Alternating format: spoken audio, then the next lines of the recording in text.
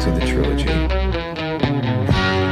Yes, I got what I deserve. Kept you waiting there too long, my love. All that time without a word. I didn't burn a big love pudding done, but hope Barbara Streisand! Now you think that I'd forget, or I'd regret. Special love I had for you. What's the matter? What's going on? There's so much porn!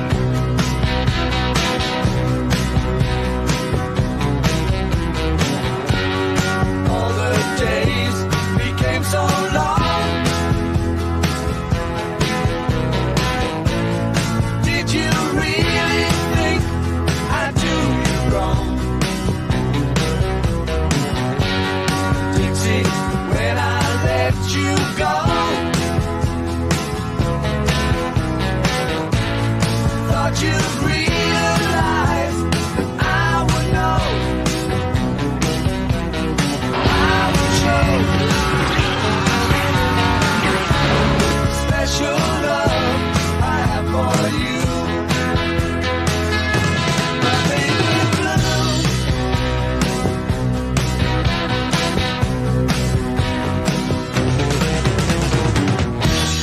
What can I do? What can I say? Except I want you on my side. I like my pleasure. How can I show you? Show me the way. Don't you know? Time to try. Back off a dog!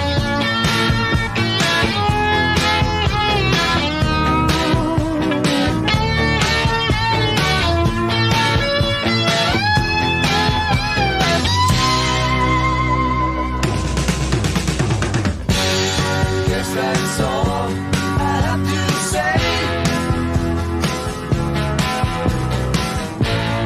Set the feeling just grows stronger every day. Just one thing before I go. Take good care, baby. Let me know. Let it grow. Special love you have for me. My Dixie dear.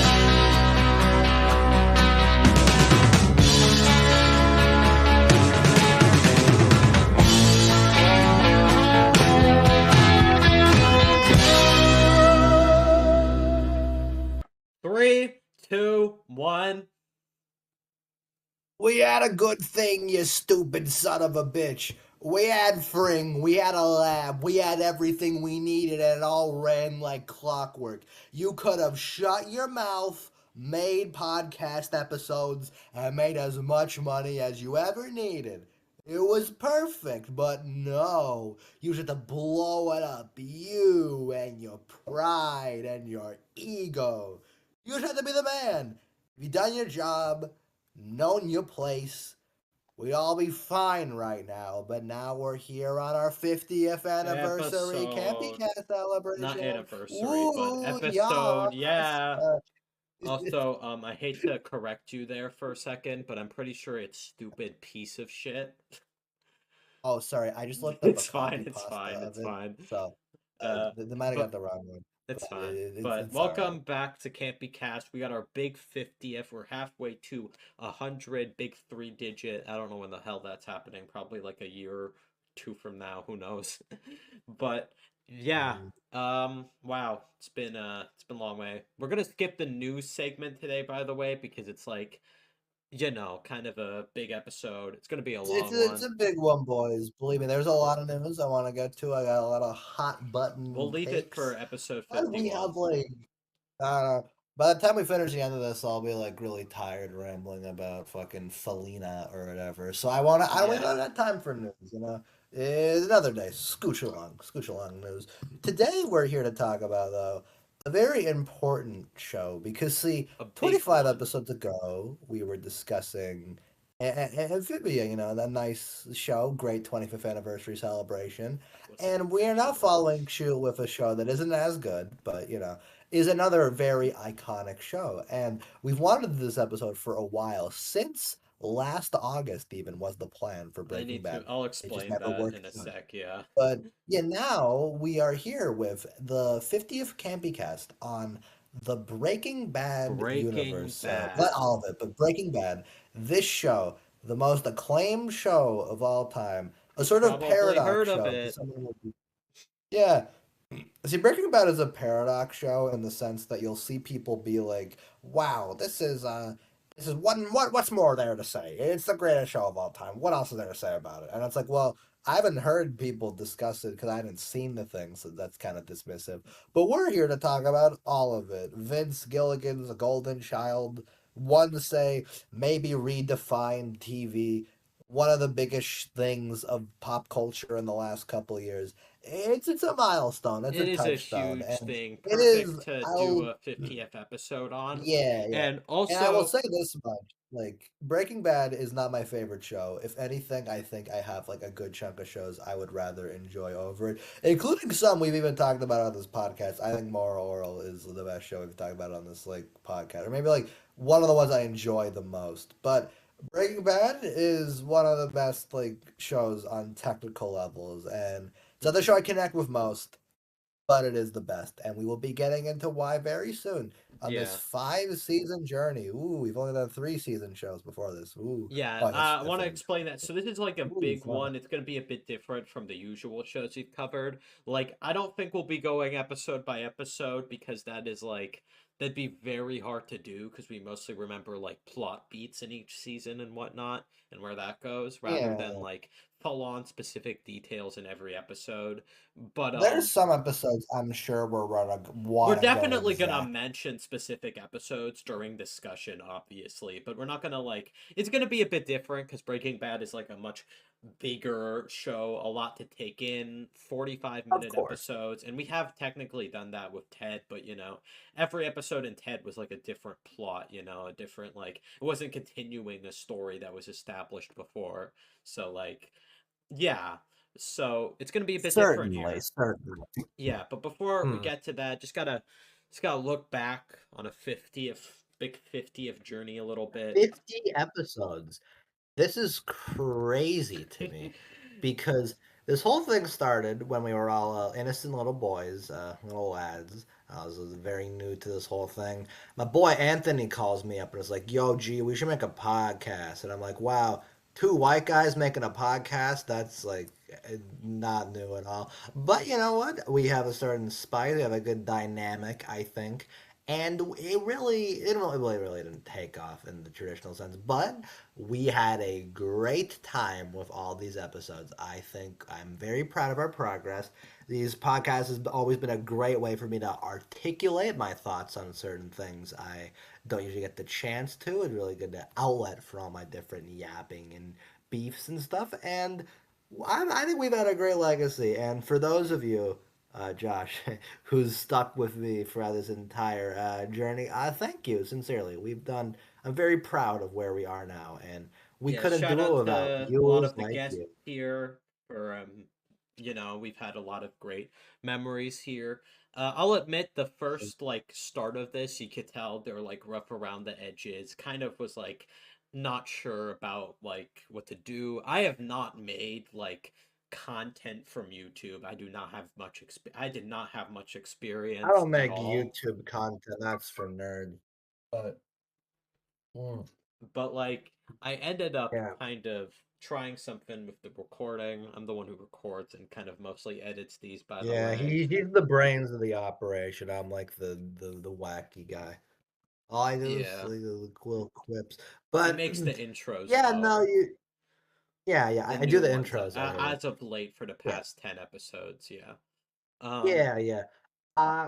I think it's the most interesting thing is you go back to those old ones and we sound so different. Like it's just Yeah, like it's weird. It's real. like only a year yet. I feel like I sound so much younger. Yeah, you do. It's funny, but I think some of those early ones still do hold up in terms of discussion. Some of them didn't like as much. Some of them we were kind of like unsure. It was like, oh, this The My part could be fun Father's to talk Dragon about. episode, high key, was our like lowest point, but we bounced back. We cooked after that, so Yeah. it's okay. Yeah, I don't know. We we've were been a couple sometimes just times. unsure about Well, but what was the best to talk about and whatnot.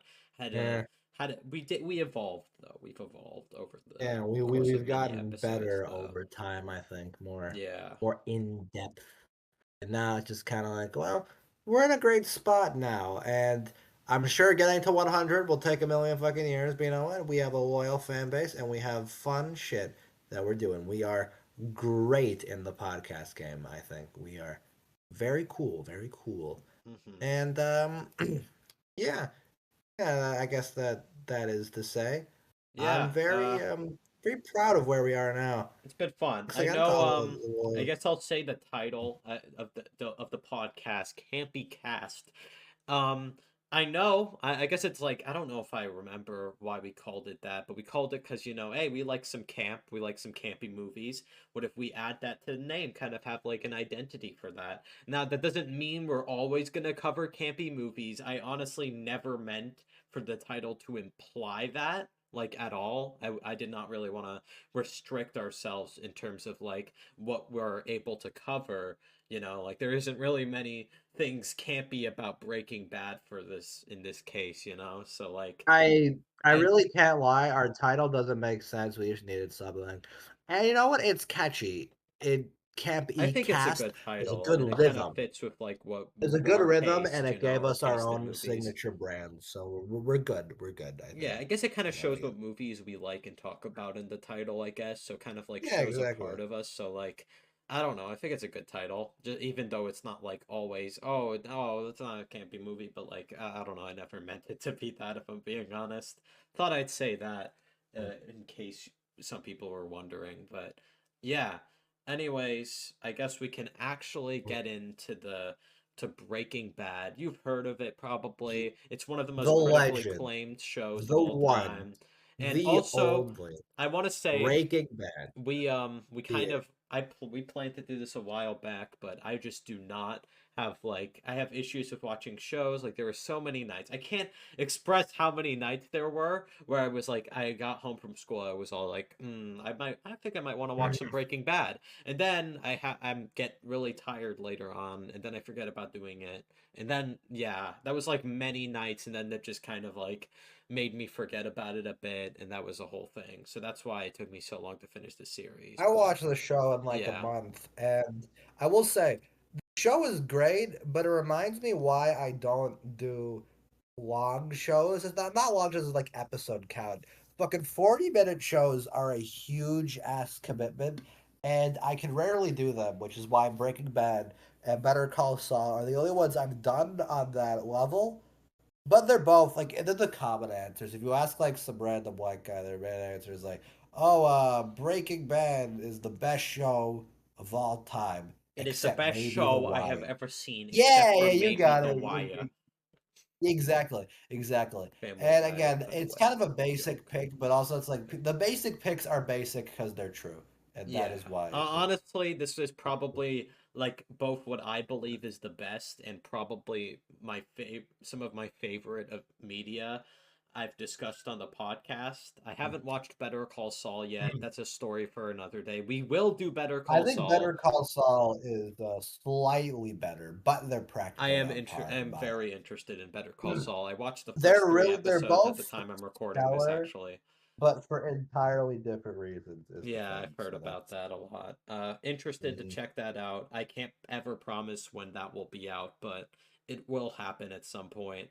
I guess Coming sometime soon, next year at the 2025. It can't be cast most better. likely Break end of the Call year. Saul. I could say end of the year, but there's no way I'm gonna like commit myself. I definitely don't want to rush the show, so 2025 Take sometime, your time. Do what hopefully you need early. I to. don't know. We'll see. Don't It's don't a count on slow it. burn. You got to appreciate it. Don't put too much on yourself. Is to say. Yeah, I'm But gonna take my time with a lot of it. Good. But yeah, let's actually Good, get good. into the Yeah. very first Now, season Breaking of Breaking Bad Bad. is, Breaking yeah, Bad now season for some 1. little context, I like to give these with the shows. This is admittedly less than the other ones because, frankly, I don't know as much. I'm kind of winging it this episode, but we'll see how this goes. Breaking Bad, created by Vince Gilligan, who you watch clips of him, and it's funny how he sounds like the most sweet, innocent guy. Like, he sounds like He what does your, like, not look and uncle sound or like old the man. guy that would make a show like this. Exactly, like genuinely sounds so like innocent, which is funny considering how like obviously vulgar and Yeah, violent I this think show I is. saw But him at like a talk show interview or something, which I yeah, saw yeah, from and this he show. sounds so like genuine, like he's so sweet. It doesn't fit what you would think the guy behind this big show is, but he's so sweet. I love Vince and all behind the scenes stuff Bravo, I have seen. Vince, But as exactly, there's a everyone reason says. Bravo Vince is a meme. It's because he's the goat. But Yes. point is, it's created by Vince Gilligan. He spent a couple years writing on the X Files. That was his big claim to fame before this, and he wanted to create a series with the goal of what if we made a show about the protagonist becoming the antagonist. Whoa, this is a big thing. What? A slow natural development. And then he was thinking about this. He was like, it was like his quote was, "Television is historically good at keeping its characters in a self-imposed stasis that shows could go on for years or even decades." When I realized this, the next logical step was to think, how can I do a show where the fundamental drive is toward change? And this is kind of where the natural link came in. Change, chemistry. Chemistry is where things undergo natural chemical changes. Chemistry teacher, and then Oh yeah, this is it's all very coming much together. generalizing it. But and then from there, that led to more of the idea of the character of Walter White, and he described it as turning Mr. Chips into Scarface. Mr. Chips is some fucking old ass teacher. I don't know, boring. The point is, it was the whole thing about natural change, the natural flip. Then eventually, I got on board, and AMC expressed interest. It's interesting because you look at this, and Breaking Bad wasn't even a huge hit until like season 3 in terms of ratings. But then that's when it became like the most popular show. Everyone was catching up on it, and I believe season 4 and 5 have just some of the highest TV ratings ever because everyone wanted to fucking tune in to Yeah, Breaking Bad. because it was Because yeah, always it's a really hooking them. investing show for that reason. And Mhm. yeah, that's all the preamble I got for now. If there's more behind the scenes facts, I'll remember and shoot them. But shoot. But now we're at Breaking Bad. The premise for those of you who are not Yeah, we gotta aware, which I assume will describe be a very lot of. little. We're gonna The be point is, describing a lot of things in this yeah, episode because it's the yeah. best way to break it down. Exactly. The point is, our boy Walter White, chemistry teacher, average American nuclear family type situation. Him, his wife Skylar, his son, who he names after himself, that egomaniac. And Peak his wife's foreshadowing pregnant, of is his gonna have a new later child soon. development. And then we get fucking Skylar's sister Marie and her husband Hank. We got a nice family dynamic. The Whites and the Schraders are living a Got a nice average life. family. He's a Walt, family yeah, man. exactly. Walt's got his own little sish there. He's doing pretty well. But then the tragic news hits him. Walter White has been diagnosed with cancer. And now you might be thinking here, hold on. Now what's Walt gonna do? He's like, all right, I can do anything I want to sort of prevent this. I could ask some of my rich friends. I could try to seek diagnosis. I could take treatment. What are my options here? Meth. Meth is Walter White's option. He decides, I think I'm so much better than everyone. I'm gonna go into the meth field. What does he do? Oh, I'm gonna contact my ex high school student I Jesse flunked a Pinkman. couple years ago because he might know meth. And thus Walt teams up with his associate Jesse Pinkman, played by the legendary Aaron Paul. You might know him as Todd from BoJack Horseman, that goat. And yeah, season 1 at this point essentially involves a lot of. See, the thing with season 1 of Breaking Bad is it is a lot funnier because Vince initially didn't even pitch Breaking Bad as a drama.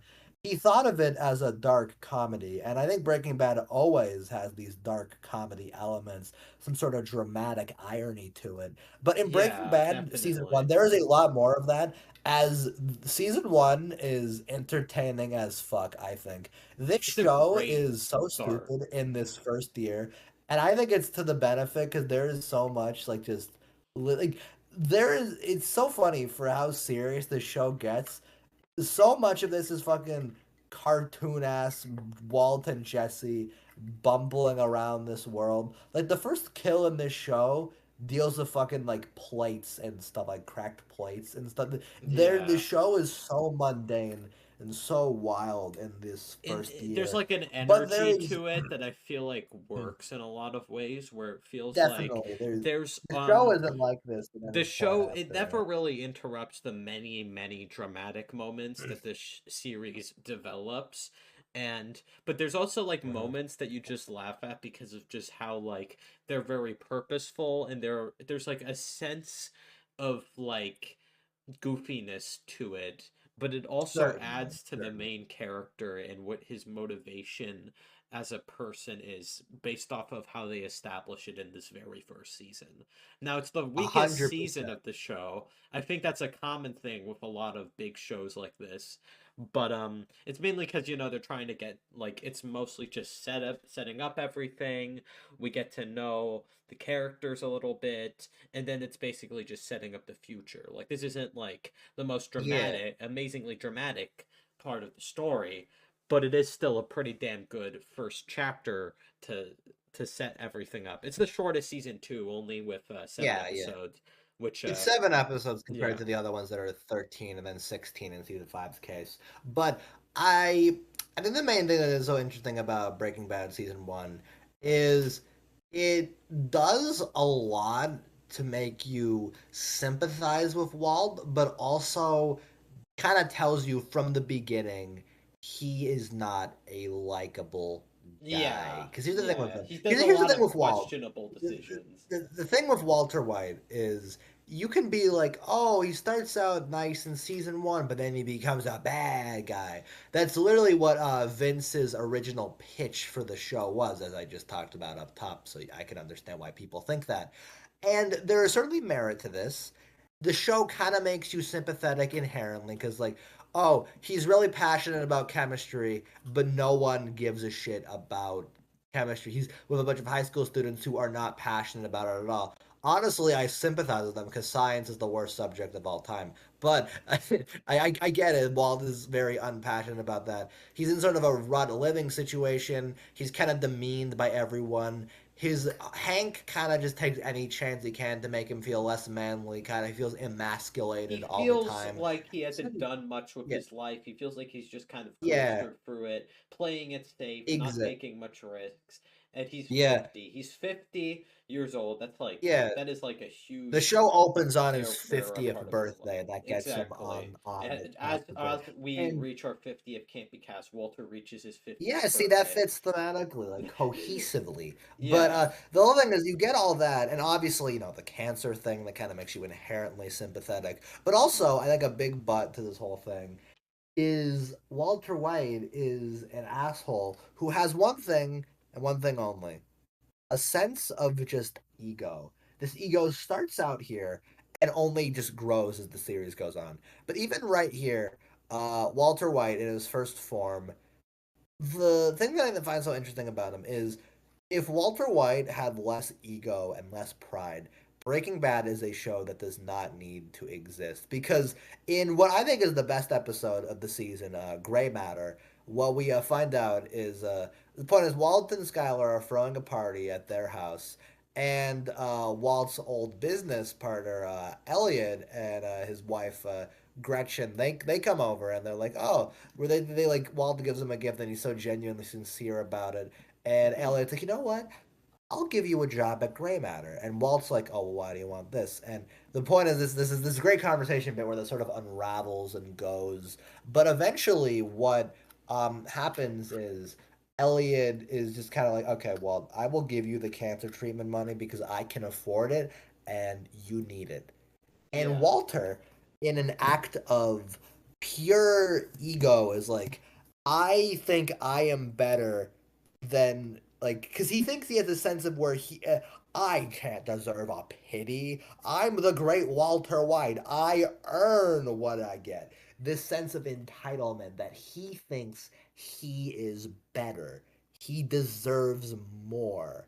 And he does this so often where it's like you sympathize from the fact that he has cancer, but he does not need to go into the meth world. He does not need to do any of this. The show makes this It so is the so huge clear. point of And the yet he's story and what happens exactly.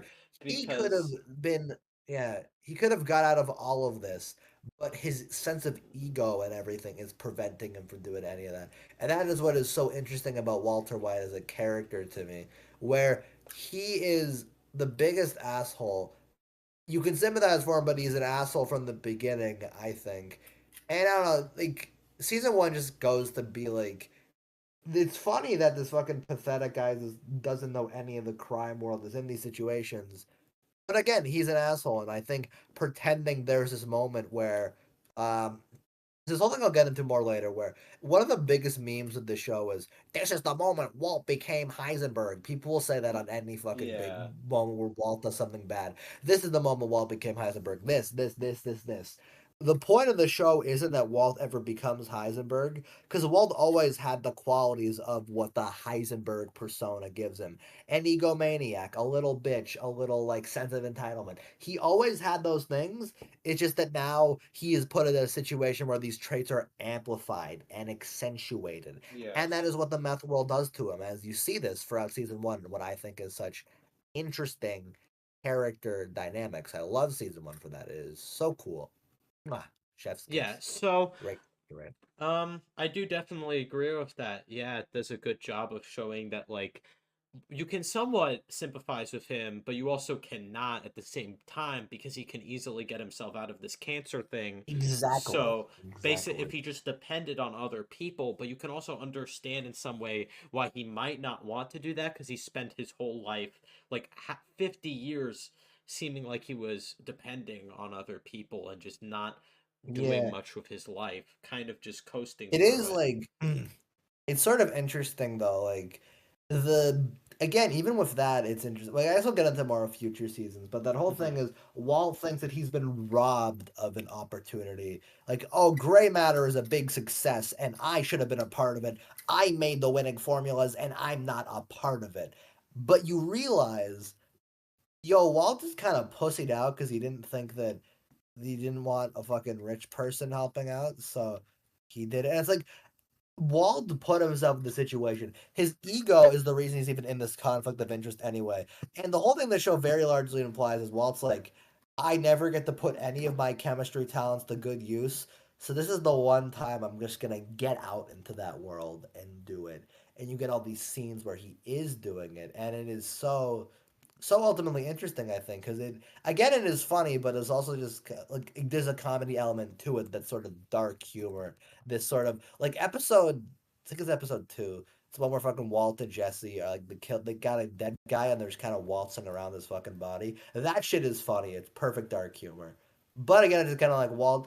You could have had the best life imaginable and you threw it away because of your like the guy the fucking mic quote up the top, your pride and your ego, and you kind of just you get this sense like this whole thing so good. I'll go back to Gray Matter because that is I think still the best episode of the season. But there's a scene in that I think that really accentuates his character in a way that is really interesting because you see this is one of I think my favorite scenes of the show, which I'll be saying this a million times, but there's one bit where they're all sitting down at the fucking table with the pillow. Skylar, It's a great Hank, ass scene, Marie, yeah. Walt Jr. Walt, yeah, it's a perfect scene, I think. And they're all sitting at the table, and they're all going like, "All right, well, this is like what we think. Well, why do you not want treatment? Why are you not accepting this? There's so much you can do, but you're not doing it. You know, you got this option, and you're not taking it. It just seems so like, come on, Walt, it's right in front of you, and you're not grabbing it. You fucking loon." But the the interesting thing about that is Walt's perspective is ultimately he doesn't want to be under like treatment or whatever, and not be a full person because he starts taking pills or he starts doing this stuff that'll keep him alive. He'll be in a sort of metastasis where he'll be kicking, but not in a state where he can properly function. And that I think creates a great conflict of interest because that is true. The fact that Walt will be like this and he won't be able to function properly. But you gotta understand also, it's like, come on, just take the fucking treatment, man. Like, there's a good complication where you get his perspective. But at a certain point, it is him acting selfish. Like, why does Walt's feelings on this matter more than what his loving wife wants, Yeah, or this what moment kind Walt of Jr. challenges wants, this or what? mindset. Yeah, And then I also yeah, like how there's like a perspective shift with Marie and Hank, and it's like it gets a bit more compelling, and then it ends with Walt grabbing the pill. It feels very genuine. Big thing about the show that makes it all work so yeah. well is the performances by each of the actors, which only like Character continues to writing excel as the is characters great. develop to make and you know they're very good in this season. They're not quite as Mm. amazing yet. Like they're definitely good actors. They sell this moment specifically incredibly well, and it only improves from here. But regardless, it's Well, a I huge think it part just of the less the show. actors getting better, or more just the material The getting better as material, it yeah, goes on. definitely. The acting Yeah, itself is really good this season. Don't get me wrong. It's just, it's not yeah. like fully mind blowing yet. Right now, it's just wow. This is some good acting right here. Yeah, I know what you mean. I know what you mean. Talking about the acting, I'm gonna bring this up now because I will a million times later. But Cranston, and I'm gonna bring up because this is really interesting thing that Vince did with Breaking Bad that I applaud him for a lot. Where essentially, right, for a lot of the characters in Breaking Bad, they didn't start out, but the actors in Breaking Bad, they didn't even start out in the field of drama.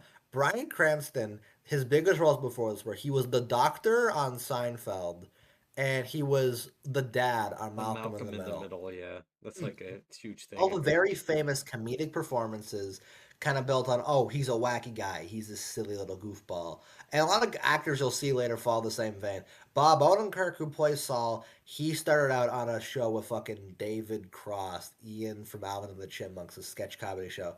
Jesse, same sort of thing. Giancarlo, for Gus, he was on fucking Spike Lee comedies.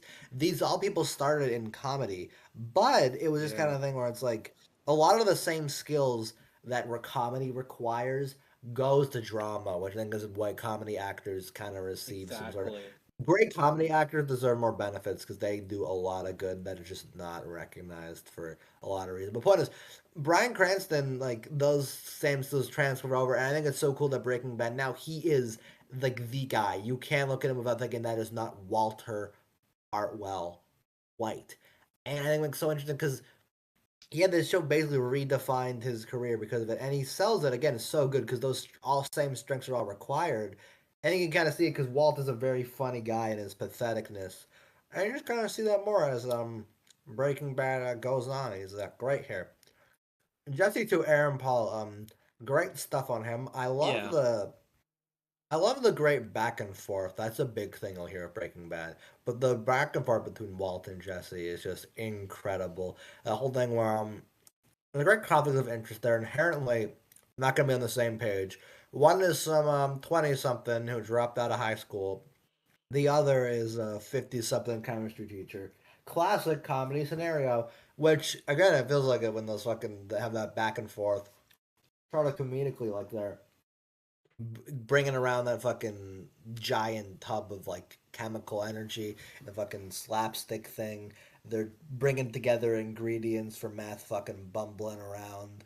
They're like just talking back and forth about like different stuff. The oil flat, the other flasks, they're just back and forthing on it. It is yeah. great stuff that I think really sells that sort of dynamic well. Where the show operates under a very cuckoo bananas premise. Oh, these two specific people are going to make meth together over cancer. Ridiculous. It would never work. But you know what? It is all played so down to earth and so straight, and that is why it works so well. Every character in this show feels so real, and that is so Yeah, essential. definitely. It's What it's like going with, it's a like, huge part of what makes it all work so well. These all feel like real people in that way. you know. Definitely. Uh, Yeah. I guess we'll talk about a specific thing in the first three episodes. I like how they establish, Jesse. I think he doesn't do much this season, I'd say. He signs more in like the later ones, but I There do is think some they're essential establishing more. character setup that I think is really good, where Hmm. they end up talking. We see a bit of his home life, how he's kind of like, he has this like younger sibling who's like, oh, the little prodigy guy. He's doing great, fucking Nate or whatever. Infinity Train Yeah. similarity, by the way. Both shows with Jesse with a sibling named Nate. I think that's cool. But my point is, Mhm. um, again, he said it, but he's like, he's inherently sympathetic. Jesse becomes the most sympathetic character in Oh, the show, I think, definitely. because Yeah. he's the only character who I think ultimately deserves a full happy ending, but you know, We'll get to that we'll much, get to much it. later. And yeah, he's great with Walt this year. There's so many like great moments with his personal dilemma and how he just says the stupidest shit, but he's so that confident in it. You kind that of get that. moment in I think it was like I think it was either the second or third episode, one of those. That episode where Walt loses his shit at him for um for telling Crazy Eight about him a little bit. It's a good establishment in terms of their interactions. It feels like the first very big one where it feels like they're building more of a dynamic between each other, one that isn't necessarily like incredibly, more business wise, as Walt seems to see Yeah, it in a lot of ways throughout the series. But it is done really well. And in general, I do enjoy the first three episodes tackling this conflict within the first episode. Great establishing one, by the way. Great way to introduce Walt, his motivation. Everything is done well. Him quitting his car wash job, using this lung cancer thing as a wake up call to change things in his life in a lot of ways. It's done well. And in hundred this percent. stuff with Crazy Eight, they end up like messing with a huge drug dealer in this business and whatnot, and as a result, they lock him in the basement, and then we see Walt having to do something completely different, which is a huge part of like this ever growing change, and that is whether or not to kill Crazy Eight, and he like. And it feels like I think it's done well because we see Walt like it feels like this is almost close to the moment where it feels like he's beginning this transformation in some way. I'm not saying it's the 100%. I don't really know if I can clarify the single Is moment where this the Walt moment became. Walt become Heisenberg? Like, Yeah, okay, that good. yeah, that I don't know about that, but it is definitely a strong moment with him like attempting to kill him, but then he realizes he stole one of the shards off the pieces of the plate, and then he was going to stab him there, and then there's like these interactions between the two of them, and it's done in a strong way.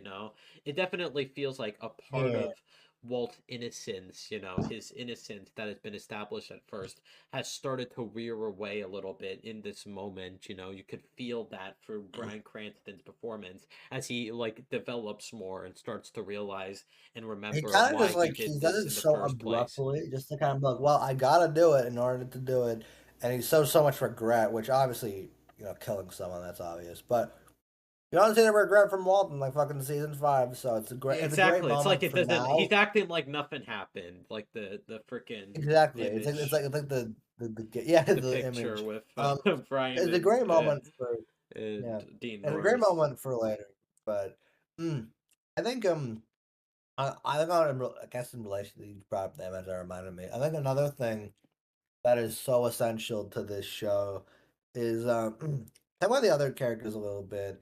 Hank is one of my favorite characters. Yeah, I think that's the you case with a can't lot help of but you people. like Hank. But He's definitely just established as this guy who, just he's chill. He's doing his job. He he likes to gives do like good. Major a cool uncle energy, Yeah, which puts him very exactly. much He's like on a the good role model for Walt Jr. He clearly cares yeah about Walton. He's just a likable guy.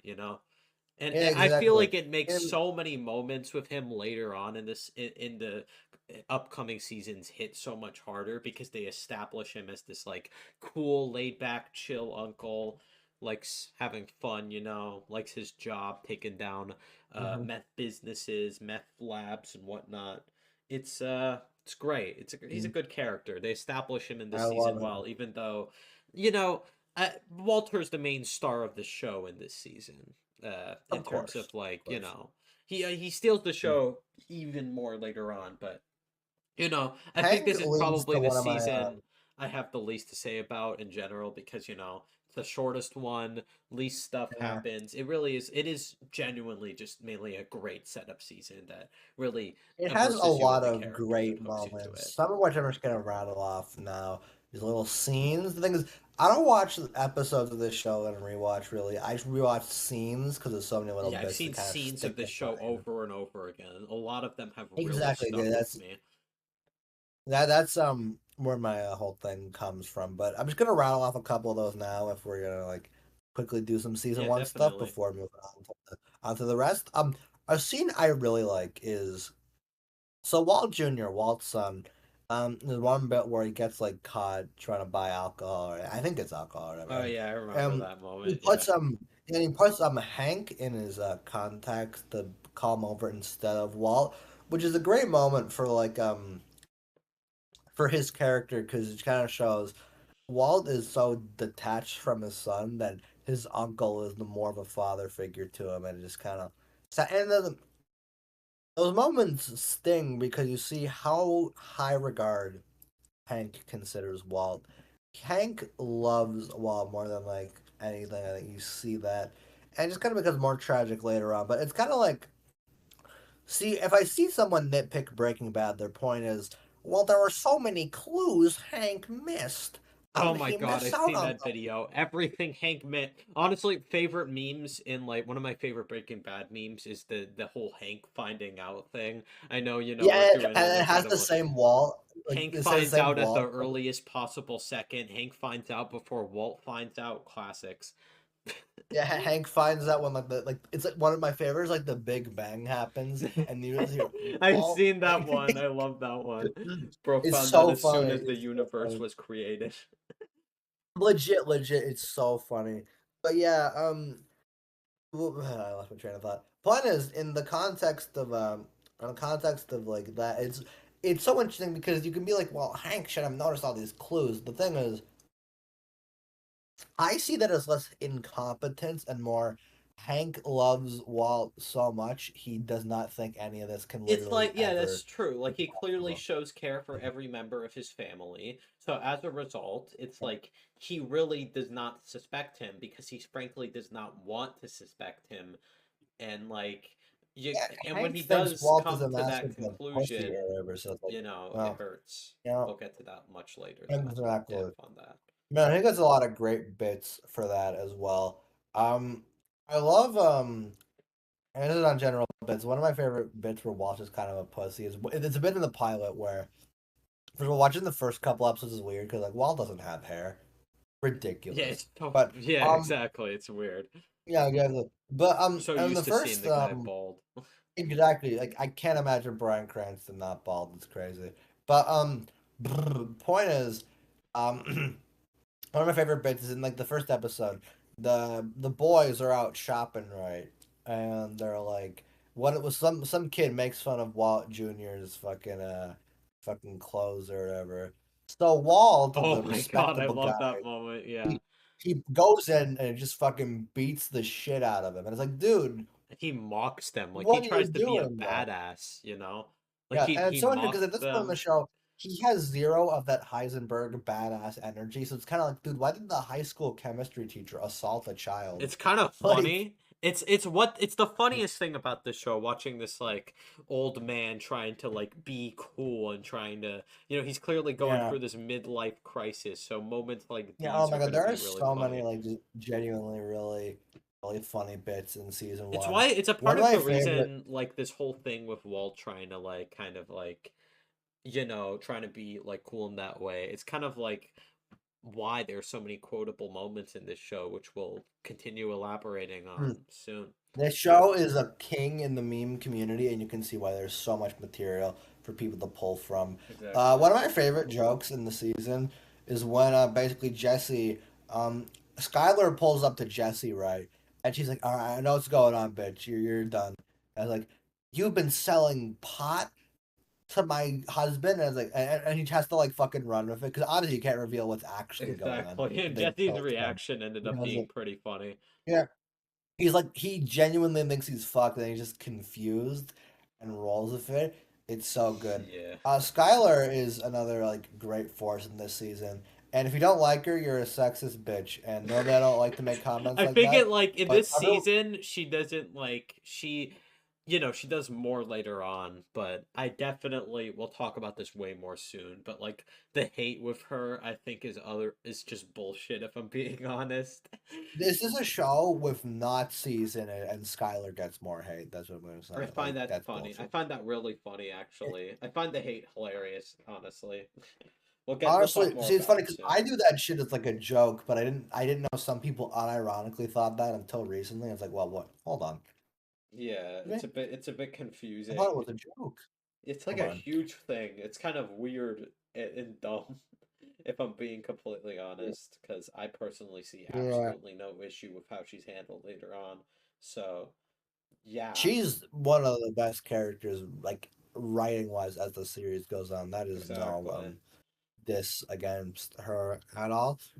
But yeah, no, Skylar gets great stuff here. I think like just her genuine, like she plays that role so casually. That's like I'll never get the hate when it's like, well, if your husband started doing meth behind your back and started disappearing randomly after he got like fucking cancer, like what are you gonna do? Like that's silly. And yeah, it's great shit really. Those last like two I think are more like dramatically focused as they get more into my boy Tuco shows up. I love Tuco's Tuco. He's great. my He's dog. probably He is he is such a not only is he just like yeah, he's great. They definitely establish him amazingly as just an absolute fucking lunatic in this business. With like the scene where Walt enters his hideout and then he like and then he reveals that he disguised the part of the meth as a bomb and then froze it, and then you see Tuco's reaction. that part is so badass, honestly. Like Yeah, it's it's insane. And then the ending, that It's- finale, where freaking Mm. where we see like Tuco beating the everlasting shit out of one of the guys who work for him. I forgot his name. And then to the point where he kills him, and it's like, Yeah, damn, what a way to end a season. I love that ending so much because it's such a like a crazy ass hook to be like, yeah, Walt and Jesse at this point have almost fully settled into the meth world, and they just gotta deal with people who will beat you to death if you don't like what you're doing. And Tuco's great at that. I love the part where I love it when he snorts the meth and he's just so fucking Tight, enthusiastic. tight, He's like, tight. yeah, It's yeah, great. I yeah, love tight, that. tight, tight. It's so funny. Yeah, also just Yeah, like he's great. the scene where he laughs at Walt just like as he enters. It's funny seeing Walter interacting with someone like this in the business, you know? It's just a funny thing to see like play out in some way, but it's also like cool as well. Like he's genuinely like intimidating seeing this absolute fucking lunatic, and the performance is great for him, you know? Who's the guy who played him again? Let me pull his I name. forget his name, but he is a But great. he is amazing. actor. Yeah. Yeah. But yeah, Percent. it's great in that way. So much to appreciate about this season. It's a great Mhm. start. Yeah. We almost done with season one because I think we covered a lot with it right Yeah, now. We still quite a got 4 bit. seasons to go. Right. Yeah, I think we can. Any other scenes you want to mention now? We can rattle those up. But I think we went pretty concise on it. Actually, I have one thing with it to kind of deal with the initial Alright. pitch of it. Just there. It's still the initial scene with Walt's diagnosis. I remember Vince. He was kind of being like, "Well, how do we make a cancer diagnosis scene unique? Because you kind of got to make it simple. You know, like, oh, he's diagnosed. You know, what are we gonna do now? No, like, what? He's gonna act depressed about it? He's gonna be sad. He's gonna cry. Well, they said, how are we gonna go work around this? Oh, Walt's gonna be more focused on the mustard stain on the doctor's shirt, and that leads to that again. That Oh my dark god, comedy. I remember that now. Yeah. Yeah, it's such a funny joke. But again, Breaking Bad, I think, is a perfect dark comedy, and honestly, even when the show gets really dramatic, I don't think it loses that element. there is still a perfect irony to this show Mhm. that carries it till the very end, and that is why it remained one of the greats. And season one isn't quite as great. I'm gonna feel a high 8 on this one, Yeah, I but it is. agree. Oh, actually, wait, hold on. Oh my god, I fucking forgot. One last thing on season one. I swear to God, then we can move on. The Marie jewelry plot is fucking wild. I don't know what they were doing with that shit. Like fucking Marie got something for Skylar, but she fucking stole it. And this because of conflict in the season, I don't know what that whole thing was about, honestly. That's the weirdest thing in It's season one. weird to me. It's like I understand that, yeah. I don't know. I sometimes feel Mm, like it could be used as a way to create a sense of tension between the sisters that ends up coming back later in some way. Kind of like, mm. I guess, in terms of their Yeah, I origin. guess that makes sense, but I don't know. It's the one thing about season one I don't get. It's like, why is this Yeah, in I'm a there in bit the put middle of off everything about else? it. It ain't like a huge deal, and I guess I can somewhat put It's together a not a huge purpose for criticism, it. but I just think about it. I was like, well, that's odd. But I don't again, know. other than that, Yeah, I can season understand one, that. great season. It So is many good great. I scenes, agree so with many that good high A. moments. Fantastic. Now, season two gets us off to a little bit of a bang, Yeah, a bit of great a start for season wacky two, start. right off Where the bat. in season two we're following out the big thing. Walt and Jesse, we're in the real meth world now. This is our big thing here. What are we gonna do? This whole thing. Turns out what Walt and Jesse are gonna do is they're gonna get stranded in the desert alone, trapped with fucking Tuco and the rest of the Salamanca family, and they're kind of fucked. And season two has a fantastic opening. These first couple episodes are great in terms of how they build tension, the whole Yeah. thing, because at this point, it's a great way to show the growth of the show because now there's no like hopping back. They are fucking in it now. This is what Breaking Bad is now. And there's such good tension there because you already know what Tuco's capable of. He punched a man to death. And then here you see more of the fucking Salamancas as we see fucking Hector. Hector for the first time. And he's great in this. I love how he is so good with not even a single word. No, He single uses line the of bell. I Just mean mm, technically he speaks later, but like barely any lines of dialogue specifically, like mainly in this season. mm, Yeah, he communicates so much emotion through his face, through his heavy breathing, through the exactly. It's a intense perfect sign rhythm. of how good an actor is that he did communicates with so little. And that's another thing that's just so iconic. That this Hector with the bell is one of the most iconic Breaking Bad things. Everyone fucking knows that. But Yeah. again, it's such good tension how you see him just do the thing, the ding ding, and then it's like, oh shit, what's he planning? What's he cooking? What's he planning? What's he cooking? It's like so much like interesting to him there that is really, really cool to see. I Mhm. love those first two episodes so much, and get that whole sense of it. And I think season two further much builds the whole sides of the two sides of this conflict, where at a certain point, Walt and Hank kind of parallel each other arc wise throughout the show. And season two sort of Yes. starts that because we have Walt. He's in the meth biz now. He's trying to figure all this out. Meanwhile, we got Hank. He's in the trail of the Heisenberg case. What's going on? And this season, he spent a lot of time trying to track down Jesse Pinkman, and we see him visit Jesse's mom and stuff here. And there's a great like dichotomy there. Hank has some great material this season as he's like Yeah. sort of comedic edge gets rounded out and is like more serious. You just kind of see the depletion over time. It's really, really interesting to see. And yeah, I just love those opening few episodes so much, and there's Mhm. such good tension there. Breaking Like the part down where like aspect of it a little bit. I'm assuming you were about to yeah, bring it up, but like the thing mainly with Walt, Jesse, and Tuco, it's done incredibly well just off that second episode and first episode establishing this in some way. Walt mysteriously leaving the house, like in Skylar's perspective, you can imagine how like scared and fearful that could be. And then we just see him in this like desert zone, in the middle of a desert of some kind, as Tuco just essentially like he's a ticking time bomb, just waiting to blow up. Wink, wink. Foreshadowing for yeah, later if you can think about it. Except he's blown up multiple that's times, true. but. Another Salamanca bomb. Yeah. But yeah. Yeah. Anyways, but he's great. Like that scene, this entire episode being built around this like pure stress that Tuco was able to induce, along with along with Hector as well. Just like it's genuinely amazing. It's a phenomenal last Mm. episode. The Just scene where Walt and Jesse try to swap the pills, but then he sees and the fucking bell goes off is insane. Like that part and is then it there's turns so much. out like the whole thing is just like with the freaking TV show thing and whatnot. And then you Yeah, see yeah, I and then love you that. see It's Tuco so fun. laughing about it. You can tell like yeah, and just the whole thing with him He's like genuinely deranged. You get yeah, so like him much just being like fine on moving, him. Walt and Jesse to a meth lab, not really caring about their consent, just seeing them as his cooks. Very common thing in the business, but the way he like shows barely any emotion to it is like great. And then the scene near the Yeah, end where Tuco starts like, you know, starts just blowing up out of it as they like refuse and look into it a bit more.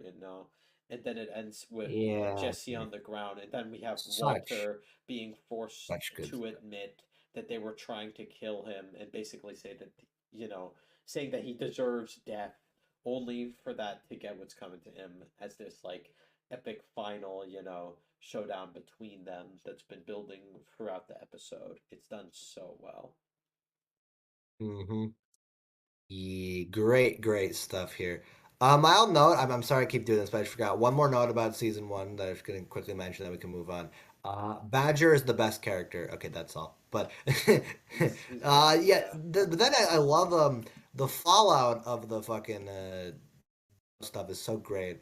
The episodes following this are amazing and how you get to see how just early on Walt starts this fucking gaslighting and manipulating of everything. Where again, Walt is not as bad at this point, but he is still an awful person. Do not get any of that mistaken.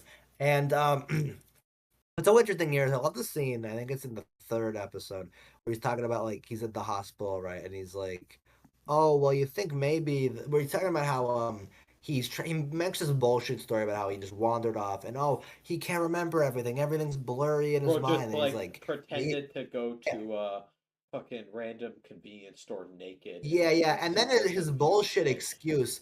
I get so mad watching this part. He's like, "You think that might have been because of the chemotherapy that I can't remember?" was Anything? No, blaming shit, it shit, on the chemo.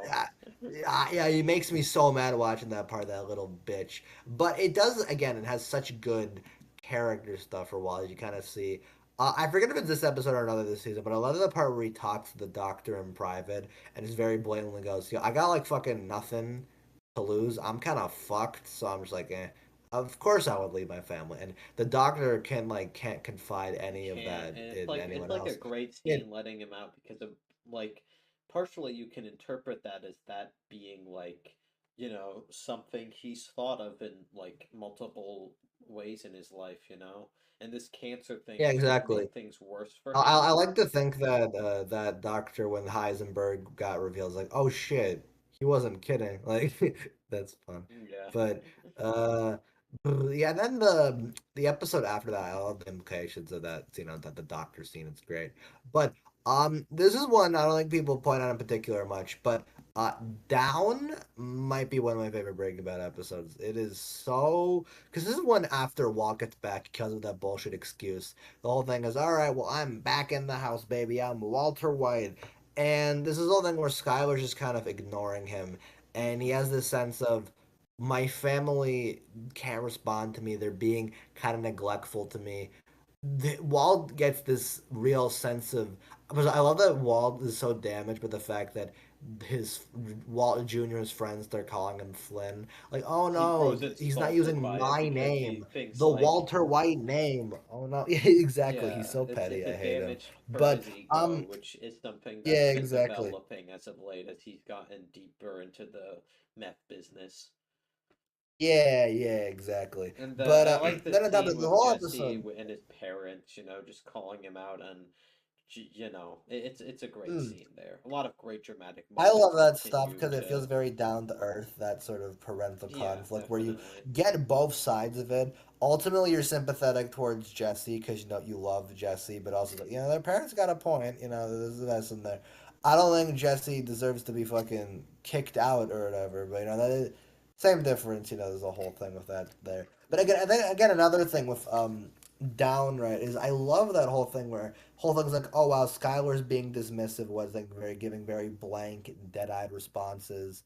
A Exactly. bunch of Being other people are incredibly kind of like not distant, doing which it. let's be honest, was a similar thing Walt was doing in some way. Exactly, exactly. In this episode, Walter is getting a taste of his own medicine, and this leads to a great ending, which is one of my favorite Breaking Bad endings, where Walter's kind of like, "Yo, Skylar, I've laid everything out on the table to you. Why are you just being like ignorant and bitchy of me?" And Skylar very like promptly goes, "Tell me what's actually going on, and I'll be like fair to you." And Mhm. Walter says again, I don't have anything to say." When we know why he can't reveal his fucking meth empire yet.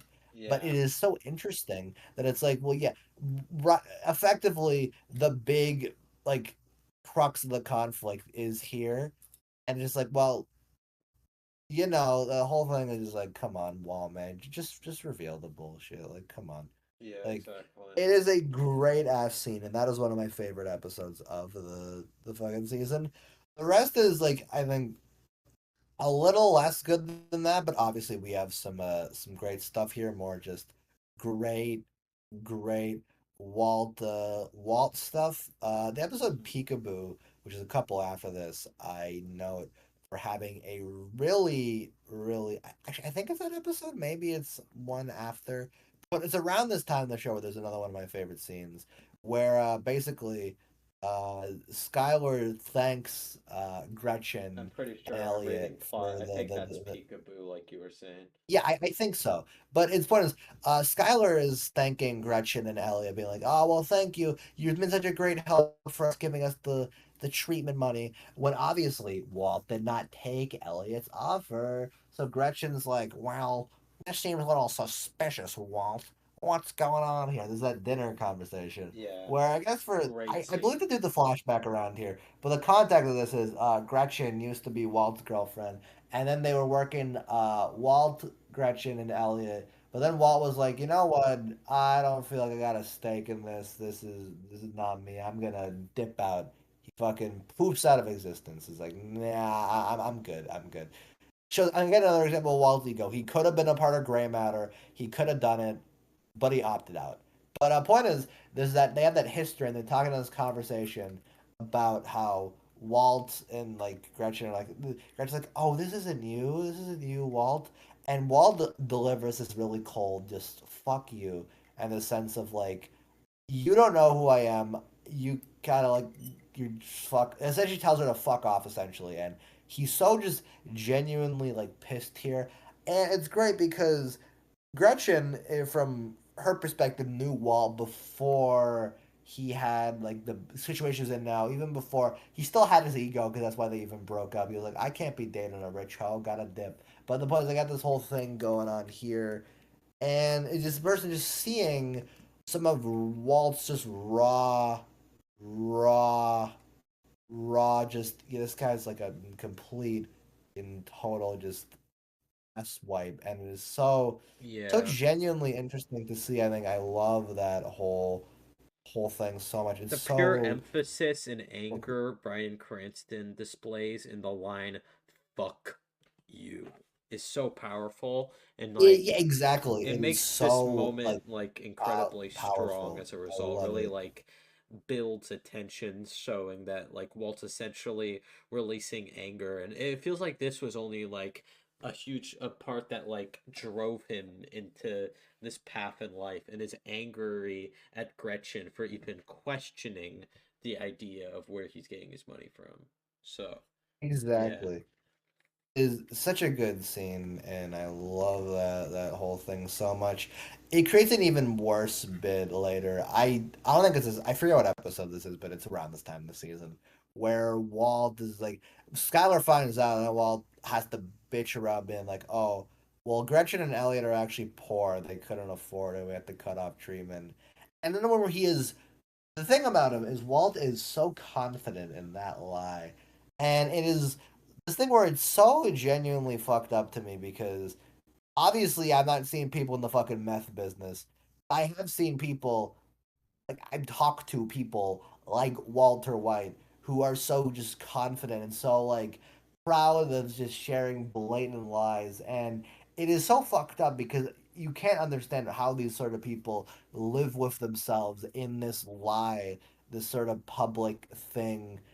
And it just kind of like, it's so fucked up to me that people can even live like that. It is insane. And Walt just shows it so perfectly as you see his lies pile up and he still keeps going at it. Season 2 was one of his worst. He keeps piling on the lies. It's It awful, continues, but it just yeah. I don't understand how people get that, but it's really interesting to me, that like kind of character thing there was. But yeah, I love that episode. It's so cool. And then okay, there are two big revelations in the second half of season 2, and both of them are really cool. One of them is Jane gets introduced. Jesse pulls a bad bitch, and he's like, he's there's a whole dynamic there. This stuff, it gets depressing, but ultimately, I just think it's nice because It's Jesse is nice beat seeing up a Jesse lot in form a season 2. relationship with someone Yeah, who has gone through similar circumstances that he yeah, has yeah, in exactly. terms of like having issues with people he's loved over the his part of the drug business. And Yeah, exactly. it's well built up. There's some nice genuine moments between the two of them, and it does culminate in two amazing final episodes that work Yeah, incredibly well. yeah, those are fantastic when we get to that. I mean, again, it's just nice. You know, Jesse gets someone who like isn't bitchy. There's some great scenes there. I love how sort of awkward their back and forth is. Like, oh, you want to watch on my flat screen? Like, bros, Riz is not essential. But more importantly, we get the biggest fucking character. Saul Goodman is introduced in the second Yeah, big half of old season Saul 2. Goodman, who And would go so, on to yeah, star in his Saul very own Goodman spin-off. is a yeah. First of all, Better Call Saul is a hard episode to talk about because it has the title of the spin-off Better Call Saul, so that's fun. But Better Call Saul, the episode, is again another one of my Breaking Bad favorites. This one has such a good vibe to it because there are so many Yeah. fantastic scenes in this one. I love the opening so much, where it's Badger and the fucking like DEA agent. They drag it out so much. Again, another example of Breaking Bad being great at comedy. The scene where they're at the bench and he's just kind of, no, I'm not gonna rat you out. No, no, you're Yeah, fine. You're you fine. see this That's guy all just that. like this guy trying to arrest Badger, and it's like you just pull in Yeah, it's the so whole time. funny. I love that whole Yeah, thing it's great. And so then it's like, much. oh, if you And work at then Bravo, we get uh-oh. the yeah, they get the whole thing here of fucking Better Call Saul. The whole thing. I love when Saul Goodman creates such a strong impression because He's a Bob great Odenkirk character, is a yeah. fantastic actor. I love him so much, but he does such good shit in this where it's like you see he has such a great like he has that lawyer type prejudice. He's like. I'm gonna get. I'm so confident. So like he's so witty. That other part where Hank tries to diss him and he fucking like gets soloed immediately, like bam, Saul cooked my boy. He cooks. Like Walter, but then the whole thing is when they actually get into it. It's so funny how initially this starts with Walt thing doing the fucking Badger thing, and that gets him involved. But then it just kind of like it gets involved this thing where that interaction leads to Better Call Saul develops this in a really interesting way. But this whole thing Saul is one of the biggest figures in Walter White's meth empire, and it starts from such a specific thing. And I love that. And I think it's the ending of this episode where he's like, he sees Walt in the chemistry lab and is like, "Better Yeah, who call was able Saul," to and he like track does the him, whole thing. and then it's a It's great way to end iconic, things. iconic. In It's general, to great, me, it great is the stuff. perfect introduction episode for a character. It gives Yeah. us like everything we need to know. We know that he knows like the different drug business just right off the bat as soon as like that scene that I'm assuming definitely foreshadows something that is paid off in Better Call Saul. Uh, and it's Oh great. yeah, And you know, it's Bob so good. Odenkirk does a great job. He has a great presence with Yeah, the character. Adds a lot of personality to him, like yeah, definitely. I know from word of mouth that he is developed in a much more like different way in Better Call Saul that completely He is given a lot of recontextualizes. emotional depth in Better Call Saul Yeah. that is accentuates, I think, makes his Breaking Bad character even better. I won't say anything further though, because I know Anthony, you've only seen 3 episodes of Better Call Saul as of now, and Yeah. I don't want to spoil anything for you. But it's also weird because I'm used to calling him Jimmy because you get to like his. That's Yeah, I what they know he's call him in named Better Call Jimmy Saul, for like Jimmy half of the McGill. show, I'm pretty Yeah, sure. but now I call him Saul when I talk about Breaking Bad and Jimmy talk about Better Call Saul. But funny how that works. But point is, yeah, he's fantastic. I love the stuff setting him up. They're so aloof about it. Like you need a criminal lawyer. It's great, and I love the scene where they're like Walt has to play dumb to make Hank avoid the drug exchange. It's so good. Another perfect example of how it shows how Hank could fall for him because Walt is so convincing in this fucking dumb guy bit. It's Yeah, great. and in And then general, the scenes with Saul and Walt that are established in the season are genuinely just great ass scenes. We see Walt kind of like being able to talk to someone about like his personal issues and whatnot, and Saul's able to kind of help with that, respond to it in mildly comedic and you know, well done ways that make the scene interesting, and it works well. He's a great character yeah, as a result. And he only like he yeah. gets more depth in Better Call Saul. I'm just assuming that there, despite not Oh seeing yeah, the he does show. definitely. But But even now, he is he's still a still great really, character, really like he great. definitely there's some fun comedic bits with him, like the scene with him and Badger when Mhm. he thinks that he was arrested for public masturbation. I thought that was funny. Yeah, and I love his back and forth there because it really shows this guy will fucking try to do anything to get anyone out of any situation, and Exactly. he's so funny for that. I love them so much. Uh, but yeah, then the next episode I'm gonna comment on. We're on the last five. 4 Days Out is a fantastic That's a great episode. one, And yeah. one of the most defining moments for Walt's character, because there's another one where he doesn't blatant lie. He's like, "Oh, I'm gonna go see my mom," but he's actually going to the fucking desert to make a bunch of meth.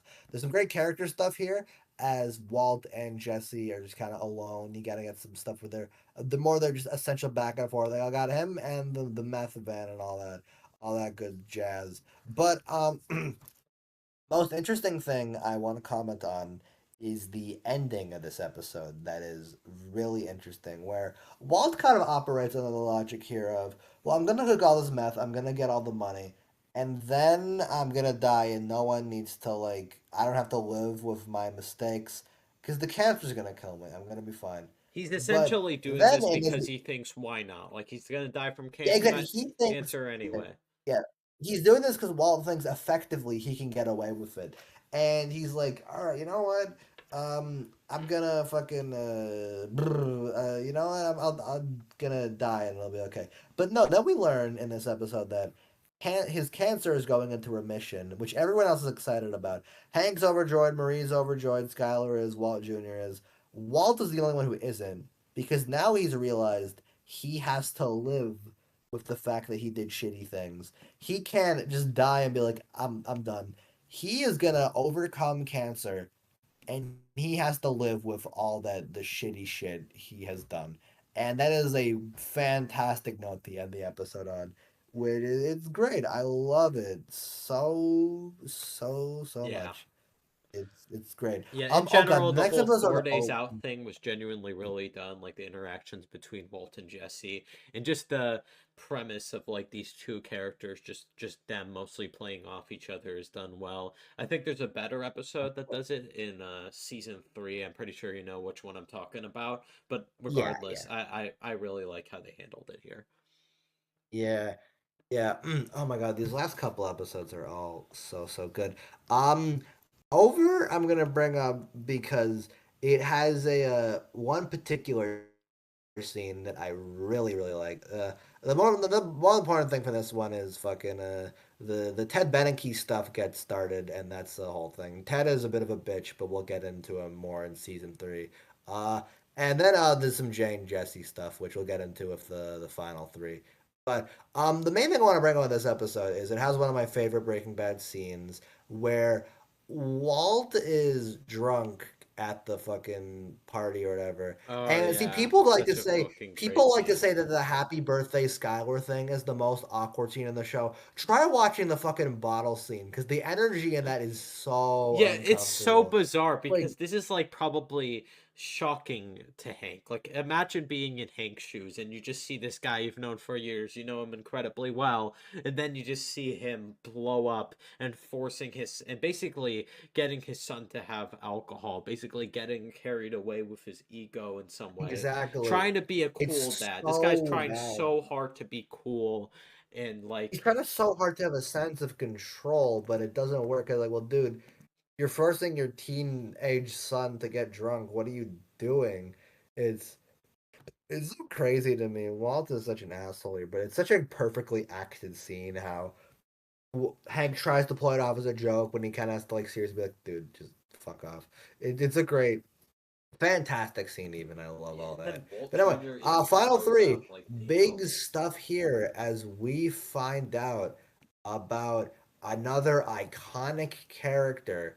Gustavo Johnson Fring is introduced here, and Gus is awesome. He That's all doesn't I do will say much for in this now because season. He's in like a couple scenes, yeah, but he's he great. I think they establish him well. I think the scene where yeah. Walt figures out while at Los Polos Hermanos, and then he realizes like that this guy's been sussed lately, and he Mm. basically just finds out it's him. It's a great scene, and then you see Gus I like love the slowly part reveal where himself to him.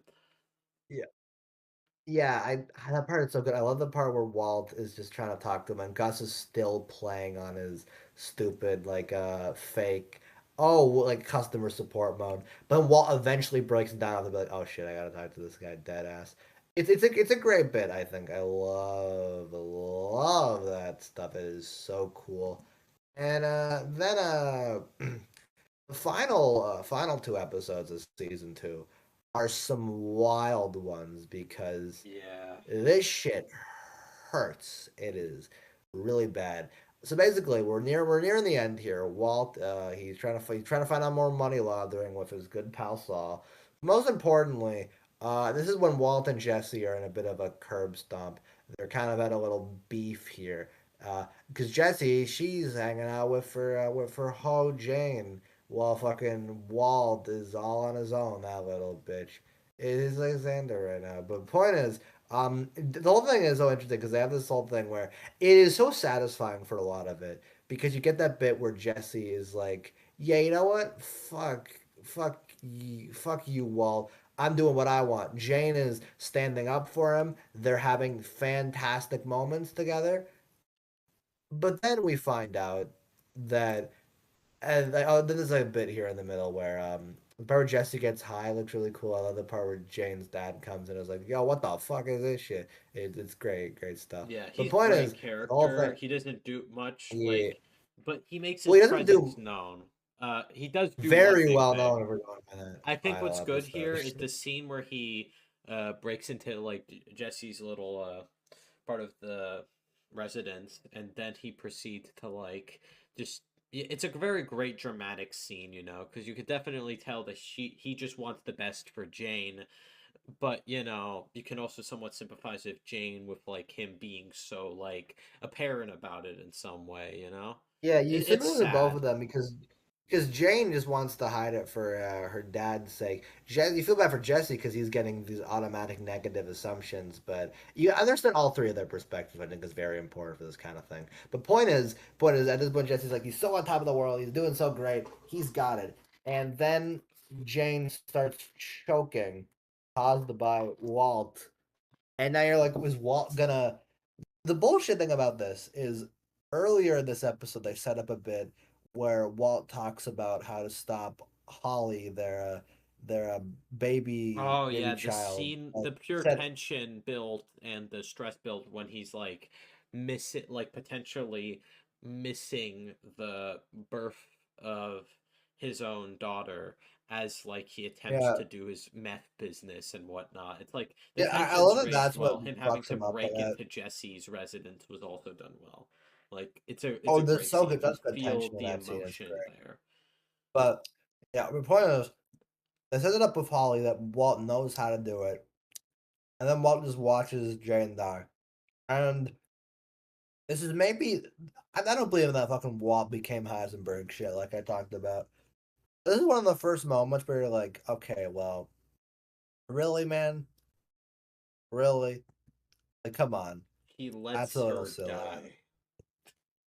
He, oh yeah, I'll let the quote later, but he's Yeah. so just blatantly ashholes here that I kind of just kind of crazy that it kind of lets that happen. I was like, what the fuck, man?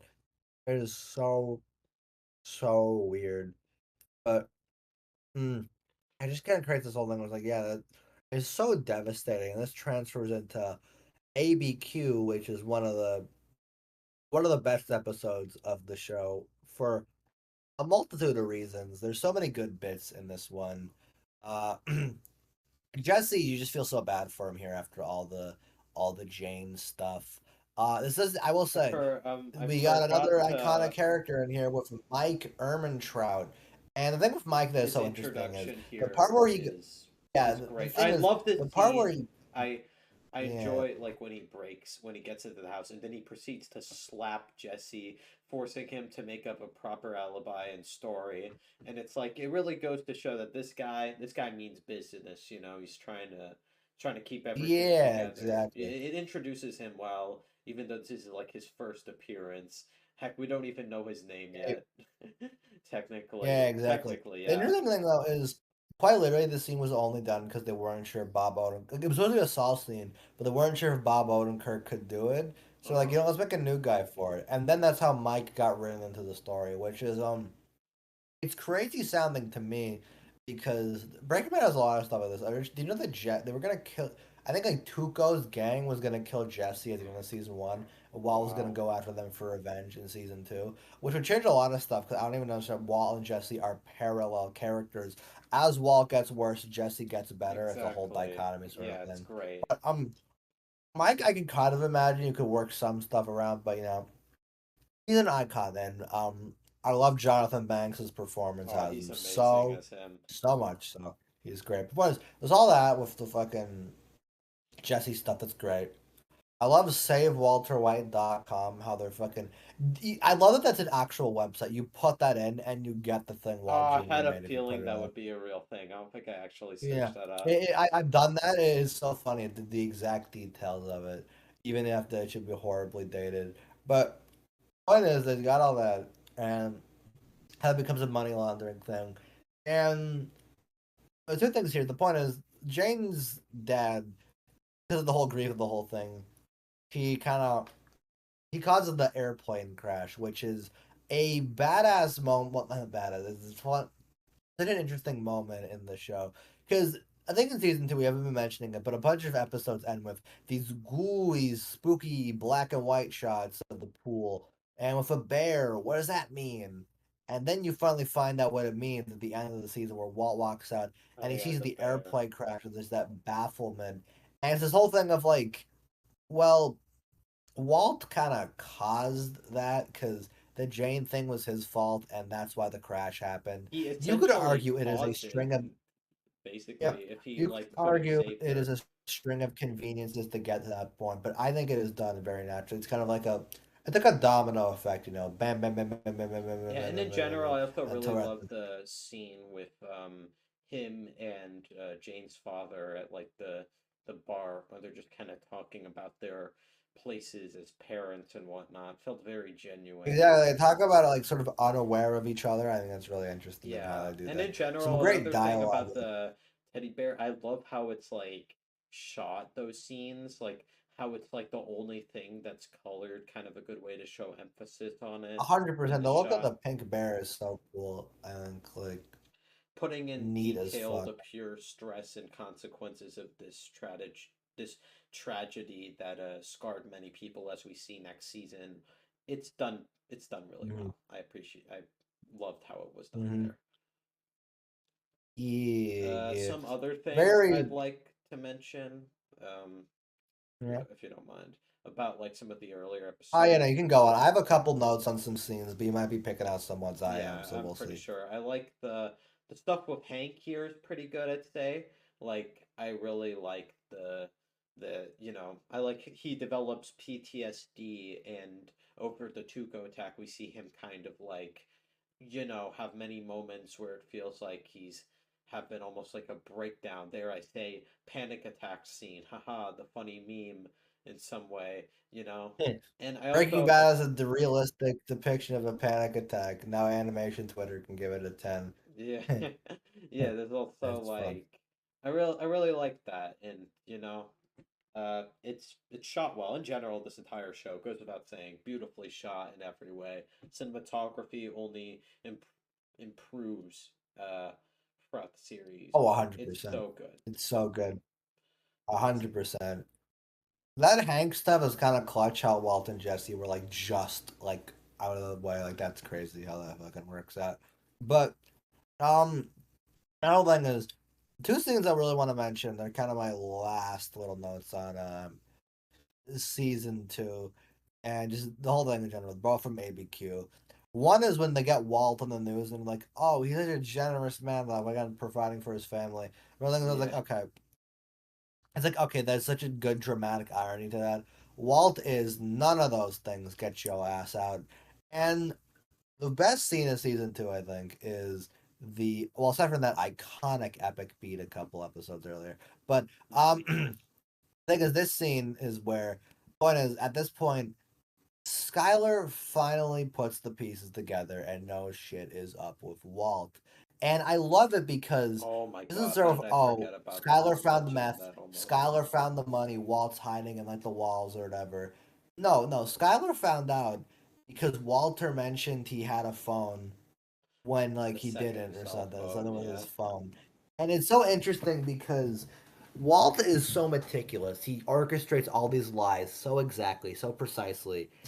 Yet what kills him at the end of the day is a phone.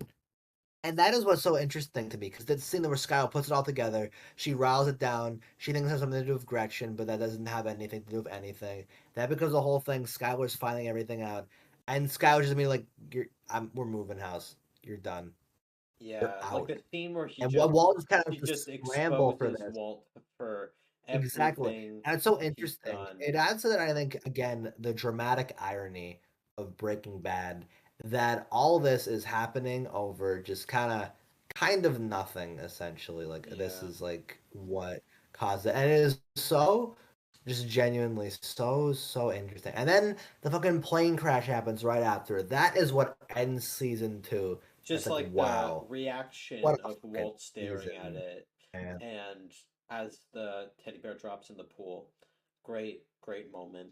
Very strong, and it ends the season incredibly well. Uh, I guess a couple notes. I like this scene, and I can't remember the specific episode, but I like this scene with when Walt and Jesse just like beat the shit out of each other. There's a scene similar to that later on, but it's like it was done well here. Just like Walt yelling at him, calling out for being a lazy junkie and whatnot. And then we see like him taking a step to improve by season 3, which we'll talk about soon.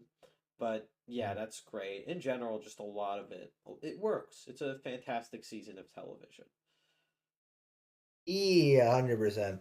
Season 2 is a very much a high 9 on my scale.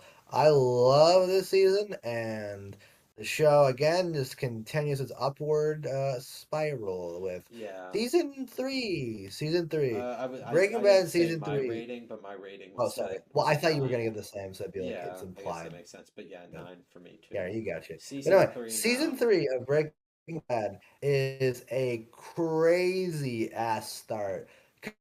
Because we got a big status quo thing here. Boy, Walt, he's kind of fucked. Skylar wants him out of the house. He's got to move into a dinky little apartment. He's sort of screwed. Jesse's still coping with all the stuff from last season, Hmm. and Walter doesn't know what to do. And there's such good character stuff in this It's a in this phenomenal season. season. This episode. It's like It- when the show went from amazing to like holy shit, this is peak television right here. What the hell? is 100%. There going are on here? some It's perfect episodes of some television truly amazing in season. ones that like will definitely break down as we talk There, about yeah, it. there is some great stuff in season 3 and season 4 and especially season 5. We'll get to that. But Yeah. season 3, we're just gonna start here. This season starts out with a really interesting moral dilemma, I think, because again, the whole thing is Walt Jr. I've been mentioning him much in this video because frankly, there are other characters that get more He- to him. True. His main thing is, I guess he complains about breakfast, and that's a fucking meme Yeah, in that's Breaking a Bad big circuits or meme. He something. loves breakfast. Good for him. Yeah, he loves his breakfast. Yippee! But point is, and this stuff is so interesting because Walt out here is getting flamed, getting cooked, getting We're destroyed. seeing it at its even. lowest point yet. Okay, Skylar has found yeah, out like his- anything. There's the great scene where she basically finds out, like, says that he's a drug dealer, and then like I like Walt's reaction to that. He's like, what? Like he's still trying to cover it. Like he's Yeah. trying to like. Also, just he's like pissed off because he thinks that oh no, he's not even making it. He's just dealing. Like he's genuinely disappointed. Skylar didn't think highly of him. That fucking egomaniac. But yeah, that bit is great. I love all that. Again, everything is just falling apart, and season 3 is You just really feel Walter this, White and completely I do falling really like apart. But how they handle this whole thing with Skylar and Walt throughout the first half. Like we see Walt trying to even back out of the meth business, thinking that like, what's the point of his money since it was all for his family? Now I feel like this is the point of the series where the purpose of the money he is making is starting to get more emphasized in terms of what he's doing now. And I think this is a very important thing that paves the way through a huge part of the rest of the series, and that is how Walt is essentially seeing his family now. More as something now that boosts his ego, and it's strengthened in many different Exactly. moments in this series. mm, And I feel like it was mainly established in this season with how basically it's forced to be established now because Skylar's found out about it and Walt's doing his best to justify it. So it eventually develops into this mindset of his when it feels like, you know, the reason he's doing this is for his family. You know, he starts thinking about that more. It's not for him, you know, like he's doing it for his family. He's doing it for his future, Yeah. you know. He's building a good future. But for doing his it for the family becomes his most common excuse. And if you watch enough of these, it's kind of like, come the fuck on, man. You don't He says that a mean lot. that. It's like this. That's bullshit. It's kind of funny how much he says it, if I'm being completely honest. But Yeah. It is funny though, because early season 3 Walt is someone that like he does worse things, but this might be some of the most pathetic he's ever been, and that is really, really funny. Like, I love the opening of episode 2 where he's standing up to an officer and then he fucking gets pepper sprayed. Oh with my the- god, that moment is so good. Like him just losing It's his so mind. funny. You know, it's so amazing. And him getting pepper sprayed. It's 100%. yeah, it speaks for itself how good it is, you know?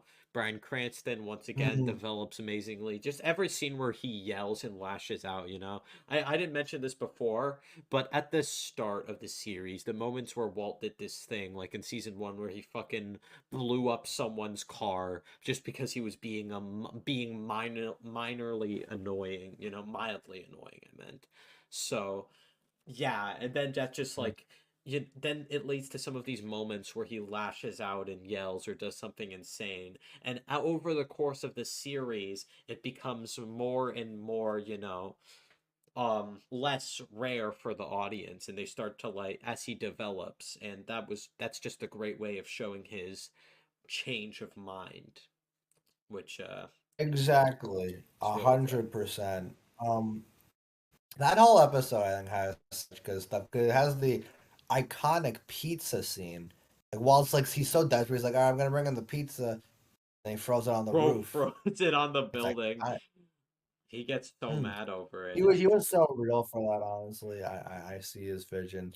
But um the thing is I think it's so interesting because this has one of my I think it's in a couple actually no, it's the episode I forget if it's this episode or one of the ones before this. But it's one of the things where there's that whole bit where the fucking Walt plane like speech, like that part is so awkward. The It's fucking so awkward because he's essentially saying, like well, you'll forget about it. He's like devaluing it instead of like trying it's to such a pay. funny scene because you know his ass is only saying that shit because he caused it. He's like, well, there have been worse plane crashes. It's good we overcame it. And it's like, well, Doug, Yeah, not exactly the most inspiring thing to tell a entire school, Walt. His exactly. speech is so bad, It's honestly. so It's so awkward. It's funny. so like dumb. It's basically devaluing the trauma like that the people went through, and it's like seeing these students like grieve about it was genuinely like really sad, and it's so fucking petty and dumb of Walt to do that, and you can tell it's so awkward. Exactly. Mm, definitely, definitely. And I didn't. Early season, there is a lot of great stuff like this. Just the the slow descent of him. The Walt Jr. perspective I was trying to get earlier, like we got sidetracked. I think the whole thing that's so interesting about that is the fact that from Walt Jr.'s perspective, Walt is just a normal guy. He doesn't know any of the shit. So Exactly. he's and the thing is, Skylar can't tell him. Oh, by the way, your dad's a meth dealer. Lol. It's just like she literally cannot tell him without him just being traumatized. But she can't support Walt. This is kind of like we she has to see put we up with see this stupid Skylar ass put in this situation. like terrible position where she doesn't know what to do because even Saul basically mentions this like she can't go to the cops because if she goes to the cops Walt gets arrested, stuff like that. Then the family falls apart, basically without a father and whatnot. And then Hank loses his job. Basically everything just like goes downhill. And I love this line with Saul. I love how that comes back later in the future seasons. Uh, but Yeah, yeah, she's put in this position, and this eventually just forces her to accept Walt back into the family, like the scene where he refuses to leave the house no matter what. And then you also see Walt Jr. just mm, being so oblivious of anything his dad has done because he's done such a good job of like covering it up a lot of the time. And yeah, like it's exactly. honestly From sad that because perspective, you the like, scenes with Walt mm, Jr. and Walt are genuinely like really sad because you just think about how it is from his perspective and like how oblivious he is to the whole thing in terms of how he looks up to his dad, and you just really don't want him to find out, and you're essentially like along with Skylar in that desire. And speaking of that, I think it's time we can hopefully address the hate for Skylar in this season more because I feel like this was the part where I feel like people were starting to hate her for some reason, and it's just all kind of of this is stupid. stupid because from her perspective, no. See, what I really hate is people are like, their like nab at Skylar is, oh my god, how could Skylar cheat on Walt with Ted Beneke? Even Yeah. though Walt is literally like every. Oh, by the way, Walt tried to rape Skylar back in season 2. We didn't mention that scene because it's kind of Oh awkward, but yeah. that happened. I So you forgot know, about that. I think it just honestly, I don't like to pull out this card. I think it's just sexism. Like, what unironic reasons do you ever have to rape Skylar? She just like, oh well. If anything, she handles her husband of like 10 years being a fucking drug meth king better than that'd be expected to at all. So it's like, you know what? Fuck Walt. Skylar on top, damn it. And she's badass when she gets into the fucking meth shit. Way more than Walt is fucking bumbling his way around. So, you know, you know.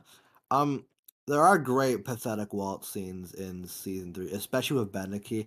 I love the part where he tries to break in, but there's the fucking potted plant and he's dragged out. That's so I funny. love that scene. That, Him trying to and then, break in, trying to talk with him civilly.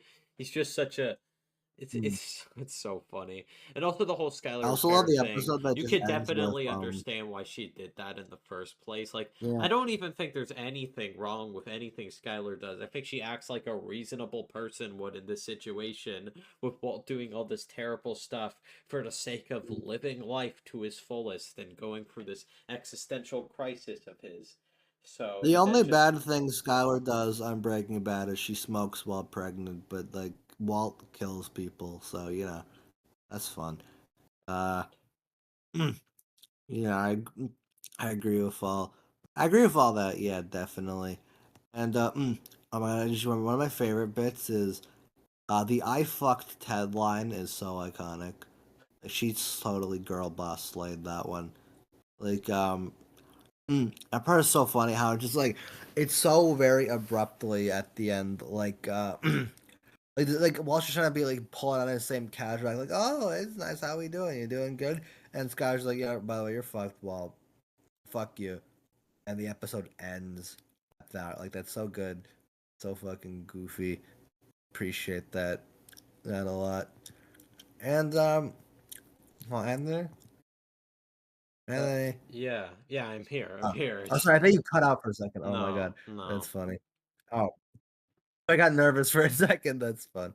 But yeah, a lot of great opening stuff in season 3. How you usually get a lot of great character perspectives from like so little. And this we're talking about the Walt side of it a lot, and certainly that continues. Like this is when he gets fired from the school for being a little creepy to Yeah, women. for What? being And you guys say incredibly Walt is the good guy, bro but sad that his wife cheated on him, so now he's like taking that out on this like on uh mm, on others, and it's like it's great that this like it serves its part of the story well. It shows like Walt's family life falling apart, and along with this he gets further into like the business, unsure what to do. And I guess we're going back a couple episodes, but that's what the first part of the mm, season deals with, and I think it's done incredibly well. And then we have the stuff with 100%. Hank as it continues escalating, such as him going to like being sent to a new part of Albuquerque, kind of doing like other police work and whatnot. And then we see him like Mm, get billed on the trauma as he witnesses the cartel putting like a turtle on this trader's head, played by Danny Trejo, as it explodes in his face, creating trauma as he sees the deaths of fellow officers, leading him to like it's so strong, you know. His trauma is done so well, and this all builds to a moment, you know, sometime later in like Hank yeah. gets such good stuff in season 3. That part where he just like he's so corrupted by just like this season you see a lot of just unrelenting rage in a way you This don't see rage in and like a lot of the rest of the it's show. so Like sad, if I'm being honest, because Hank is this fun-loving, usually this fun-loving guy to look up to and whatnot. Walt Jr. seems to look up to him a ton too.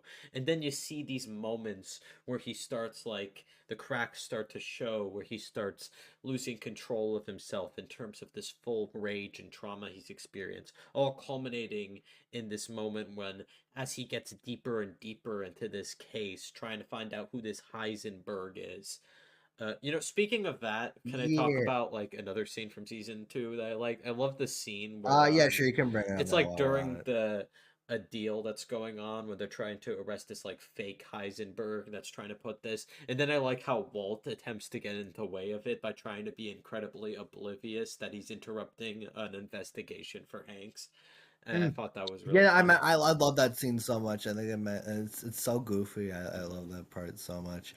But yeah, it's like this Hank scene you get like so much of that raw anger in season 3, which I think really is great. I love how this whole conflict he has all these feelings, but I guess because of a sense of toxic masculinity or not wanting to talk about his feelings, he kind of just Right. represses a lot of it, which leads to him being a very bitchy to Marie or whatever, which and then there's so many things of just blatant aggravation.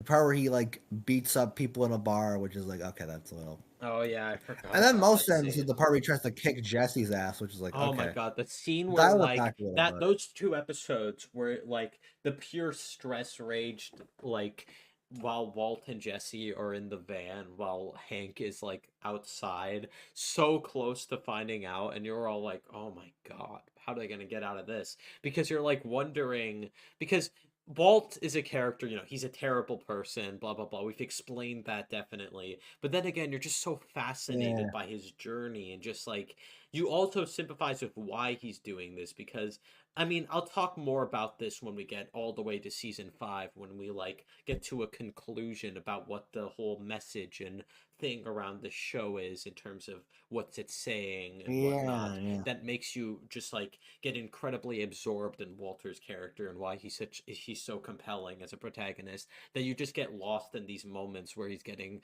close to being found out, and it's like, oh, how he's gonna get out of this? You're just curious, just. And then that Yeah, scene is yeah, so good. exactly. And then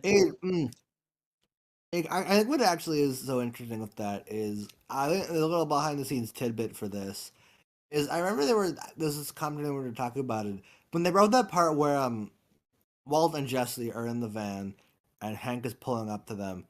Why literally they did not like Vince wrote that without an idea of how they were gonna get out of it. So they had like a bunch of brainstorms. I was like, okay, what would make sense to get Walt and Jesse out of this spot? Fucking have to work their way, which is really cool because like they literally wrote themselves into a corner and had to get themselves out of it. I think that is really interesting. But and it's like the tension in that stuff is unmatched because it's interesting. You want Hank to find Heisenberg, but you also don't want Walt and Jesse to get caught. So exactly. effectively, you're rooting for both characters at one time, and it creates this really interesting sort of like tension to it. I think is genuinely really cool, and there's a lot of great stuff with all that. So it's fun. Really Yeah. love all that Also, character the stuff. entire Definitely. scene with Hank just like, getting a fake phone call about Marie being in the hospital, and then just seeing him go to Jesse's house, beating the everlasting shit out of him with pure rage in his eyes, and then you see the look in his eyes at the thought of what he has done. You get his rage consume him, and then the next episode we get this incredibly phenomenal moment with him and Marie as he admits that he has let this hatred consume him, how he's tried to fight it back, and he has like let this like trauma like inflict this pain, inflicted it on others. It's so sad to see, and such an honest, earnest moment, all carried by the amazing performances once again. God, this show's good is so good. God, it's so good. Yeah, 100% is more chef's kiss type stuff. That Jesse getting beat up leads to one of my favorite like bits of raw emotion. I forget which episode this is, but I'm sure you know what I'm talking about. The part where Jesse's just very outwardly like, I do not want anything to do with you, Walt. Oh, You're that's done. amazing. Yeah, it's like the Bullshit. episode after he tries to It's like so sad. he lets out all his anger and frustration on Walt, and he has every right to do that. And he admits that his life was great without him, and that he wished he was never pulled into this.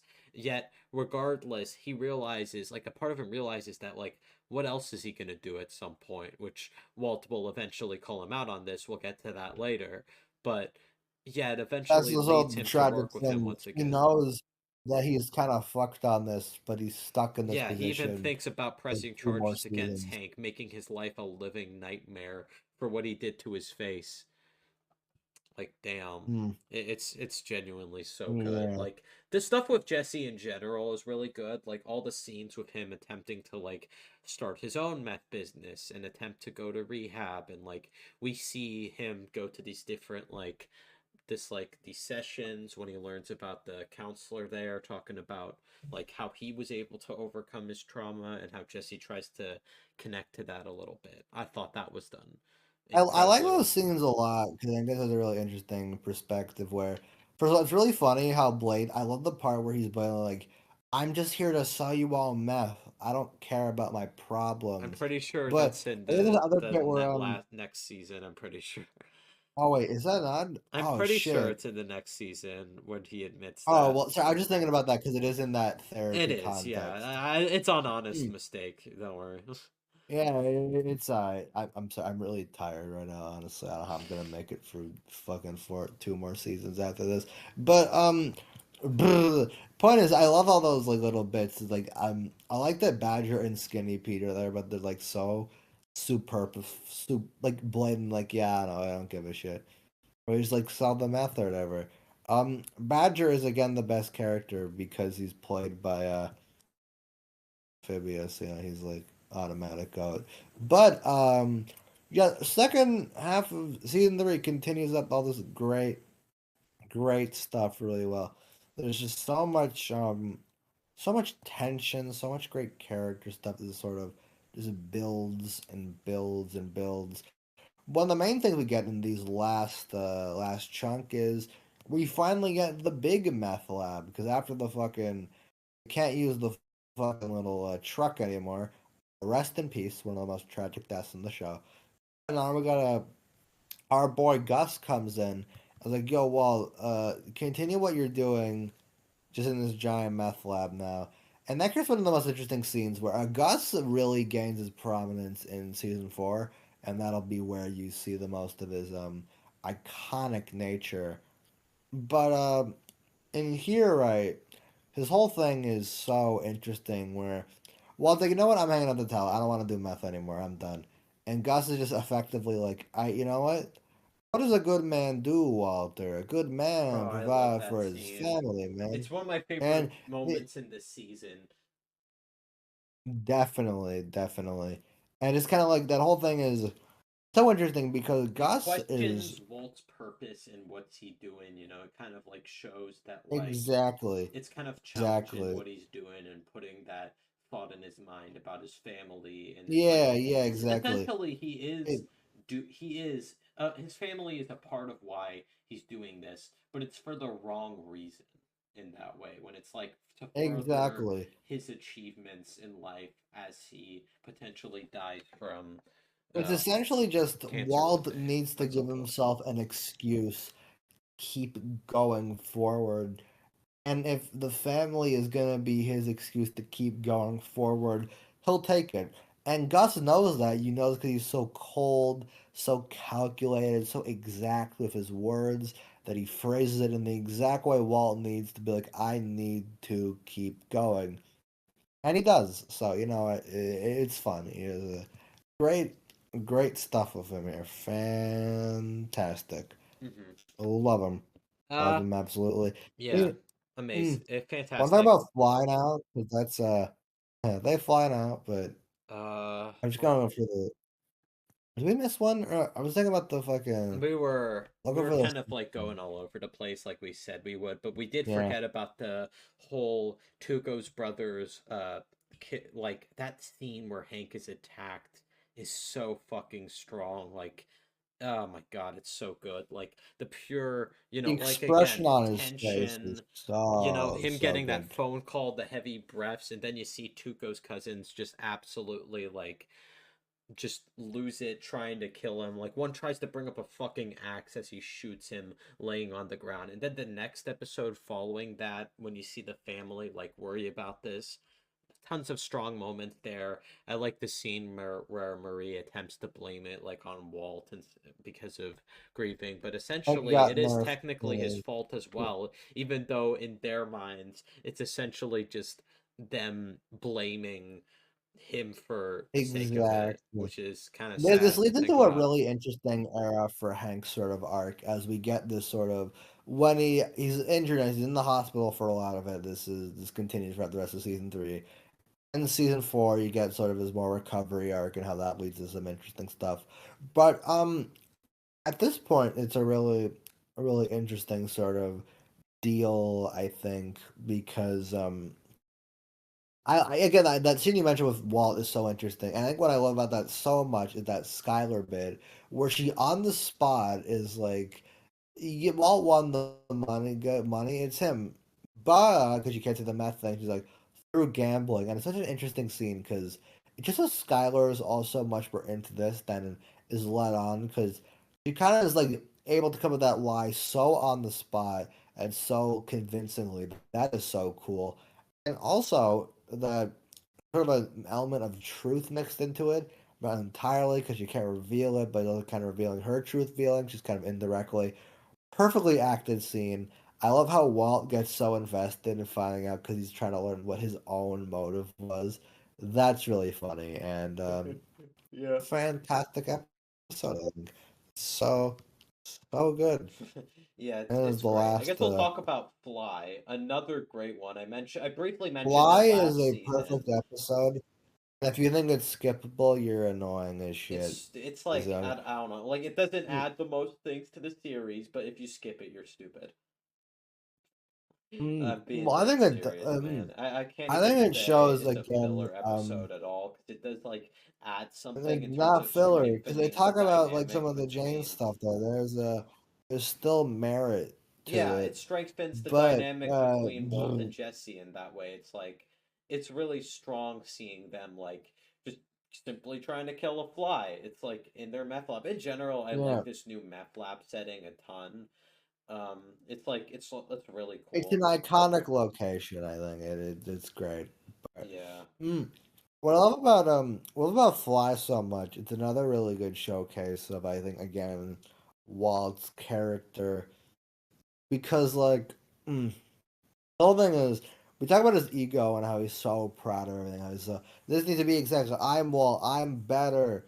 But notably with this one, you kind of get the sense of like he has such a big ego that even with a fucking fly, this becomes prominent. You know, whole thing of fly might like he it's such a paranoia. He needs to get the fly out. There's a perfect meth lab. Ooh, the fly needs to get it involved, and then it just becomes this big thing where they get so paranoid, so exact about taking down this goddamn fly, and it's so stupid. It's so funny, and it Yeah. creates such odd tension through the situation that I think is really interesting. I love the whole thing a lot.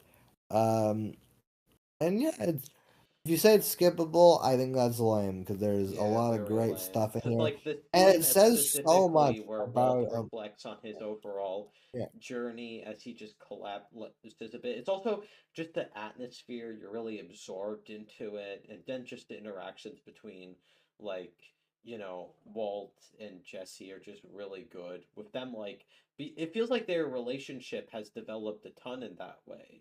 There's like a lot of great things when it comes to yeah. how. It just says a lot that these characters are so interesting. You can watch them try to swat a fly, and it makes an entertaining episode of television. Like, oh my god, so good. Really, really great stuff on that one. But yeah. And then the last chunk of those last three of season three are really, really good. Half measures, full measure. Mm, some of the best Breaking Bad stuff leading up to season four.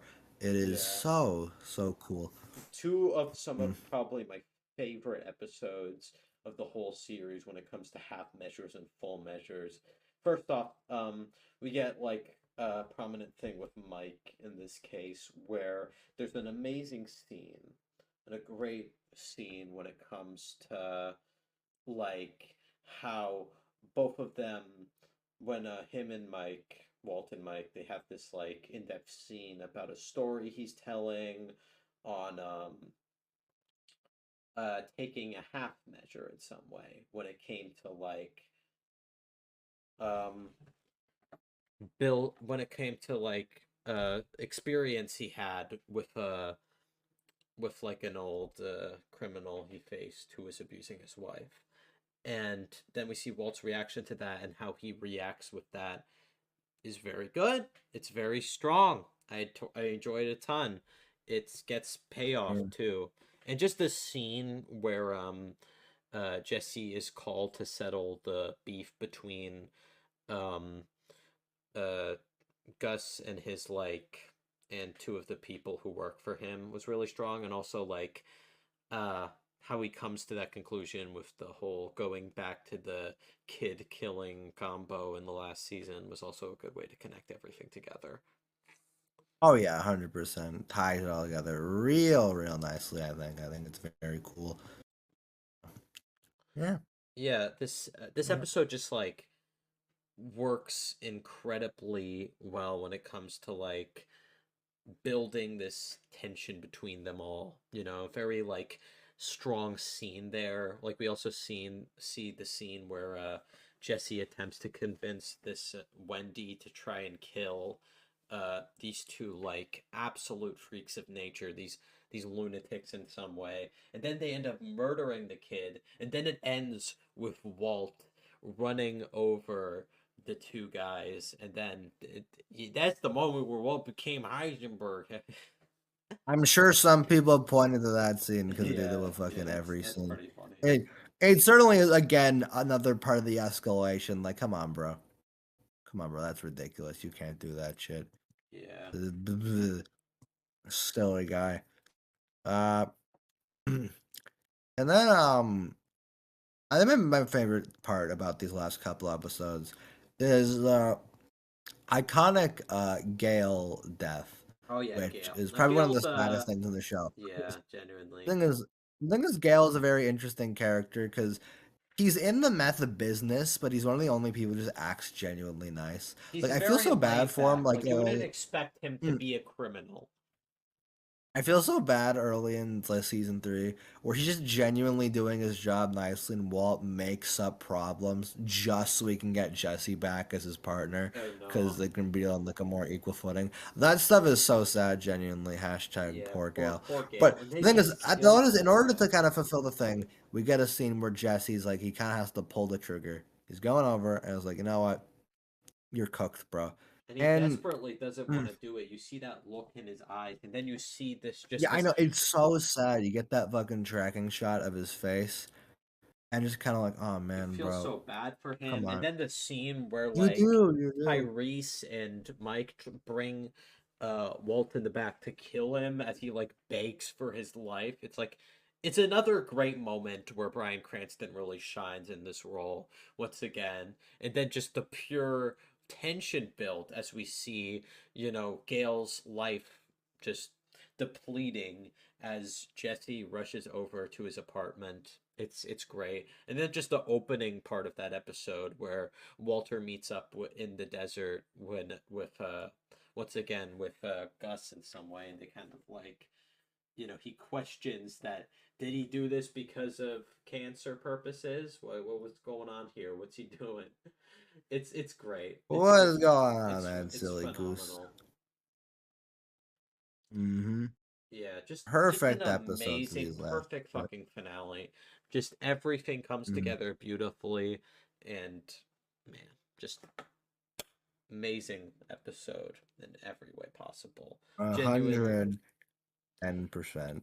uh, So cool. yeah, just everything is done so well. We see our characters at our lowest points here so far, and it all builds to this to so many amazing like conclusions, and just everything is just so sad by the end of it. Like, damn, you feel bad for Hank, you feel bad for Jesse, and you hate Walt. So, yeah, but then again, you're Mhm. intrigued with Walt. That's what like it's so good. I love it. I know, right? It's this perfect duality where no one in Breaking Bad acts in full hundreds. Like there's such a moral grayity to everyone like involved. Like even the good characters have moral grayity. Even a character like Gale, who is probably one of the most pure in the show, he's part of meth business. He's literally in the shady shit. Um, and like it doesn't show interesting to me. No one in the show operates on pure blacks and whites. Even the most evil characters have interesting elements to them. It's kind of like, wow. I think that is really cool, and it's one of the reasons Breaking Bad has so much depth. You can break down this stuff so exactly, and it's so cool, I think. Yep. I think that's really real neat. Do you have any much more notes on season 3? Because season 4 I know is going to be a big Yeah, one. I I kind of know want it's to a see how bit. that Yeah, turns yeah. out. I think I've said everything I need to say. I know. I know at times I'm also a little bit tired, but at the moment, but yeah. Ah, little Anyways, as we drowsy. continue, I give this season a low 10 out of 10. It's like, not one of the weaker 10 out of 10s for me, but regardless, it's still a season that I was always Still a engaged 10, man. in. I genuinely loved it. Exactly, yeah. But yeah, Yeah. such a phenomenal way. You could definitely tell that everything is coming together brilliantly when it comes to the status quo of it all. I would go a high 9 on season 3, but regardless, it is still masterful craft all around. Yeah. Great, great stuff. And now we're moving into season 4, which is Who Jesus, Boys. really? Seasons Oh, 4 and 5 wow. are just some of the best shit. Mwah. So good. So good. Love this season so much. Box Cutter is immediately just a holy Right fuck off the episode bat, we because this is see when the repercussions that Walter and Jesse face right after the Gail's death, and then we see them isolated in this room, at the hands of Gus as he slowly enters, and it all takes place mostly in this room, in the a huge part of it is, and then we see eventually Gus enters, and then we see him just like, we don't know what he's doing. What's he doing? What's he cooking up? And then we see Walt basically Mhm. call him out, saying, "You think I just let you murder me?" Mm-hmm. And yeah, Exactly. That's it's so good. The fucking this part is one of I think most iconic things about Gus. And like what's so interesting about him, the reason he is so scary, I think, quite he's literally, very you intimidating. don't Yeah, see yeah, quite like because the way that's so intimidating is Gus says so much with so little is the thing. Like he doesn't actively do much that malicious, but also it's like you see this stuff and like how he fucking the fact that he doesn't say anything is scarier because he is so calm and collected. But he like slits a guy's throat in this episode for fucking with him. It's like he can do the shit, and it is yeah, scarier what he does with limited emotions. And it's like that's great. This episode also has a really funny transition where there's part where Walt mops up a bunch of blood, and then it cuts to a guy eating fries with ketchup. Like, yeah. again, That that's was so great. stupid. But season 4 is really interesting, and then I think a lot of the central conflicts going on are some of just the most real interesting. Because we get a little bit of it in season 3 where Skylar gets in on the business too. She kind of does the money laundering. I love the stupid fucking laser tag shit in season 3. I don't think Oh we yeah, the mentioned, but I thing with love that Saul whole trying to get him to like buy a laser tag. That was that was like funny. the way he tries selling that is so stupid. Oh yeah, I I forgot love to it. mention It's one so of the best scenes in season 3. The scene where Walt latches out at Saul was just really funny. why won't we cooking meth for you, you little crybaby? Like I forget You're a the little crybaby. Who needs you? It's great. yeah, that's a funny bit. I Almost love forgot to him. mention that, but yeah. Back to this. Yeah, it's Yeah. done. It's great. Great tension heavy episode, and it hooks you through the whole thing. The whole laser tag bit was, yeah, really funny. But from there, Mm. um, Hmm. the whole Yeah, but season. then after that, Walt and Skylar, they're more together on this business, and now they're kind of like trying to have a more upfront situation where they're in the fucking house together still again, not none of that apartment BS. They're a nice, happy family now. They get all these little bits where they're trying to keep up the facade as Skylar is more in on it. Yeah, It's you really can interesting tell she dynamic where starts by to this care point, less and less about it as she's come to terms with it more often. She's come to terms with it yeah. that like she basically has no other choice, so she might as well continue this life and hope the family doesn't fall apart, keep it alive. Because essentially she is stuck in a space where she doesn't really know what to do anymore. So it's like it's kind of insane. It's like you feel bad for her, like Hmm. heavily. And that comes to Hmm. together by the time we get to season 5. But Yeah, yeah, yeah, definitely. Mm. There's a lot of really really cool stuff in these first couple episodes that I think are really interesting. Uh, I think my favorite out of the first chunk of the season is the episode Bullet Points because there's a lot of interesting stuff here where after this is after like a bunch of other stuff where basically Walt and Skylar have been sort of rehearsing this thing where they fake what they think like, oh, this would be a good image of what we'd like look like we're actually doing, when actually it's meth, but it'll look like we're saying this. They rehearse this whole thing. And I love that whole joke scene where Walt is kind of like, well, Skylar, you're so much more well presented in this. He's like bitchy about it. It's really Yeah, funny. he's I like love their little annoyed about it. bickering. You can tell Walt, he just doesn't yeah, like having to do a lot of this stuff for the sake of like keeping up his yeah, image, exactly, and exactly. finds it But even like that whole thing, unnecessary in his mind, but like almost like it yeah, doesn't matter yeah, that much. While Skylar incredibly yeah, yeah, values it exactly. because she's like very focused on keeping the family together, as we learn uh a lot throughout the season. Yeah, yeah, exactly. There's that whole fucking thing to it.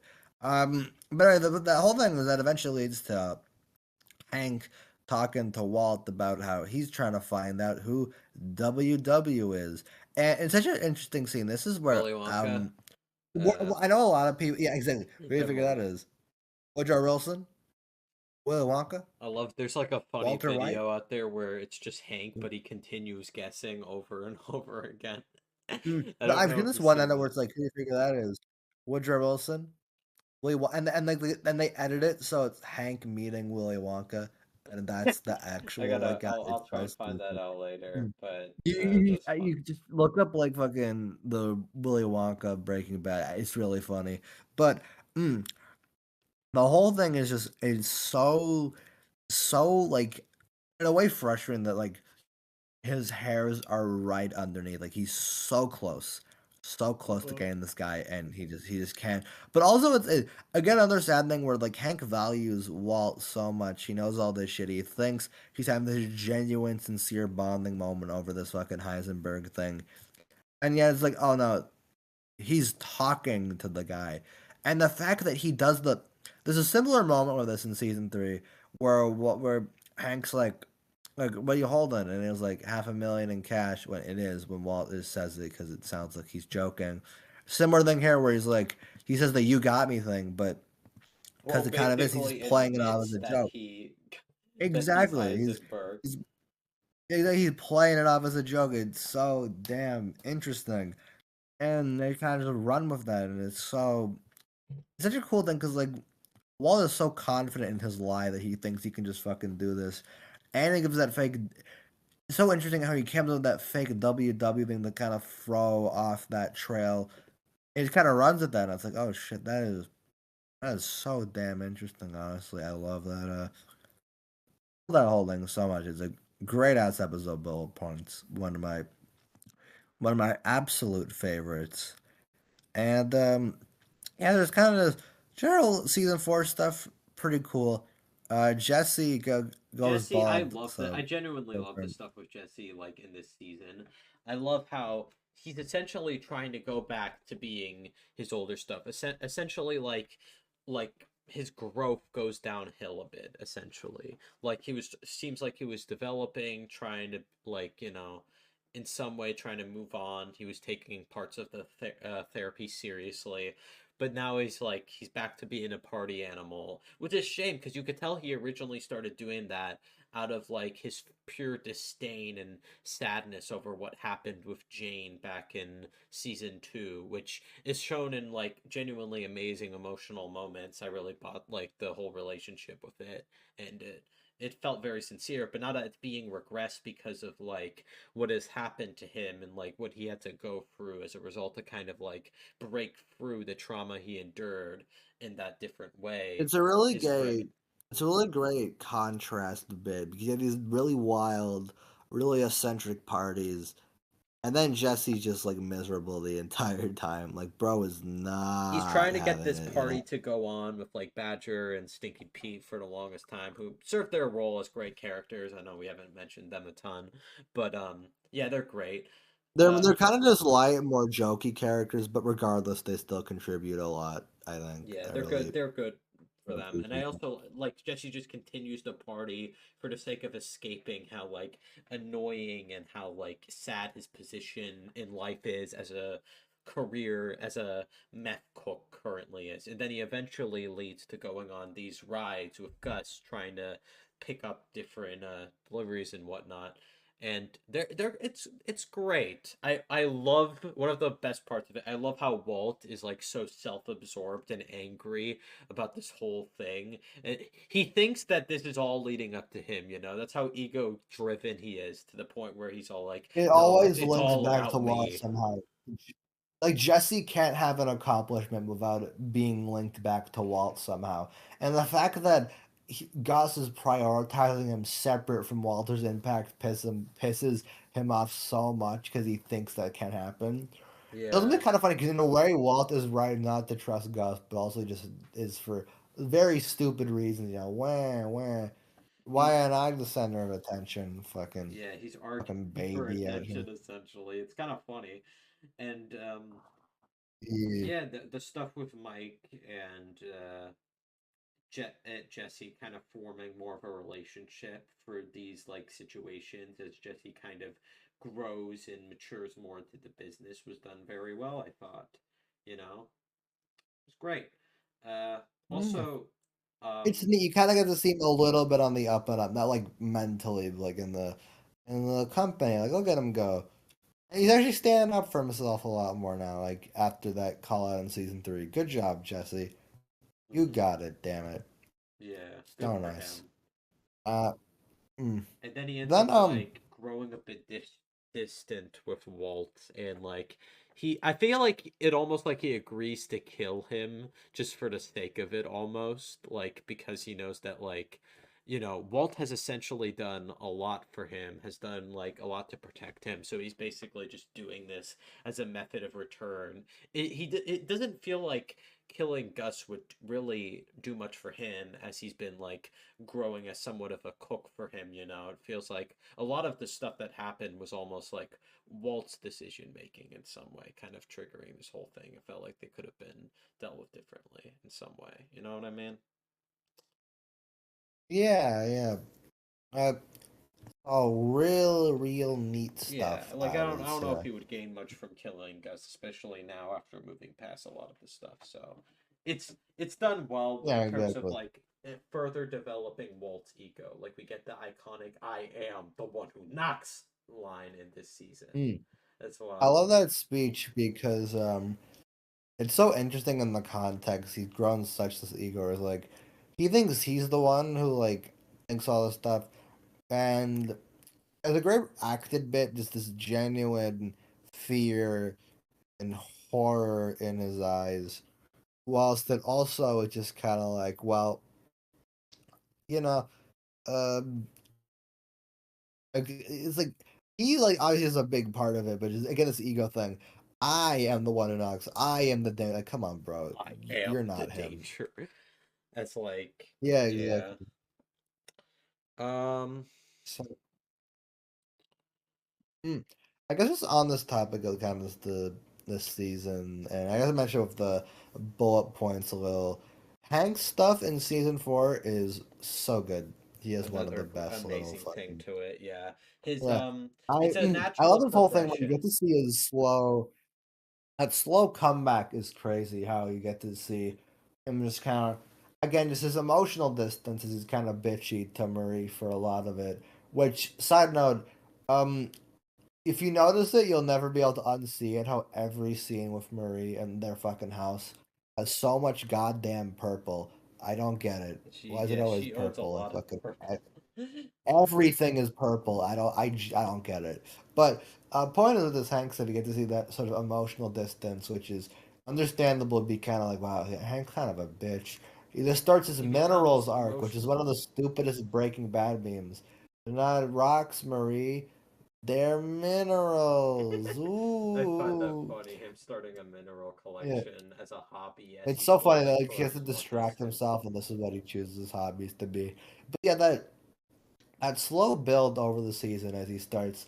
Then he gets in good enough condition, and then he's able to get like involved enough where he tries to spy on Gus's headquarters, and Walt can't really fight back because he can't be like, "No, I'm working with him." He can't do like that doesn't make sense. He can't say any of that shit. And there's this conflict of interest. The one part where Walt tries to put like track someone by being with Hank at the fucking Los Polos Hermanos, and then he gets immediately found out. That's such an intense scene. I fucking Yeah. I, I love the part where Hank tries to fucking relieve the tension, but like this ain't no spy movie. It's more like a Rocky. Bah. And there's the fucking Eye of the Tiger bit that's so goofy. He just fucking Yeah. mumbles the lines. I love him so much. There's so much tension when he actually gets close to it. It's like fuck.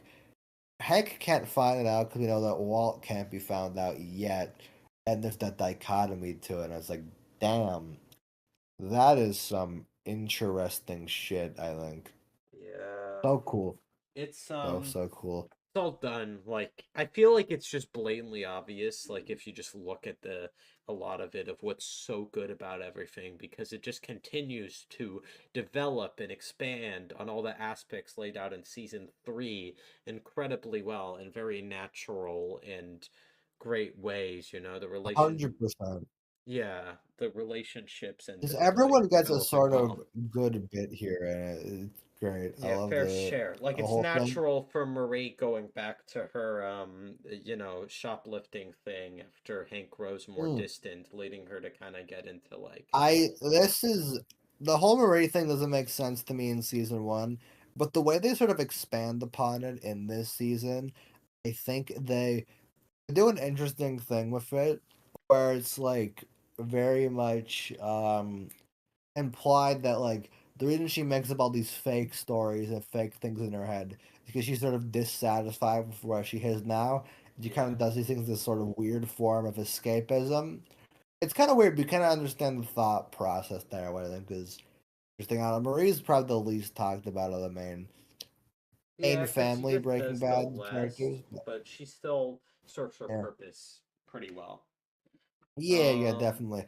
I think that some of the most interesting stuff this season has to deal with. Like season three touches on this a little bit, but I love the stuff with fucking But Walt has all this money right now because he's a bit of a greedy boy, and he has to kind of. He decides, all right, how am I gonna get Walt Jr.'s affection? I'm gonna indulge. I'm gonna buy him a car, right? yeah. And I remember the story. I was like, and then Skylar tells him to get rid of the car right away because he can't do that sort of thing. Hank plays this off as, oh well, Walt's just kind of senile. He's like trying to do something nice before he dies, but no, just because Walt has the money for it. And there's this great bit where Skylar is kind of like, oh no, you get to be the fun. Like he's like basically laying down. Walt gets to just be the fun little guy, while Skylar is considered the bitchy mom who has to Yeah, shut all of exactly. It's Walt stuff genuinely down. sad. You like you Even feel though bad Walt for is her. like a horrible person in every way, that is really interesting to see Yeah, and and how they yet kind of Walter Jr. is explore that always the and all one of who them. looks up to Walt, you know? And it's like, man, he Exactly, is that's so bullshit. Like oblivious, and it's just kind of sad to think about. So, yeah, it's yeah, it's it's exactly. uh, um It's real interesting. I think there's a lot of great stuff of that. Um, I guess I want yeah. to talk a bit about a lot of this stuff is kind of like just continuing things, and it's all just everything is just done in an amazing way, all leading up to the last 3 episodes, which we'll get to soon. But this season specifically is a master at raising the stakes and tension of everything. And as a result, I can't help but think this is like, wow, just blown away by what they do here. Like, I guess we could talk a bit more Again, about Gus in this season and a bit of, and how they Gus like is give him a Gus is backstory again here. he's They this establish that. omnipresent force. After fucking box cutter, you know he's a force to be reckoned with. So whenever they do a shit, it's like goddamn, not Gus, bro. That's crazy. You don't want him on your shit because then he's fucked completely. And They show even a bit of his like little flashbacks, which are explored more in Better Call Saul. Even here, it's like, oh, Yeah, you get and to the see a little more super. of that life and that whole thing, which is really interesting, I They think, to do see. establish But this yeah. backstory really well, though. I think, like, with him losing a good friend of his in the drug business that helped him build the Los Polos Hermanos food chain, um, and, Mhm. industry. Mhm. And it eventually, like, led him, and then you see his reaction as Hector shot him, Mhm. with him just, like, being on the floor, crying in pain as he sees blood drip from him into the Mhm. pool. And then you also see, like, the amazing cinematography when it's showing, the Mexico setting and whatnot, the New Mexico setting. That was great. It's Mhm. just props to it all. It's just an amazing, well done scene of like negotiation with Mhm. how, like, basically the main thing of how Gus got into this business with the cartel. And it really does speak for itself. A lot of it is just like it's a lot of the stuff here is just so well done from a visual point of view, from a script point of view, story point of view, that it honestly just speaks for itself in a lot of ways. And it's almost hard to break down certain parts of it, but regardless, just everything comes together beautifully. Like I love the Mhm. scene, one of the episodes uh where like there's a face off between the cartel and Gus, and then Gus just shouts and like goes in front of the shooter using himself, putting himself as a target, knowing that the cartel needs him in some way. And then another episode that's like after that where he meets up with them once again, essentially like poisoning like poisoning everyone and like basically forcing himself to cough for the sake of getting the poison out of him. And it's like, damn, this is a great Yeah. fucking show in that Mm. way. Like it's The whole just thing like you see again adds all a lot the of depth. bodies rushing to Yeah. the floor as like he's crafted this thing. It's like an amazing way to show his grief and ideal for revenge. Like we see like a different side of Gus. Like there was a point in his life where he was genuinely seemed like as a kind, respectable businessman that sure did some shit like, selling meth. That's not good. But it's clear that like this desire like for revenge, this anger has essentially taken him over, similar to other characters we've seen within the series. And I think that was executed upon amazingly and made him work as an incredible antagonist It here. makes him inherently more interesting because you know that that sort of cold facade is like it's not that he like doesn't like he's clearly covering up a lot of big emotions that you only get to see in small little bursts. And that is what is so interesting about Gus, that he has all this stuff this kind of boils up and to keep this friendly consumer image. It's so interesting about him. And that is further shown in the Gus and Hank stuff this season, which is all so interesting. Where like you see, I love this bit where I forget what episode it is, but I love the bit where fucking Hank is talking to Gus and talk about it was like because they're investigating him to see how he's doing, and he Yeah. comes up with all these very specific reasons for oh well we don't know about the Fring name we don't not have any immigration records, and he comes up with everything so exactly to be like oh well no there's a reason for this there's a reason for this, there's a reason. It shows how exact Gus is, but at this point Hank's like he's starting to suspect bullshit, which leads to all the other stuff we've been talking about Hank investigating. And again, the tension that keeps cracking as it keeps going further as you get to see more, see more, see more. It's like, oh my god, this is the greatest show of all time. Like, I love, I love it so much. All those bits there. Such a good natural tension. Ultimately, I that just know, keeps we building said and that a lot, but it's like really a huge part of this show for yeah, how well Breaking built it Bad is is. like a big fucking like domino chain. And next season is when that all crashes down. But season four leads to a lot of the big shit happening, which makes the what happens so powerful. So it is natural to keep mentioning. I think. Yeah. Um, I also like the Yeah, whole car wash thing being established. It's nice that they went back to the whole season one thing of him working at a car wash. And I enjoyed the back and it forth makes sense. between Walter and Skylar when it came to deciding of what to do in the situation. I thought And it it was makes like, sense from you that know, perspective because you got to forget about Walt's car wash job in the midst of the whole thing. Like, if anything, it is a good establishing bit to be like, oh, Walt is so ill respected that his biggest horribly sad. But yeah, and bringing all together because I guess that sells the story of it a bit more. And I appreciate like that it ties all together very nicely. mhm. So great stuff. And yeah. Yeah. Hmm.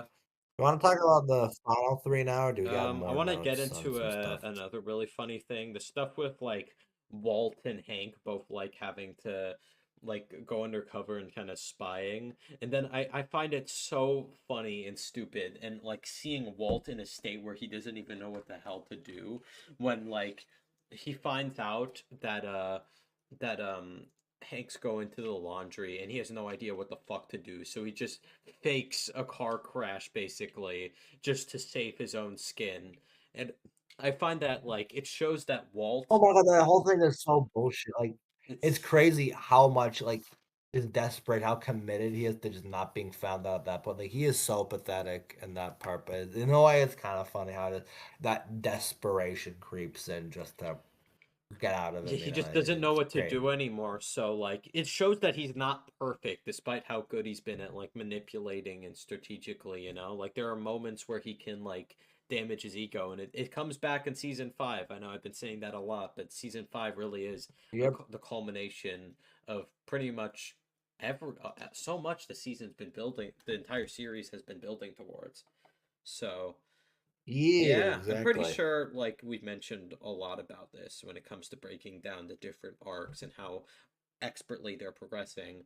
But let's be honest, the peak of this season are those last 3 episodes that are just like 100%. some of the best moments we have seen throughout the entire season that fully justifies this being once again peak television.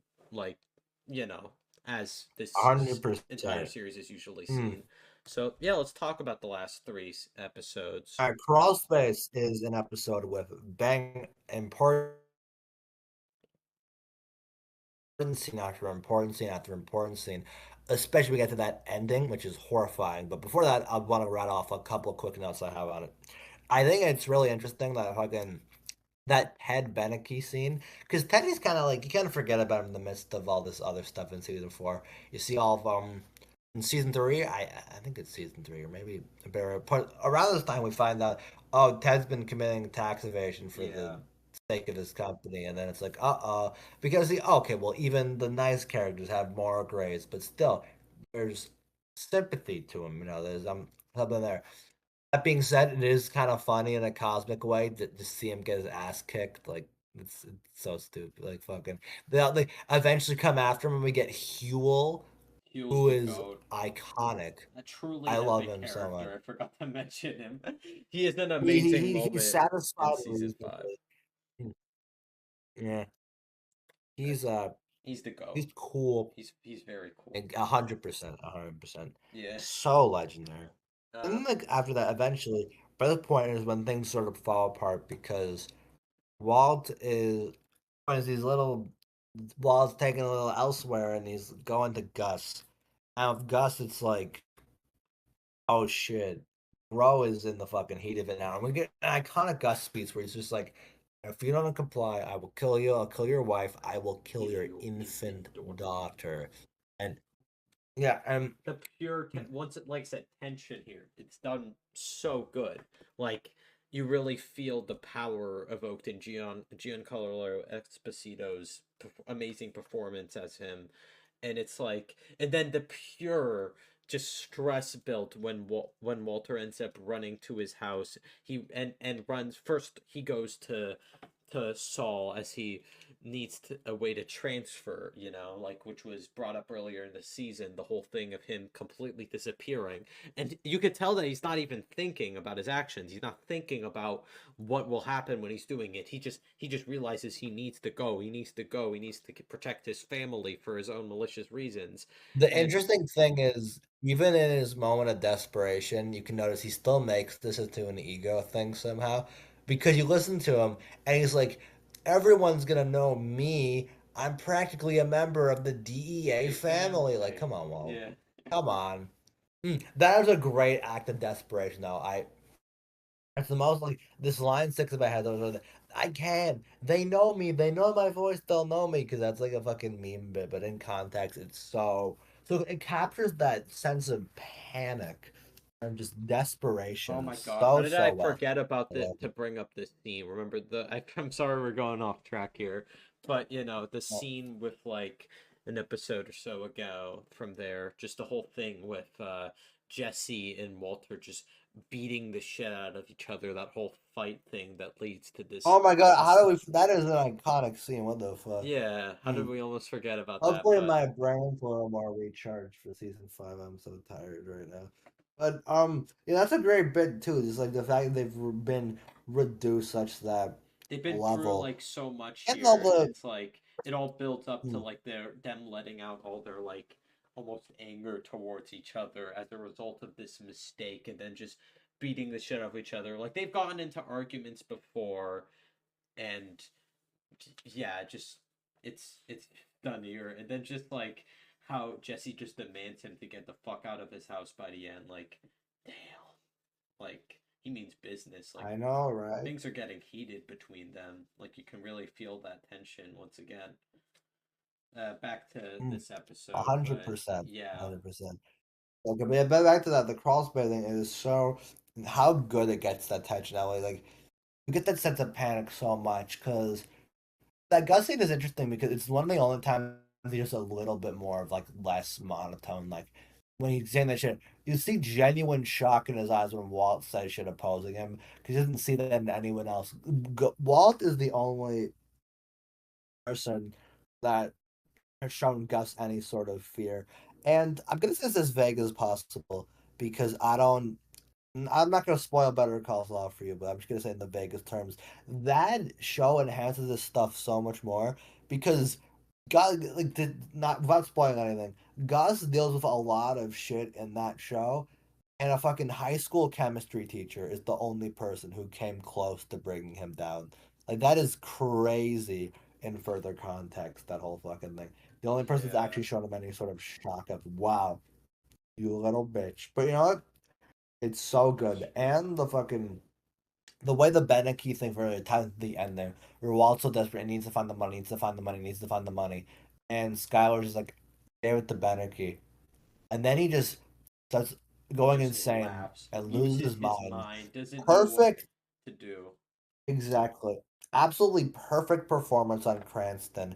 And that slow, just maniacal laugh is so good. I love it. So peak. Like Jesus, it's like insane. There's a reason it's memed on so much as like in terms of showing insanity because it is just so good, man. Like this season is so good that a lot of the stuff like we've been trying to analyze it. We have been able to do that a lot, but here a lot of it really does speak for itself of how good it is, and that continues within the next episode when it comes to like the stuff with like Jesse and Brock, this kid he's formed a bond with as he's met like this girl named Andrea at therapy. That stuff I thought was handled well. It was nice seeing Jesse. It's just nice seeing Jesse happy after the shit he's been enduring over. And see, all that's sweet, but also it shows one of the worst things Walt has done by this point because his fucking logic is, all right, how am I gonna get Jesse to take down Gus with me? Oh, I know. I'll poison a kid and blame it on Gus so Jesse will side with me. Like, Doug, be real for a second. You're so fucking goofy. Yeah. But the whole thing is great though because it shows again, Walter's depravity, how he'll just be so like desperate to get the fucking try to get the specific side on all that to like Billy. All right, he goes in such a little like, to try to justify, it, but well, I put in enough poison not to like make sure he died, like as if that's the problem. Like, come on, that's so Yeah. silly. And I think really interesting actually is when there's a part where there's a scene in one of these episodes. I forget the exact one where Jesse's like, "Yeah, yo, well, what the fuck, you poisoned Brock," and he comes up. Jesse's like, no, no, not just he. Walt is like, no, I didn't, and he's like trying to set seem desperate. When Bryan Cranston read out that scene, he did not read the script for Face Off, where he knew that the flower Walt had poisoned him. He recorded that genuinely thinking that he like Walt didn't do it, which adds to the performance of it. That Walt is so explains a lot, confident in his actually. lies. Yeah, like Walt is so confident in his lies that quite literally the actor playing him was told something thinking was the truth, even though it's a blatant lie. There's such a good irony to that. I think that is so good. But yeah, and then oh my god, so so cool. Crawl Space, one of the best episodes of TV just ever. Mwah. 10 times follows similarly as we get that. It it's still at least go to the final three, but it's still like fucking amazing as we kind of get that sort of build up, sort of great stake to it as we get closer I think to we it. kind of merged And 10 times in Crawl Space together in terms of events. To be yeah, honest. yeah, a little bit with that. And then Face Off, which is one of the best episodes of anything I've ever seen. I First of know. all, Yeah. perfect title. Because you think, okay, Face Off, it's gonna be like Walt versus Gus, a classic confrontation. What are they gonna do? It's actually Face Off, as in quite literally, Gus's face falls off. That's perfect. That is so cool. When I realized that, my fucking mind exploded. Like, oh shit, it's a face off and a face off. That's perfect. I love it. And so many things in this episode are just fucking amazing. I love the Hector stuff at the beginning, how stupid that whole thing is. Then the actual Gus death is just Holy cow. blah. Like most of the It's so episode, good. most of the episode is all just building up to it, and man, it is the payoff And huge. then you Like get like I think the that's like family halfway that worrying, happens. the whole That Hector stuff, aftermath is so all good. that is great. I love how like the thing that kills Gus is he is genuinely like so caught off guard. He like is so shocked. And the thing is, Gus is a character that is relies on his image. He has to have the good image of a good meth dealer, has to have the good image of a good Los Pollos Hermanos manager. He has to have both of these roles and both of these sort of presences without not looking to without not that breaking. He looks so calculated, has every move calculated. Exactly. He is destroyed by something completely unprecedented and unexpected.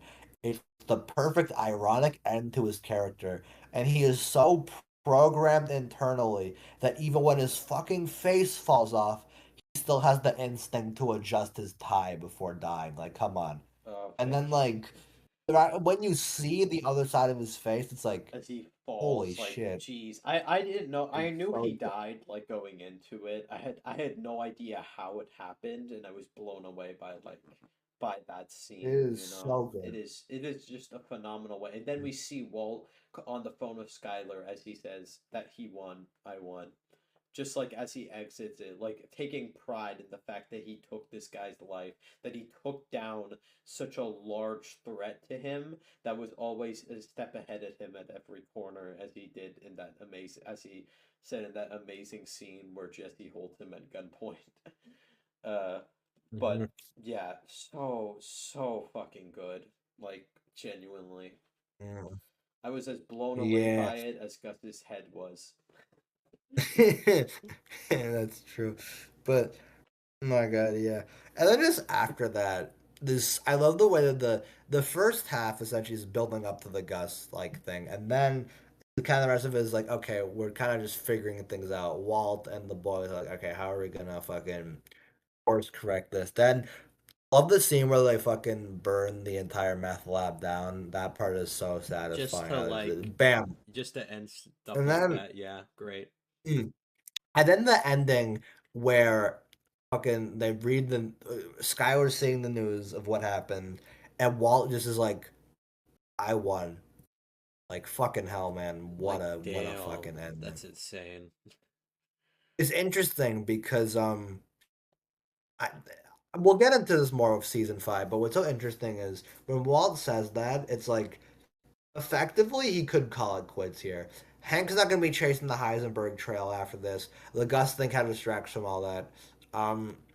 He's going to have all the money now. Walt could have just ended it here, had his big moment, but his ego was too big, and that brought him down again, which is why season Yeah. 5 even happens. But we'll get to that. Point is just so good. The fucking Walt and Jesse handshake is iconic as fuck, based as hell for that. And yeah, it's just such a peak episode on so many Yeah. levels. wanna I can't mention- imagine what it was like when this came out, like genuinely. Mhm.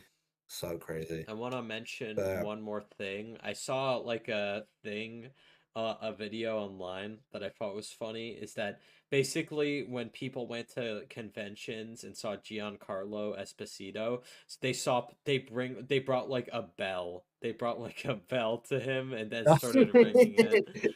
Oh my god, that's so funny. That's great. I love that. Yeah, there's a lot of stuff of the Breaking Bad like actors that are just like bullshit now. Like Dean Norris has so many videos of him saying literal nonsense as Hank. It's so fucking sus funny. lately, Walt. Yeah. It's funny because I he heard you probably watch JoJo's Bizarre Adventure. What's real bizarre is the fact that you get no bitches. Yeah, it's iconic funnier because stuff. I know for a fact he has like no idea what he's saying, and is just Exactly, like spouting Dean Norris nonsense, in and his he's fucking not. 60s does not know what this shit means. Like, come on, so goofy. Yeah. But Yeah, yeah, it's funny. I'm pretty sure the actor who another thing funny about that is that uh, one of the actors in the show, the actor plays Steve Gomez, a good friend of Hank's in the DEA. Um yeah. uh I like he even responded to one of his things even saying that, Hank, you've been seeming sus lately, and I was like, it's so fucking stupid, but it's also just funny from their perspective. So, Oh, 100%. yeah. I love all that. It is so. Well, I think that's season 4. Another Yeah, phenomenal ass season. this Dropping the is 10 a out of 10 straight on up. this one once again. I Like, 100% agree. what an Season 4 amazing is ass show. just one of the best seasons. So much good character stuff from everyone. So much interesting dichotomy and like character, just analysis. There's so much to this season that I just adore, and I'm so glad it exists in the way it does. Fantastic all around, and somehow still not the peak. Like that is crazy. Insane. All right, so now we move on to the final season of Breaking Bad, the big fifth one. A Six- big bad for season 5. Ooh. Now in Breaking Bad season 5, like much similarly to the previous 4 seasons, we're opening right where we left off. Walt he did it. He destroyed the great Gustavo Fring. Yes. And season 5's first couple episodes are kind of just dealing with the fallout of this. We sort of see where's Walt at now? What's the game plan? Now it's just Walt, Jesse, and Mike. They're taking over the business. What's their perspective on the whole thing? Exactly. And I think early season 5 is very interesting because really, like I said, effectively, Walt could really just walk away from the whole thing. Like, yeah, he's lost Skylar's respect, but he could go back to a normal life, and Hank's not going to be chasing the Heisenberg case after fucking Gustavo Fring's head is shot open. He's good. He's got it. But Walt keeps pushing. He keeps pushing, and he's like, come on. It's really interesting stuff again, how he's obsessed with that height. He needs to be on the top still, even though he fucking refuses destroyed to quit now because he believes like he can still do more because he's come Yeah. so far since the first season that he strives to continue so he doesn't have to go back to his normal life. But a part of him kind of like, and it's all about him coming to terms with like his future in some way throughout the first half of the season. Yeah, and it's done well. The first couple episodes are really good. First off, in like one of the first episodes, we are revealed how Walt turned out to actually have poisoned a child for real. And Well, actually, that's at the end of Face Off when you see the flower. I mean, technically, yeah, but we see like more of a development of that there when we're kind of like getting a full on reveal of it more, such as the scene where like this great scene between Walt and Saul where he basically forces and tries to intimidate him when it comes to like saying that we're not over until I say we're over. And it's like it's kind Yeah, of that like whole you can thing. tell that at this point Walt has completely gone off the edge. Like he's done so much terrible shit. He has been consumed by this business and he just wants to continue it. And it essentially takes over his mind here. And that's the mindset he shares throughout the season. With him trying to get back into the business with Jesse and Mike. And they come up with this plan of going and cooking inside random people's houses. And we also get introduced to a couple new characters here, such as Todd. What do you think of Todd? Curious to see that. Todd is okay. First of all, it's funny because there's a guy named Todd, and Jesse is in this. Aaron Paul, and then Aaron Paul played a character named Todd on BoJack. So that's fun. I think that's funny. But Todd is a very interesting character in the sense of he's one of the, I think, interesting examples of sort of the opposite sort of way of the deal, where you have so many awful people on Breaking Bad. This is the meth empire, the drug world, the seedy underbelly. So that is no shock there. However, Todd is one of the only people who's that fucked up that just kind of talks like a normal person.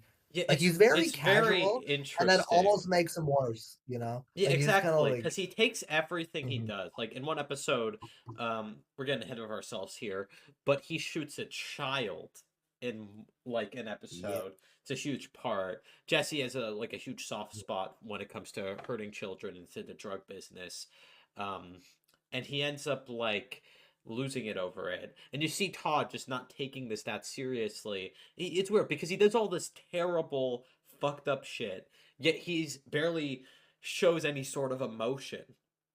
And I love that. I think what's interesting about him is that since he's not really showing much emotion, you get to know a lot about this character, despite him like not essentially he's not like the most developed one, but you know all you need to know about him solely because you know that he's done a lot of terrible things like throughout his criminal business and whatnot throughout his life, to the point where he's become numb to it and just can't emote or react to it properly as a result.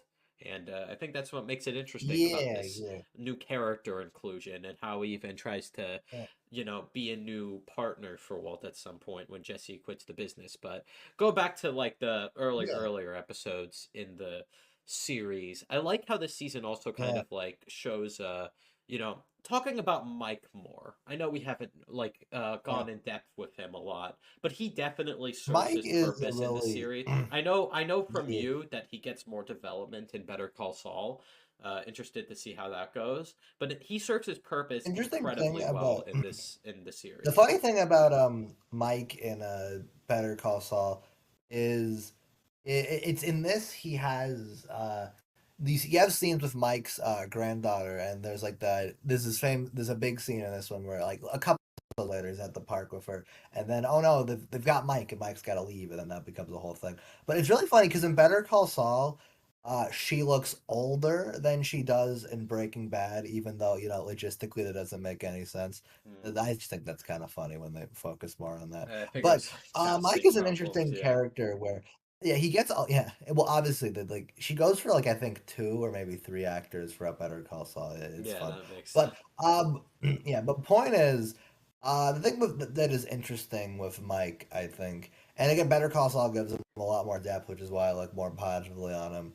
The thing with Mike is he operates under these very specific rules where even though he's in the worst shit, he sticks by his people, he sticks by his specific code, and he doesn't try to pretend otherwise. Unlike Walt, who acts as if he's above this, when really he isn't. And if anything, he's caused some of the worst shit any of these people have done. It's just that he acts like he's better than that. So, Mhm. becomes a whole sort of deal there. He's also just great again, great acting too, Jonathan Banks. We've mentioned a couple Mike scenes, and he's great, especially when we get to his untimely conclusion with "Say My Name." But we'll get to that in a second. We'll get Yeah, to that in a sec. in general, We'll go like forth. Mike just serves his purpose incredibly well as kind of like a foe to Walt in some way, kind of like, and it is very fitting what they do with him in that episode. But yeah, he serves his purpose well 100%. here. The whole thing with how they, with him trying to pay off a bunch of workers and whatnot. I thought it was like an interesting, like another interesting part of seeing the aftermath of Gus's death. Uh, yeah, there's a lot to appreciate about these early episodes. It gets things back together incredibly well, and then we also focus on like characters like Jesse, who has just gone beyond like incredibly done. He doesn't essentially he doesn't even feel like working in the meth business, and it's really sad because he doesn't like this business anymore. He's fallen out of love with it, as we've seen in season 4. But now it's like continues here. He's essentially just forced to continue because where else is he gonna go? And there's a scene later in these Again, episodes, just I don't know Walt the pushing specific that one. more. Yeah, It Walt just pushing that, even telling him like what else does he have in life? What else is he gonna do?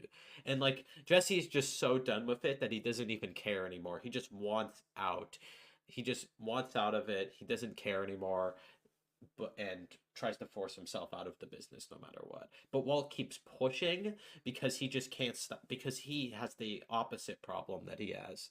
So interesting Yeah, character exactly. conflict It's an between interesting them. thing about season 5 that it once again really all lies in Walter's hands. Because, like I said, I think everyone has a justifiable reason they could end this. Walt has made enough money from the meth business that Skylar can officially launder that, and they keep up their fake image. Saul has made enough money off Walt that they're fine. Jesse, he really wants to quit. Mike is in a similar spot. He doesn't require much from this. And as long as Walt isn't making moves, Hank isn't gonna find out about Walt, and that just becomes the whole thing of it. Yeah. But they keep going and they keep pushing, and even when Walt is in his worst shit this season, they keep going at it. Some of my favorite stuff early this season. First of all, there's just one joke I want to mention. In the first episode, this is the part where Jesse goes, "Yeah, bitch, magnets," and it's really funny. Yeah, That, that that whole that's all. plan with the Uh, magnets and just the also like the whole heist thing, I thought that was handled really well. it's one of the only times Jesse is happy this season. Like, wow, he's Yeah, so excited about the magnets. good for him, but it doesn't really make up for what Yeah, happens later. no, no. But Yeah. anyway, so like I think beyond those, the whole thing here is essentially now Walt and Skylar. They're like, all right, you know what? Why can't we'll make Hank and Marie take care of the kids while Walt and Skylar try to figure some shit out. Which you kind of know is in vain because says this is for marital reasons when in reality she's at this point she's so fucking done that she doesn't even think that Walt should be in the same house as her children, and that is just it's horribly sad. There's this I forget what episode it is, but there's this really good scene where and one of them Skylar's just trying to be like, all right, you know what? Well, we have I have plans. The kids are gonna they're gonna get away from you, and Walt's like, well, how about this? And he throws out an alternate, and Skylar tries to justify that. And Walt's like, well, what about this? Did you think of that? Did you think of Yeah, that one? trying Did to you think of like all those throw specific Walt things? Jr. And into like yeah, another school and whatnot, trying any yeah, way to exactly. get And then the Walt kids just out of the breaks house. that down, being like, no, you're stupid. Yeah, And then and he like Walt's right in this case, and you hate that he's right because what is she supposed to do now? Like she can't because if she reveals it now, family falls apart. But if she doesn't do anything, like what is it? Are they gonna keep them in a house with like someone like Walt, like a just a frankly, Walt has gone insane now. This is like his boiling point, you know? And at this rate, it's like it's yeah, Mhm. like he's you know murdered, hurt so many people, innocent people, and it only like continues to escalate this season. So yeah, and also that Yeah. scene in that same episode where Skylar just walks into the pool, all while Walter is talking with Hank and Marie and just reflecting on on his year and whatnot when it's his birthday, and also Skylar just not doing anything for his birthday. Man, also I don't It's such a remember. good thing because it's interesting because the thing is, it kind of puts things in perspective. All this fucked up shit has happened in only a year of time, and it's kind of like, well, damn, right? There's been so much just weird, weird ass like shit in this like period. Just how quickly Walt and Skylar's marriage has fallen apart in this such Exactly. short I amount of also want to time. mention something I really like Yeah. about this the detail with Skylar wanting to take away the kids and protect them from Walt. It kind of like I'm pretty sure this line was from last season, but in such an amazing moment there where Skylar says that someone needs to protect this family from him. It's like it's great payoff from that as it like develops to the point where she's literally trying to do that more and like yeah, it's a great Oh, payoff to that. I love that pool scene where she just like jumps in, like Yeah, that not yeah, even like like I thinking said, about everything. She going more just, into that, the yeah, visual of that is genuinely like there's something very like unsettling about it, and you just imagine it from Hank and Marie's perspective, like almost thinking for a second that she was potentially trying to kill herself. Like, damn, it has just gotten so dark, and then like, yeah, it's just such a powerful moment. The drama in this show goes without saying, but it's amazing. It's just Yee. yeah, going into like I like the heist stuff here, like I said, the whole magnet thing and the whole trying to steal meth from the train plan was executed upon well. Yeah, oh my God, Dead Freight is such a cool episode because yeah, I got yeah, okay, that's yeah, the fifth one. I think honestly, after Dead Freight, every episode of season 5 is a 10. There's none in this package that I'm like, nah, there's some problems. No, this season is perfect from here on out, I think. And then he Pretty goes, much. but then but this whole thing, it's such a cool episode because that one ends with the thing you were talking about with the fucking like Jesse, like the Jesse witnessing Todd shoot the kid and the whole reaction to that and how he just kind of from there that inciting incident is like I'm done, fuck it, I'm out, I can't do this shit anymore, it's over. But again, Walt keeps pushing. But that in the context of the full episode, it's so good because they spend so much time meticulously planning this heist, getting everything they need, everything to go around. But then at the very end, like right when you think they've got it out, okay, bam, kid dead, and that just like in that context, it's fucked. I think like what the, but yeah. Then after that, it just so many. That whole like fucking last like I don't even last chunk. Every episode after like is so so cool. That whole thing.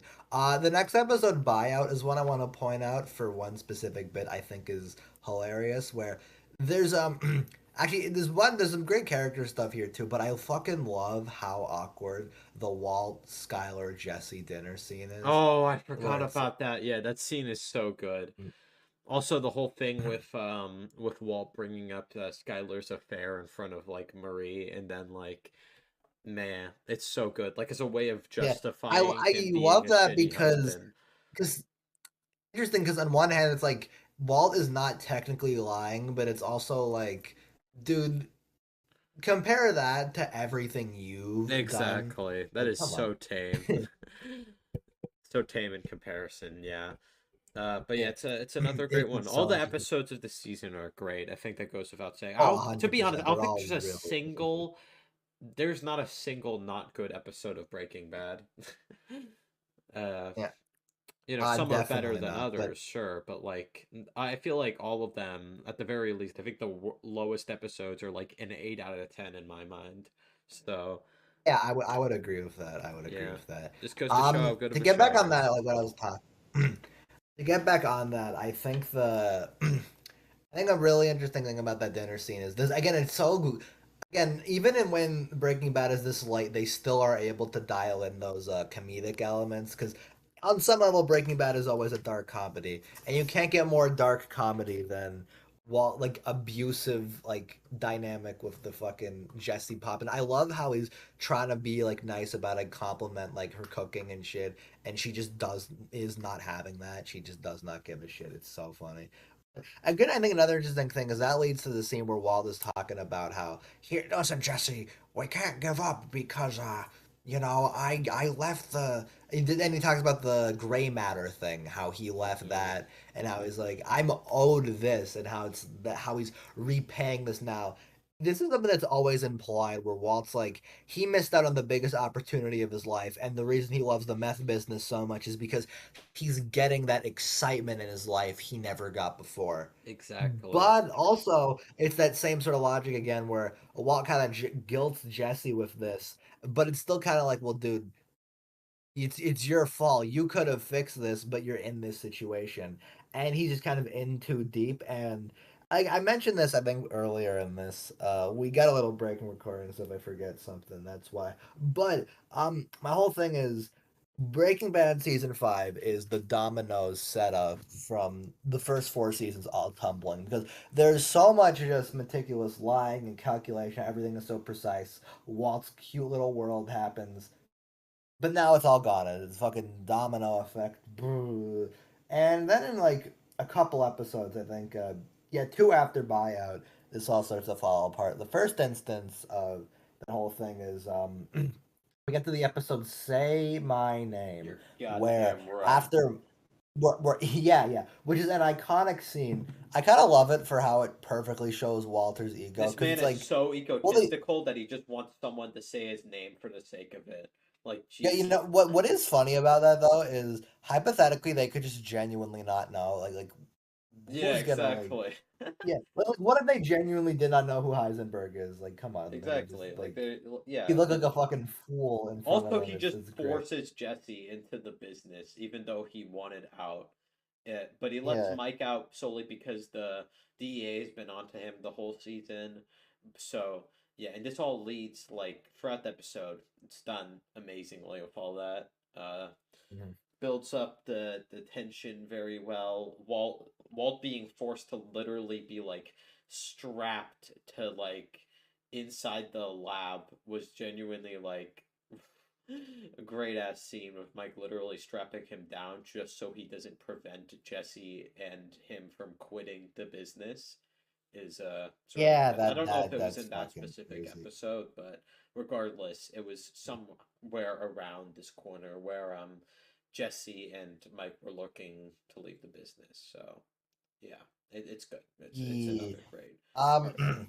Yeah, then the main thing people know this episode for is, of course, it iconically gets rid of Mike Ehrmantraut. And the thing I quoted off the top, which that fucking copy paste might have got the quote wrong, but the the scene is done so well because Mike is essentially saying what the audience is saying. All this, everything is On on you. you. He just And you called might be him out thinking, for I've seen some everything people. terrible he's done. Yeah, I've seen some people critique that scene and be like, well, technically Walt did some stuff out of defense. Like, oh, he only killed Gus because he was threatening Hank, and that was the whole thing. But you also got to consider Gus never would have threatened Walt if he, like Mike said, shut his mouth and cooked. He had to go out of his way and act bigger than he is. And that is what even led to that Hank thing, which led to him retaliating with Gus. Now the whole system has fallen completely apart. And it's all on Walt and what Mike says, his Yeah, pride literally and his everything that ego. happens in this And show, like most of the time, it is on him solely because of his actions. Like, really, he could have just done nothing. He could have just cooked with Gail peacefully. He didn't need to like push harder with the whole Jesse thing. Literally, he could have just been him cooking. yeah, everything could have just been civil. He didn't even really need to kill anyone anymore. But no, he just had to blow it all up for the sake of his pride and ego.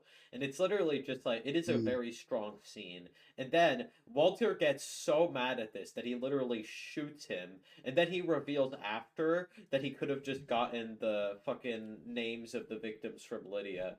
And then you just see Yeah, him yeah. fall on the floor as he says, "Shut the fuck up and let me die in peace." And then you just see him I pull love up that line credits so roll. much Holy because shit. it shows how like bullshit Walt is. That even when someone is literally dying, it's still about what he forgot to do and him apologizing. Like, what is apologizing doing when you fucking killed a man because your ego got damaged? And that is the most interesting thing in I think Breaking Bad because every death from this point you can sort of make some justification towards. Jane, you could be like, well, well that one's like I got unredeemable, but it's still kind of like, well, Walt didn't really like know, or maybe he was just acting out of ignorance, even though he could have prevented it. Yeah. That bitch. But more accurately, Gail, Walt can make a reason for a stupid one, but he can make a reason for it. Gus, he was actively threatening Hank, and everything would have gone down if Gus did anything Yeah, to most of the Schrader and all deaths that. kind of you can understand. There Makes is sense. He had some like sort of decent relation, even reasons. if they're unjustified. But Yeah, but Mike's was Mike just bullshit. literally told Walter what happened, and he couldn't handle that, so he went, "Bwah," and I was like, well, he's done for. But yeah, that I find super interesting in the the ego sense of it. I love the lighting of that bit too. The fucking the way like the it's sort of that sort of sunset as we see the whole thing. It's great. I It is love that genuinely whole such thing. And, an amazing scene for the end of such a yeah. great character in foil. Like, honestly, it almost like takes it back to that one scene in season 4 where I didn't mention it, but man, was it good! Like the scene where Mike beats the everlasting shit out of Walt after he asks to see Gus. Like, yeah, it's like it's this time, but you see Walt is like letting out the anger a bit more for incredibly petty reasons even though Mike's in the right on this one, he is basically calling him out for all the shit he did, and that everything he did was on him, which is true. So yeah, Walter is not good. Yeah, yeah. Speaking of Walter being not good, gliding overall, the next episode is where everything just kind of like, well, we're cooked here essentially because it all comes down to that ending, which is insane that people have to wait months after to see. But even before that, this kind of whole thing where one of the biggest parts of this one is Walt. He sees that giant stack of money there, that whole thing, and Skyler's like, I we can't launder this anymore. It's impossible for this to look realistic. Walt, he still wants to keep going. Saul has a similar problem. He can't. He still wants to keep going. This goes for everyone. This is whole thing here. And even They're at the end of this stuck one, Walt's here. like, you know what? I'm hanging up the towel. I'm done with the meth business. Then all this wagon things are kind of back to normal. Fucking Hank finds out. And this is No one of the kidding. like I think most interesting scenes in the show because one, if Hank had to piss instead, he might have not seen the book. But Yeah. and here's the thing: I know some people I've seen this criticism be like, "Well, it's kind of convenient that it all happened just because Walt had the book on his toilet." Isn't that a little like interest like that? I don't think like you could argue that. But my defense for that is I think it works perfectly in the context of the show. But Yeah, like I was it talking kind of back in adds season two. something to Yeah, Walt's character, the fact that he would make yeah, a yeah. mistake like that of keeping the book that Gail gave him, and then just like Yeah. keeping it in such an obvious spot, unsure. I Like he like to even think admits that to this was mistake later on once Hank reveals that he found out. Also, in this episode, while we're on it, the scene just where Skylar and Walto look over the whole money pile and just asking like her how much money is enough, and this acts as somewhat of a wake up call for Walt, realizing, man, maybe maybe this is enough. So he attempts to quit, and just when he attempts to quit, and maybe move on. He then goes back to he then like realizes that oh yeah, I just did all that stupid shit, and then that comes back to haunt him through the whole Gale having the whole Gale book thing, which I thought was done well. I really like that. But yeah.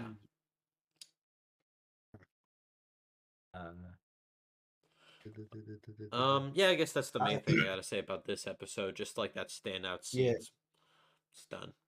Yeah. It's good. I think it is just like I love that they literally like cut back to a lot of the bits. Like they literally show the fucking "You Got Me" like the clip there. When Oh they're yeah, the doing whole thing with that. Hank Just thing. like That is saying, so holy funny. shit, he And literally again, admitted that to me. I really do like how it parallels the fucking season 2 bit where like I was talking about the end of season 2. Walt had that so telegraphed. What stopped them was the phone thing, and that led to Skylar finding everything out. In this, it is something so minuscule, and there's something so interesting how if Walt maybe covered his tracks a little better, he would have been fine, and everything would have been all good. Maybe Breaking Bad could have been wrapped up in a nice little bow, because I don't think Hank would have been searching in the same way after this. But no, he didn't, and he's fucked for that. And what's crazier than all that is that there was. Hold on, let me check the exact.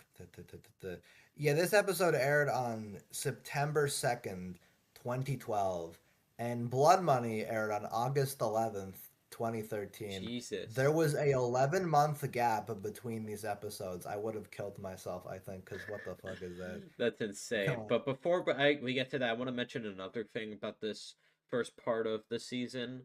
I want to go back to the scene where Walt ends up getting Todd's uncle to kill a bunch of Gus's old employees. Oh, that shit is so fucked up. I love that how whole they scene. establish it because near the start of the season, we have Mike kind of mock the idea of killing 12 people in like a prison to Lydia.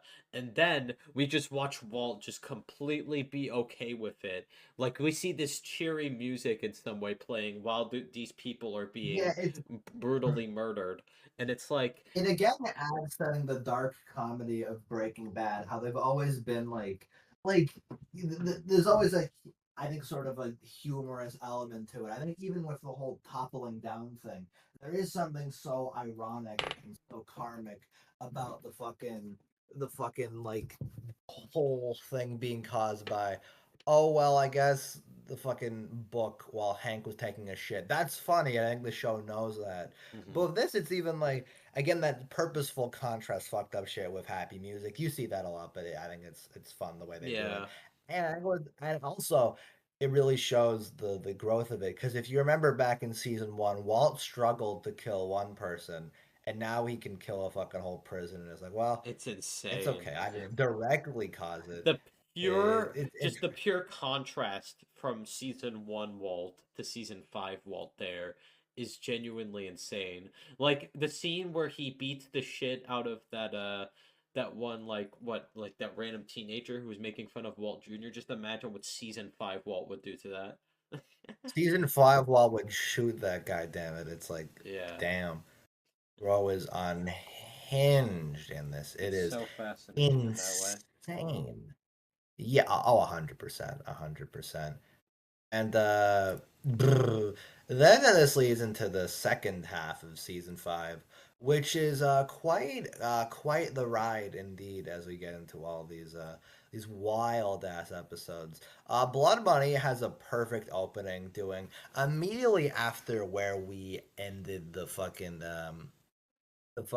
previous half of the season. Hank just quickly runs out. There's kind of a callback to when he used to have those fucking panic sessions or whatever, because he has another one again. Yeah, and he while sort of while walks- driving, and it's like it's a great Yeah, scene. yeah. It goes without saying, Mhm. usual compliments to this show. Great. Mhm. And then we see this like kind of identity with him trying to piece all the puzzles, everything together, and this all culminates with the conclusion. Most of it is just kind of building up to the ending. With Walt trying to like Mhm. um Mm, Excuse me. yeah. As like Walt tries Oh, to adjust back to life when it funny. comes to working at his car wash and whatnot. And Right then when he finally is about to get it out on control just when is he's when he about to gets become pulled back probably into it. tame again, his past comes back to haunt him as Hank finds out. And the Mm. scene at the end, The it thing goes with without the saying, Hank letting out all yeah, that anger. It's done amazingly. The performance, it is it's all it's an so iconic scene so for a good. reason. Yeah, 100%. My whole thing with that is, first of all, I love the idea that the whole scene where Hank is trying to put together, he has all the clues. This is montage of him going through everything. He might have missed and be like, okay, well, is there an out to it? I love that scene because it's not him going, how can I prove that this is true? He's trying to literally be like, is there something that can have Walt deniable claim that he is Heisenberg? And he can't find it. And it comes back to this whole thing that is so tragic that Hank loves Walt so much and he doesn't even fucking know about like any of this. And when he finds out, it's like the scene where he yells at him, it's like one, such a contrast, and two, just kind of like just like sad because he has this connection and Hank's just filled with such primordial anger at him. I love how they set it up too. The whole fucking he walks in, then they close the garage door and he Oh fucking yeah, pins him just up. to like protect him And from the kid outside, and then like you see his face yeah, slowly like frown all, and then you just see that epic first punch, and then you just see the pure anger, sadness, and like fear in his eyes, knowing that the person he's been tracking down for years was right beside him the whole time. And it's like it's insane, You're finally seeing this character come to terms with anything. It definitely does not disappoint at all. So yeah, and I feel like he, with these I next love couple the episodes, it's all yeah. very scattered, so we might just like talk about Yeah, like we the might just go overarching right. I think story. the final four all fit very in like a row, The especially final the like final three. 4 and 3 episodes, we'll just like I don't know, we'll talk about the entire like maybe a couple scenes before we talk about those final episodes, so we can get all that out of the way before Yeah, we yeah. fully break One those more down. note on the yeah, one more note on Blood Money, just to talk about that bit again. I think the main thing I do find really so interesting is like I love how see first at first with the whole thing you kind of see Walt as like he kind of is pinned back to that like scary role where he's like, oh, look at how pathetic Walt is. It's like in that Hank sort of position where this happens a lot throughout the show. Hank sort of jokingly demeans Walt and he can't do shit. He's a little bitch. But then when Walt is talking about, yo, I'm like a guy who's faced with cancer and I'm a high I'm a school dying chemistry man who teacher. owns a car Yeah, wash. I promise that's all I am. Something yeah, like that. exactly. Yeah, yeah. But it's like point is he has that, and he's like he's basically says what it looks like. There's no way I could be convicted. I'm never gonna be fucking behind bars.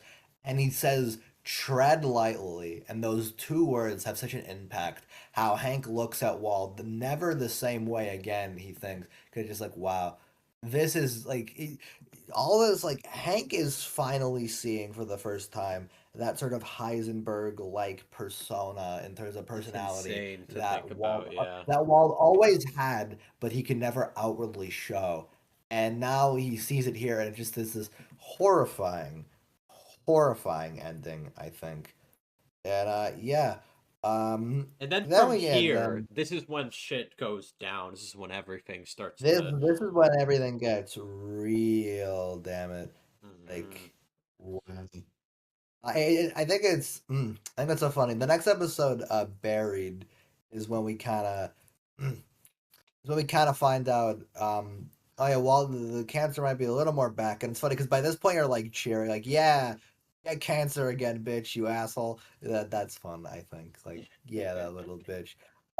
This I think it's this episode, but the Skylar and Hank talk about Walt is so good.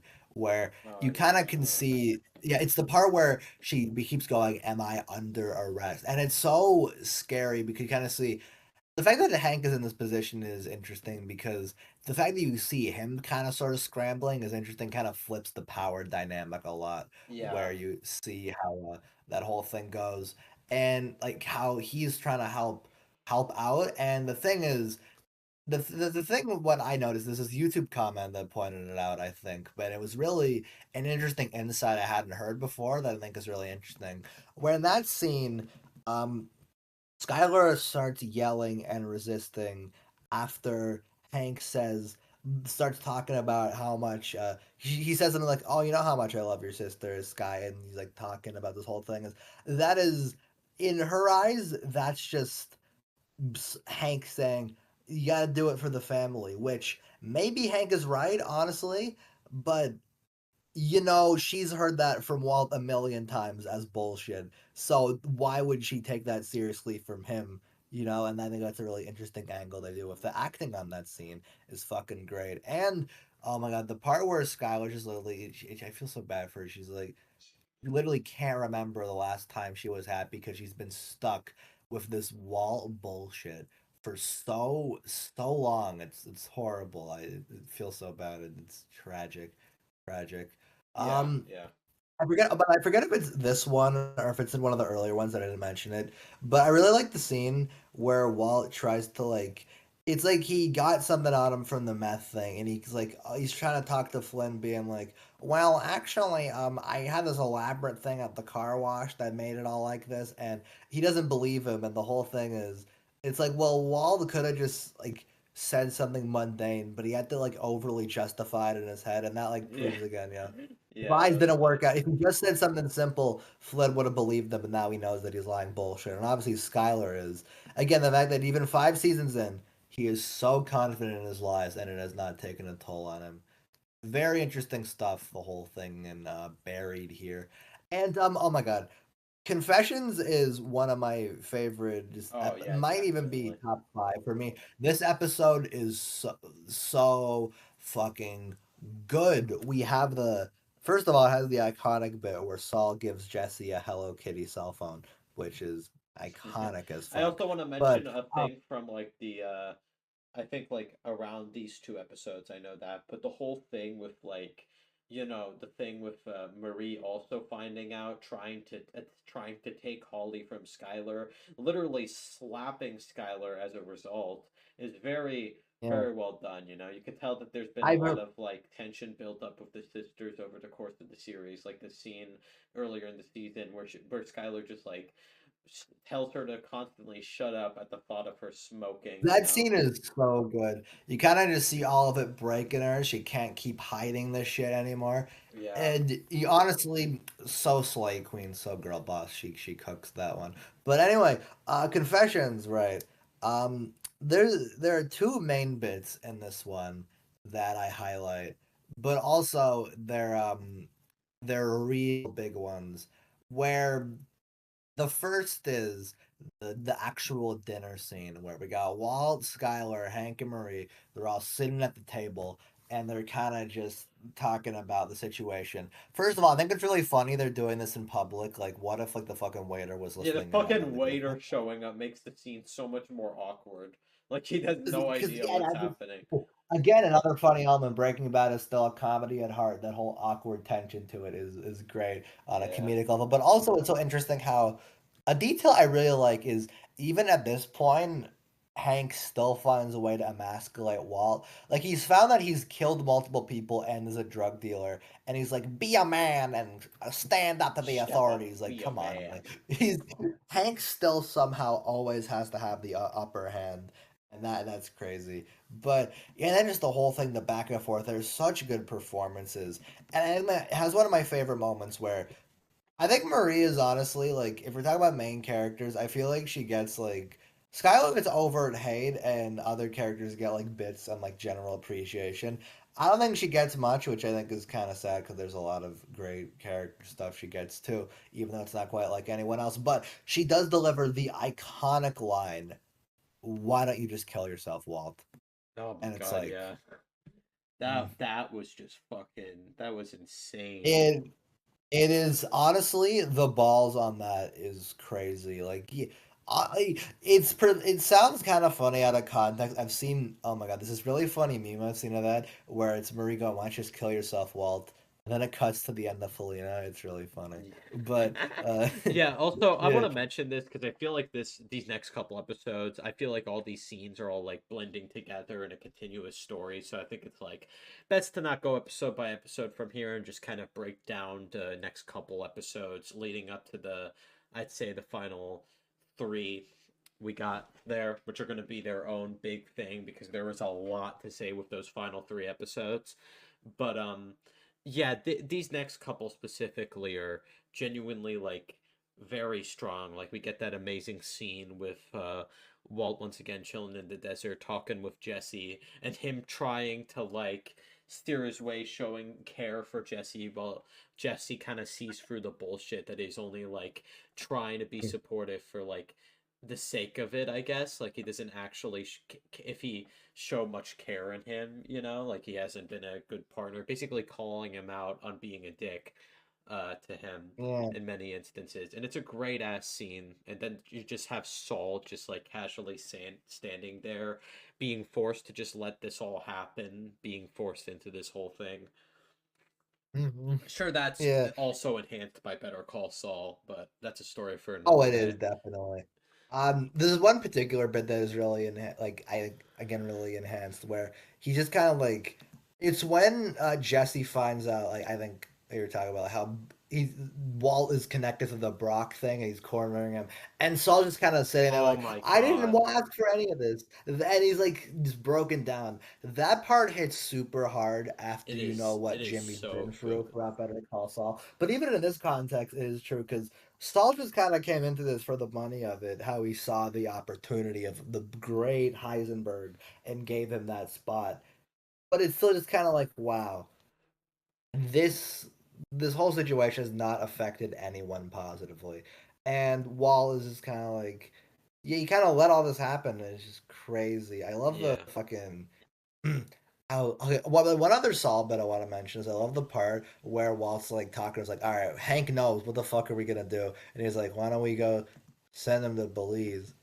Walt's like, I'll send you to Belize. Like it's Yeah, really just funny. like the Like, just like um, Walt's about because mm, well, let's be honest, like I said, Walt uses his family as his ego. He's got to keep them all alive, so he's seen as like so in his yeah. mind he's seen as this guy who's always trying to do his best for his family and is like Let's be honest. Like same also thing Walt with calling Jesse if someone you out. think about it in some cases. He Yeah, uses exactly. him as like a thing for his Walt ego kind because of he's keeps known him Jesse so well. around to use for.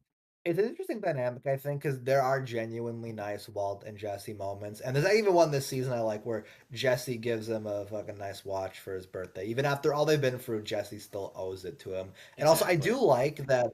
I do like that even throughout this entire show, even near the end of it, Jesse still refers to Walt as Mr. White, implying that he still has some level of respect for him, not just calling him Walter.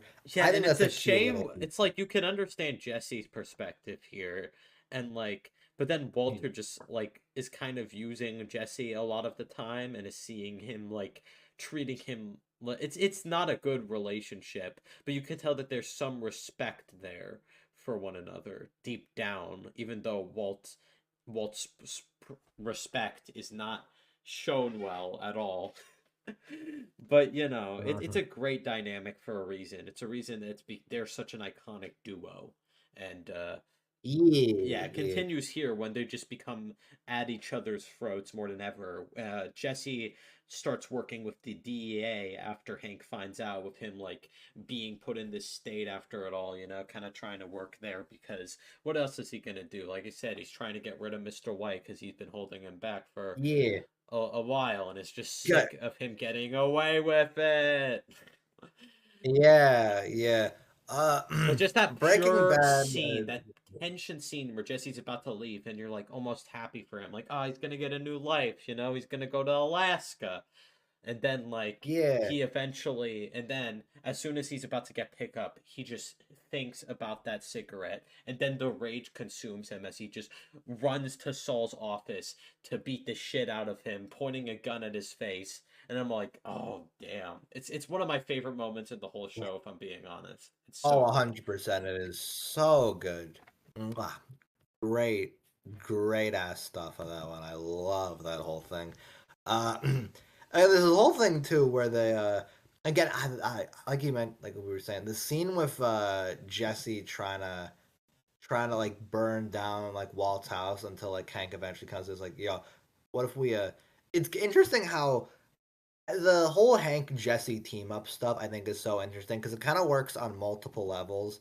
Where like you on a superficial level, it's fun to be like, whoa, two characters that are cool are teaming up, blah, blah, blah, blah, blah. But also character wise, it makes perfect sense. Hank is now obsessed with catching Heisenberg. He needs to get Walt. Jesse finally just wants revenge. He wants to fucking take him down, so he wants to get Walt. And now it creates such this tension where one of the only people who would stand by Walt no matter nothing is finally fucking against him permanently. And just kind of like, yeah, we gotta get the whole thing. It is so cool. This leads up to the final like I think we're in like the final five or whatever by this point.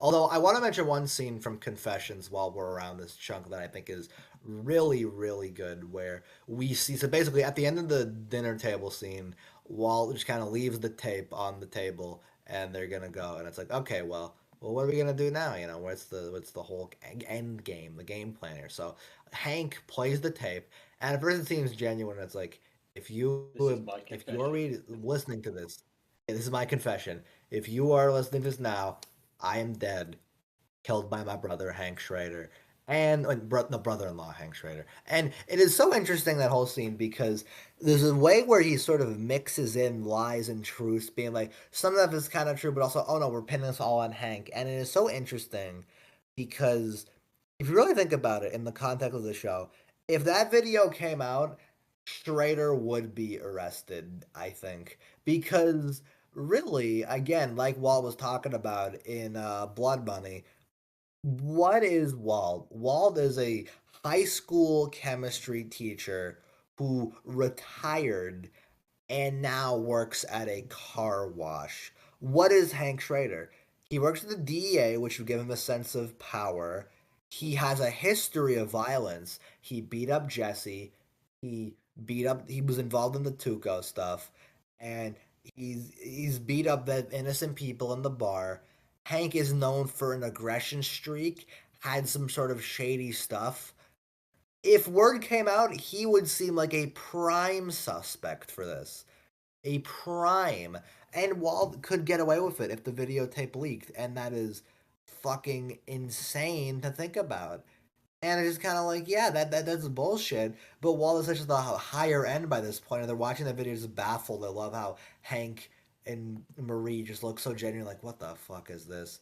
They're so genuinely pissed. And yeah, just kind of like, yeah, I'd be pissed too. Walt is at his Him worst trying in to literally his last frame chunk. them, like, damn. And it could possibly Yeah, work, like you said, like, because there's not really yeah, much evidence against, like, him besides the book at the moment. I guess if you, like, yeah, unless you yeah. break it down, like, Hank knows because he's been following the case for so long. So, makes sense in And that plus, even if sense. you have the book, that is technical evidence, but in we're not wouldn't even be sure how well in court that holds up. Exactly, It's yeah. just kind of like, yeah. Uh, uh, another thing here, I want to compliment this now because both break shows do this, and I think in a way that's really interesting. Where I like how vague the episode descriptions are, where they don't give anything away because it's so easy for promos and stuff to spoil anything like without actually without seeing like without giving too much away essentially. And I noticed with this one, the fucking let me get a good one here. The example, the plot description for the episode Tahili. I don't know if it's pronounced that. I might have really fucked that up. It's things heat up for Walt in unexpected ways. Let's just say that's a mild under exaggeration considering what happens in it. But that's so good because it's like, you don't get any of that given away as the thing goes on. And we'll get into the final four, I think, in a second. But those are just jam packed with so much stuff. And are some of the best concluding episodes of things I've ever Yeah. seen. Mentioning Not as good some as Grimes other People, but standout yeah. moments. Hmm. The whole thing with Jesse attempting to burn down Walt's house, only to be interrupted by Hank, was another incredibly strong moment right there. Like it just goes without saying, such a it's so good. Like the pure like sadness and anger displayed through Aaron Paul's performance, all while like Hank realizes that this isn't the way to take him down, and them working together, and you're like, you want them to succeed. You're cheering for them in this case, if I'm being honest. Like you want Jesse to finally get Of some course, everyone's closure. against Walt by this point. Yeah. Like he deserves the worst shit. I love the raw vocal delivery of "He can't keep getting away with it." Like it's so raw, so good. I think it just F's kiss really on that whole thing. And yeah, do you want to get into the final four now, or am I just forgetting some scenes because I have like Uh, I if you like have the more, just scene bring at it up. the 'Cause end I'm sure there's great of that scenes. same episode. I'm pretty sure where Jesse has a perfect chance to like get Walt in some way, but then he just chooses not to do it, thinking that he wants to like hit him where it really hurts, and then that just transitions into the last four episodes. I guess we'll start off with uh Tohejile. Whatever. It's the vague title. First of all, this episode has some of that stupid fucking raw energy that I get from some stuff where it's so like kind of childish, but I just get like kind of excited because like the part where Saul comes to the car wash and Flynn's like, "Oh wow, it's Saul," and he does the commercial thing. It's kind of like, whoa, these characters shouldn't be talking. They're like, whoa, it's like a cool worlds colliding thing. Which fits because by this point it's Walt's like world kind of falling apart. So having something like that to show, yeah, things are kind of tumbling. His two sides, they're literally colliding. That is great. And this entire episode is wild, the tension this thing creates. That whole ending where Jesse's threatening to burn all the shit and Walt's driving over, it's so good. That Oh whole yeah, thing. it's a great ass moment. Just the whole I thing is love that he. depicted I love in that. on Instagram. Yeah, a little detail like in that part is when like Walt's talking about what all they've been through. Walt he even brings up fucking Crazy Eight, which shows wow, they've come a long ass way since that season one stuff. Things Yeah. have ramped up so much like comparatively. It's insane. But Yeah. I love that whole bit like the tension of him driving out, and then bam, right there, Hank's got him. Hank's He got has him the whole got thing. I want to before we get to the direct ending, I just want to say I love that scene with Huel at the house when they just lie to him, and his reaction to thinking that Walter killed Jesse is just so funny. Just like him being tricked into it, and it's like, man, I didn't know he was gonna kill him. I didn't know. I thought that was funny, you know. Like Yeah. Huel's not a prominent character or anything, but I just find it very present. Very Huel funny. is iconic as fuck. He's Yeah, same crazy. with But I love him though. He's one of the most innocent characters in the sense of like he doesn't do he just does like his job, he's you know. not He's just doing his yeah. job essentially. He works reasonably, you know. He's very casual with the whole ordeal. I But like his dynamic with the Bill Burr guy that I forgot his name. yeah. I forget that guy's played by Bill Burr because this doesn't seem like the type of show he'd be in. But, you know, he plays the guy really well, so Yeah. good on him. Good on Bill Burr. But Yeah. Back and to then the whole like yeah, and then and the whole tension of that end bit where we find out that so basically the whole thing is Walt's like I gotta scramble now. I'm gonna call up some of my boys to try to get Hank. And it's like well nothing happens. And then Walt's in the car and go after Hank arrests him, which is a very satisfying scene to be like, you know what? Yeah, he did it. And even though it doesn't last, there's a sense of pride. Hank finally fucking did it. You could argue there's an ego about it, but he did it. And I love the part where he calls up Marie. He's like, he's so excited. He's like, yeah, I did it, damn it. yeah, good for him. But But then Todd and his fucking and his group comes and it's like, and his uncle and oh, his gang of shit. Nazis show up, and then Yeah. the shootout happens, and then that's the end of episode. And then we transition into, I want to say, probably the best episode of the series, if I'm being completely honest. Like, Um, I don't I know. here's the thing. I have a sucker for finales, so Felina might get the edge Yeah, a I little. don't know, However, man. I don't know. how Same with me. I'm I like will say, unsure which one is better in see, my however, I will say this much. Um, Felina might be like in terms of that, I appreciate the Ozymandias, directed by Ryan Johnson of all people, which is really funny. But the whole thing here is, um, like it gives this such raw, real emotion that I don't think very few episodes of TV have gotten me in the same state as as this episode where it's this whole raw what the fuck where I am totally just locked in on an episode like what I have to agree. The experience of watching this, not knowing what was going to happen, was insane. The amount of emptiness and just I felt by the end of it. Holy cow! It speaks for itself. Like the pure yeah okay pressure, tensity that is built for this masterpiece is amazing. 110%. First off, it I starts think off obviously in the desert.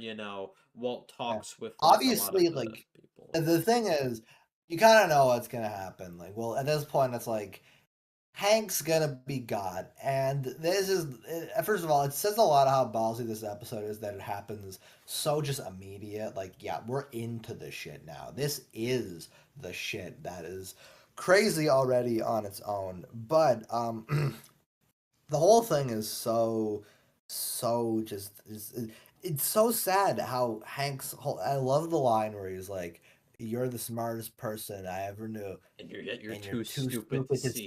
He to made see." his mind Then up he 10 made minutes up his ago. mind. Yeah, I get it. And then you It's hear so the sad. shot, and then you hear that see that iconic gift with Walt falling on the ground, just crying, and it's like, holy shit, it's so impactful. First off, I may not gotten close to crying because Hank is probably like one of my favorite characters of this show, and just seeing Hank is this my being the favorite one. character to watch because he has such a nice, like, Yeah, he has a great positive vibe to presence. him, and you can understand him and feel bad for him in moments like this. And this is how he dies as a result of all of Walter's like misdeeds and whatnot in the drug business coming together with all the dangerous people he's talked to and encountered here who have now recently taken over his business. All of that stuff. By the way, I know we haven't talked about that stuff, but it's well Yeah, handled there. Just not a lot to really say about that. The stuff yeah, with all exactly. of It's all very like solid. Yeah. Todd's uncle and this gang and Lydia, not much to say about it. We're mainly Mhm. focusing on these big ones, but regardless, it's like Yeah. it's so good seeing this is the way how Hank dies. It works so well, but it's also so damn sad because it's Hank. This is how he dies, and Yeah, it's exactly. so sad. And By then this the point, it really aftermath of shows that that. is Yeah. also By heartbreaking. this point, it's one of those things that it really shows. Again, the whole thing of well, what are you even justifying at this point? It's just like you aren't really doing anything. The more like anything good, really, by this point, it's kind of like yeah, you're fucked, man. And I just kind of like the rest of the episode deals with sort of aftermath of this. I love the scene where like Murray's talking. I was like, well, yay, Hanks did it, we got it. Even like unbeknownst, like does like it's like oh well, they don't know. It sucks. And the whole thing is that fallout is genuinely perfect when Walt gets back and he's like, they're like, where is Hank? Where is Hank? Oh And my god. they eventually just assume that Walt killed Hank. Which, first of all, side note, the scene before this too was really really sad, where Walt Jr. finds all this out, and And he's like, and has he the thought, understandably loses his mind because he's been there for so long, always there for his dad, always there to help, like throughout the season, like, and there's many scenes with him and his dad showing that he cares for him, such as the scene where he starts like losing, like just being sad and whatnot, telling like he's always there to accompany his dad. Like I think it was last season where like he was pretending that he was gambling and then Walt Jr.'s there to accompany him. But now that he sees his who he really is, and this hurts because this is like we've mentioned this multiple times, but the whole thing is that it's really sad how oblivious Walt Jr. is to this whole thing, Exactly. or And Flynn, this as whole we would like to call obliviousness him now. again comes back to the whole crashing down sort of deal because essentially Walt Jr. has to process 5 seasons of information in like 20 minutes. And And the that's like, pure dude, what disdain shown from Skylar at the very thought of revealing it to him is so sad to see. Like, because you understand that, like, you would not want to reveal this to him because of how much trauma, how that much that could create. That would Of course, question that's why so Skylar much of even his entire hides life. it in the first place, though, that whole thing. Yeah. And then just it all coming crashing down is so sad. The whole thing is the misunderstanding of it. It's like, okay, well, yeah, like Walt tries explaining it, but he can't really. And I just want it's like that assumption of it being Walt that killed Hank. It's really like, yeah, there's no way you could be like, well, I don't understand why they would think that. Of fucking course they would think that. With all the information here, the way it's all slowly is like, well, nah, you did, in this whole like little crashing down of information, and then just oh my god, like the part where they fucking Skylar pulls out the knife and is like, get out, Get the fuck yeah, out. and then she fucking cuts him. Walt is just sitting there, and then this is when Flynn. I'm gonna call him Flynn now because he doesn't Yeah, I deserve think to have the that's same fitting name to as start Walt. calling him Yeah, Flynn now that he knows the truth about his father. yeah, exactly. Now it's like he is not carrying on the white legacy at all. But by this point, Flynn is like, you know, my dad, he pulled a knife on my mom, and he's trying to get him, call him out. Walt is kind of sitting there, looking like, if Walt was really doing this for the family, why has his actions led to his family pulling a knife on him and wanting him dead? You know, like at this point, it's like he has nothing that can justify what he's done. And in a last ditch effort of sort of on the spur panic, he takes Holly and he He drives just off. runs as And soon as, and then the pure anger and fear displayed through Anna Gunn's performance as Skylar is oh, it's so good. so That just good. raw Also, just want to anger say there. another It's thing. great. Just a line of her saying "you killed him" as like she finds out about Hank. Like that left such a strong impression on me.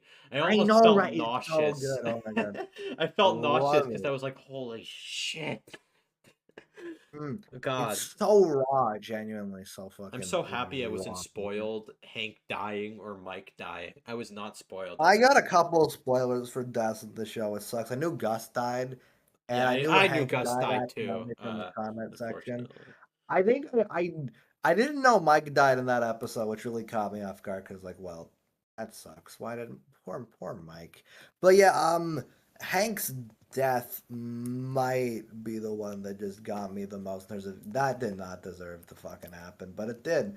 It's like, well, that could have been prevented, but it wasn't. And then, wow. But yeah, and then just that whole thing. I love the other scene later where Walt eventually does return Holly, but before this, he does a sort of dramatic played off thing where he's like, "Why did you do it, Walt? Because you need to learn You to need never to learn. cross me."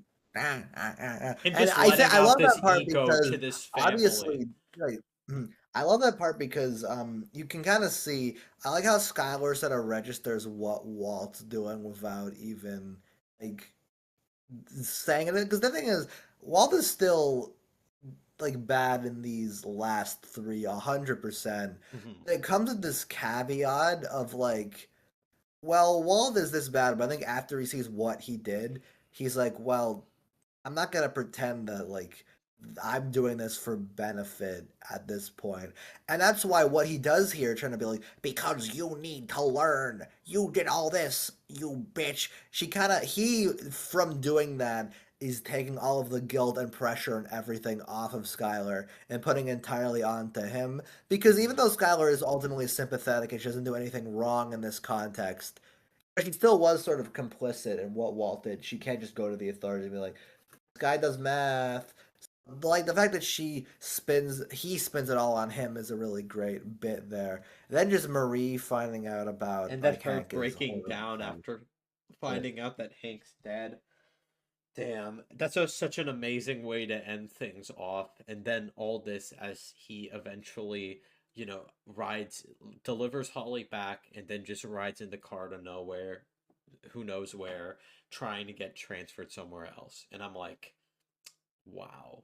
Also, forgot to mention this, I guess, before we move on to the last two. The whole thing with like the beginning part with like Walt trying to get Hank to live for the sake of like, I guess somewhat of a damage to his ego because, like I said, he does not show a lot of care for his family, despite all Yeah. that.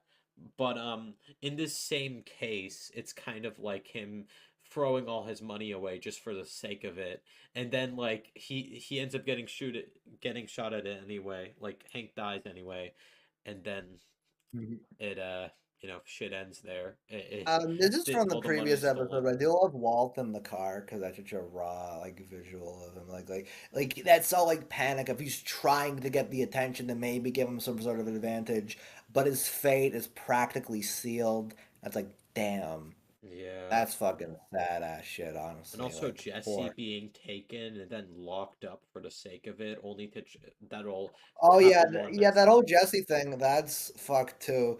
He has to work for Nazis for a while. That's crazy. Poor guy just wanted to get out of it, but then he got yeah. pulled We'll back talk into about it. that Yeah. soon once we get to the final thing after these last two episodes. But I guess we'll get into. You want to get into Granite State now? Oh yeah, I I have guess less we'll to get into say it when we about come this out one, the but next. there's a but it's Granite still State phenomenal. is yeah, this is another really fantastic one. Shocker, I know, but um, this one is again sort of the bridge between Ozymandias and Felina, but there is some extremely satisfying scenes in here. My favorite definitely is the whole fucking Walt Flynn bit where he's like Walt tries to go and be like, here's the like you take my money, right, so I can give it to the family, but by this point like he doesn't even want to accept anything, and he's still very much in the Uncle Hank, you killed Uncle Hank belief, and he just He's immediately shuts him down, which is like kind of sucks because Walt wanted to genuinely help out, but again it's like it's extremely satisfying. It's Fuck you, satisfying man. seeing him finally see his father for the person he is and letting out like so much disdain, all the emotion he's probably been feeling over the course of the couple weeks. And also just the amazing atmosphere of this episode with Walt in this isolated setting from society, all as he tries to piece himself together when for some reason the only movie he can watch is Mr. Megorium's Wonder Emporium, which I found funny. That's funny. I love the part, and yeah, yeah, it's this one right where Saul comes in while Walt's just in the Oh, fucking that's sta one's I love, amazing. yeah, yeah. The cold open of this one's really funny, where it's Saul and this other guy that walk around. It's like, I don't know how this whole thing's is going, and they cut to Walt just acting like a fucking lunatic in his like captivity. It's so funny, Yeah, just and losing it, trying to yeah. force Saul So I know with I think him. Mhm. That whole Yeah, thing. it's And so also we crazy see that. like that whole continuation from that one scene in the first episode of the season where like he repeats it's not over until I say it's over. And then he proceeds to Yeah. just cough all while Saul leaves. Like what a brilliant exit for this character in terms Yeah. of this specific That series, I stuff think. gets even better once you realize what the Better Call Saul Yeah, I need added to watch that context show. I is. know I'm gonna But only like again, appreciate Saul and Mike more oh, trust if I me, watch it. Better Call Saul was just as good at it recontextualizes so much of Breaking Bad. But I don't Yeah, go I'm into excited specifics. for I don't that. want you to get like spoiled for any of it. And then just I get more of the fucking Jesse stuff in this is so sad. The fact that again Jesse he finally find like the girl that was taking care of Brock Jesse is forced to watch her get shot, and As again she gets it, shot, yeah. Wow. yeah, and that is so sad. Like poor bro has gone through all the shit for practically nothing. It just it's so sad, genuinely. Like what the fuck, man. I'm I'm really just it's tragic ultimately what happens to Jesse in these final few. But again, I think really I guess another like I just let on I like the setting of this one. It's like ooh, it's the Yeah, like I cold, said, the whole snowy area. atmosphere and That setting of the yeah. snow place really In does a fact, good yeah, job of making yeah, again, Walt the feel atmosphere of him isolated. literally being this isolated, this separated from everything. Yeah, he gets It's so great. desperate for it that he pays Ed, the guy who like shipped him Mhm. off in the first place, just to play cards with him. Like that's how sad it's getting for him. And then I guess we'll Mhm. talk about the ending with Gretchen and Elliot. I love the fact that they went back to that from That season is such one. a perfect loop because gray matter, like we were mentioning, could have been Walt's out this whole show, but he didn't take it, and now we get this thing at the beginning where I think it is a great scene where at this point Walt's like that ending, he's given up. He's got no respect from his family, can't go anywhere without being recognized as Heisenberg. He's fucked. But what does bring Walt back to doing shit again? Is ego. He sees Elliot and Gretchen be like, well, Walt was a part of Gray Matter, but we don't condone him, and he didn't have a full occupancy on how the brand turned out to be. He sees that and is like, well, they can't not credit me. I gotta do shit about this. And that's what motivates him. That leads to Felina. And we get this perfect part where we get to see the intro music sort of kick in as we see the ending of the That burn. creates chills right there. Seeing the main Oh, theme I got play, fucking chills at that part. It is so all good while as it Walt actually like kicks in. all while this Mhm. Gretchen says that Walter White is gone, all while like the for authorities show up to swoop the place. Mhm. That is such an amazing way Mhm. to end things, which I Yeah. think transitions us into our It- final episode. yeah. At our as our Breaking Bad journey Yeah, is alright. slowly Now we're comes at to an end. Felina.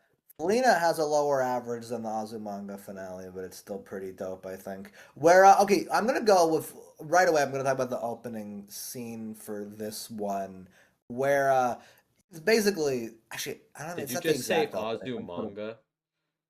Yeah, Azumanga. If you check serialized, it has a higher like the Azumanga finale has like a 4.97 and Polina has Okay, like a then I didn't. 4.88. Wasn't It's expecting very something like that to top this, but all right. yeah, it topped it because it's fucking awesome. I haven't But even watched that show. I don't even know anything anyway, about it. uh, mm, Felina Red. This one has one of my favorite scenes again, where um, I love the part where Walt he breaks into Elliot and Gretchen's house. Which side note, it's one of my favorite Breaking Bad memes where people make a joke about Elliot's ears. It's just What? stupid thing, but I've seen multiple What? I didn't jokes know about. about that. Oh, it's so funny. It's like an end joke where if you look at like scene where he's breaking into his house, one of the top comments is, "I don't know why Gretchen didn't fly away on Elliot's ears." Check that out. It's so fucking stupid. It's so There's fucking jokes like stupid. that. It's not even entirely wrong. Like you look at his ears and he's like, "Oh, that's It cool." does seem But I love kind that. of bit, to be honest. Yeah, a Yeah, little yeah, bit. you get these. Yeah, it's noticeable. No diss to the actor, but But anyway. Point is, during that scene, Walt is so meticulously walking around, being all calculated, being all exact, and then Gretchen and Elliot are like, "Yo, what the fuck? What's going on? What are you doing?" And then Walt is very calmly like, "Oh, by the way, you got to deliver this money there. Don't say it was me, so they'll take it." Doing all this stuff to scare them, and then he leaves. What is so good about that scene is Walt doesn't have any power. These like things that make him look like have power. It's fucking Badger and Skinny Pete with fucking laser pointers. They don't got shit on him. Yeah, But because exactly. of Walt's presence, he can say whatever and they're terrified. Because of what Walt said, he's like, "Yo, I might be coming when you least suspect it to get you." That has such power because of his presence, but he can't even fucking do anything. Yeah, Yet they still think not that. anymore. It's crazy. And again, it's kind of like a far cry from one scene from Ozymandias that we didn't mention that I want to bring up now that it'll be quick, but it kind of ties into what I was talking about here. Where it's the scene where we get a flashback to season one while they're cooking, while being like, "Oh, I might be a little late for dinner," and she's talking to Skylar so casually. It's like, wow, it shows how like much the family dynamic has fallen in the episode where everything does fall apart. But this kind of connect to now where Walt has that same sort of lighthearted tone he does in those flashbacks and in season one, but he is Heisenberg now. Like, you know, becoming his Heisenberg presence is known now. He's the fucking like bitch of the litter, and he just kind of. Felina is such a satisfying episode because he essentially goes around to everyone being like, "Oh, I'm." He settles stuff with Lydia here, which is a great scene. How casual that conversation is. He goes Yeah. to Skylar, and in one of my favorite scenes, Oh just my says god, yeah. he says that he liked it. He He was good at it. admitted he had basically He he admitted it. admits that what he did, he Mm. didn't do it for the family. He admits that all of this was for him. He has come to terms with that through isolation from them. He has like finally admitted to doing that, and you know what? He doesn't regret doing it. He clearly doesn't. He openly admits it. He said he was good at it and felt alive. He admits that he had a midlife crisis and how this spiraled out of control into him just like making the family fall apart. And it's so good. It is literally one of it's such a satisfying scene there. And also him saying goodbye to Holly was also like a good way to conclude the whole family drama aspect. And then we see him come face to face with you know the gang once again, the Nazi gang once again, and then the way Mhm. like he shows up with like Jesse, and then he tries to find out a scheme to kill all of them, and then he sees Jesse all like tied up as he's been tortured and forced to cook, and then he just pretends to beat the shit out of him, only for everyone else around him to just disintegrate and die. And also I just like how like calm Todd's reaction is after seeing his entire like his uncle die, and just like everyone he's like, "Geez, Mr. White." Like bro is so casual about it. It's kind of funny. But then Jesse Yeah, lets yeah. out all that anger, Classic Todd. uh choking to death, and yeah, yeah, it's so good. All that. Hmm. I love the way Aaron Paul delivers the part where he's like, "Say you want this. It only happens if you say it." And he's talking about how like trying to kill at one want to kill Walt after all this shit. And it has such a such a satisfying end for Jesse where there's a little more of this in El Camino, which we'll talk about but very briefly because there's not much to say about it, honestly. Yeah, But yeah, I yeah. agree. Nah, but in this episode, it's so nice that Jesse just kind of he speeds out, and you just get this sort of raw happiness. He's like, "Yeah, he did it. He is out of everything. He is just genuinely free." And out of the main trio, I call Walt, Saul, and Jesse the main trio. They're essentially the main three characters of the Breaking Bad universe. The Yeah, Jesse definitely. getting the sense of he is out. It's just that is Also, the pure so cry of joy okay. on his face as he escapes Yeah. this captivity, all while Walter just Mhm. stands there, you know, just broken, Yeah. unsure what else to do with his life. So, want to know what he does? He walks into that lab, and then he dies doing what he loves as he lays on the floor. And I think this is a good time. I want to talk a bit about like how I interpret this ending and what it's attempting to say. It's basically giving us another understanding of who Walter is. Now, Walter essentially he did all of this for himself. He's admitted to Yeah. that to Skylar. Like we said, amazing ass payoff right there. Um, and in this Mhm. moment, as he lays on the floor and with a sense of happiness, with that smile on his face as they play that Baby Blue song, which honestly, Yeah. great choice for this moment, by the way, so good. I Yeah. Oh, watched it that fits so ending well. scene I love it. over and over again for a reason. But as you see this, it almost asks like an interesting question here, because Walt did all of this for himself. He was sick of like having this so unimpressionable, unremembered, and unremarkable life. So he did something different, and he ended up like ruining the lives of others, but it almost like asks this interesting question about life itself in terms of like doing what you love and doing things despite some of the terrible things, like pure what Mm. grants you happiness and stuff like that. It shows like Yeah, a sense of life I in some think way. that You know what I mean? yeah, I think that is really interesting how basically Breaking Bad, I think it acts as a cautionary tale in that way because there's this thing that I've seen some people say. It's a very mild group, but I do see it around where people say that Felina sort of contradicts other episodes, and where for most of the show Walt is portrayed as a terrible person, yet at the end you're supposed to feel happy for him when he gets this sort of nice ending where essentially makes amends of not like forgive, but like he gets to go around to everybody, be a badass, end everything, and then he's good. What my thing of that is, first of all, it's just that sense of acceptance. The point is nothing. Walt is not redeemed at all. He does more bad shit in this episode, but it's like he accepts it. He's okay with that, and he can admit that he did all this shit for the money. He wanted to feel alive, and he admits that, and he like that's what leads to him ultimately feeling happy when he gets like with the baby blue bit. He's happy there. But what also I like to think of, I think Breaking Bad, like you were saying, it is kind of what happens where Walt kind of gives into his sort of primal what he thinks he should do, what his passions lie in. But I think what makes Breaking Bad so interesting, I think it's sort of a cautionary tale on that.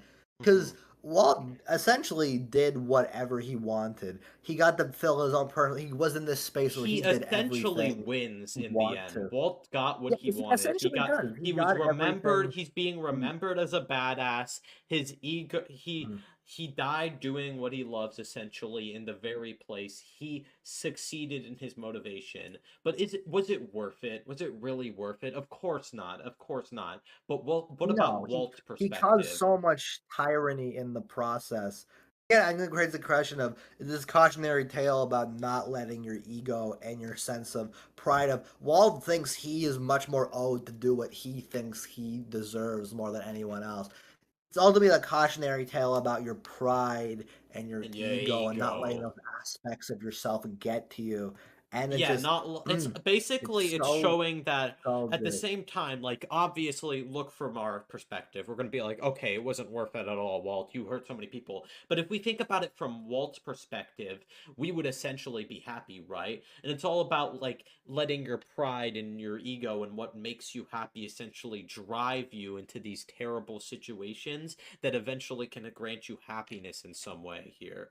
The And it's thing with like and it's again, I very think the thing with that is interesting so message. interesting. The thing with that though is so interesting is it is about again his about his passion and like how Walt does what he loves. But again, it comes back to that again caution about ego because like we were Yeah. saying, Walt could have worked at Gray Matter with Elliot and Gretchen fucking before the show took place and been had all that he's talking about. It's just that he didn't, and that fucked him over.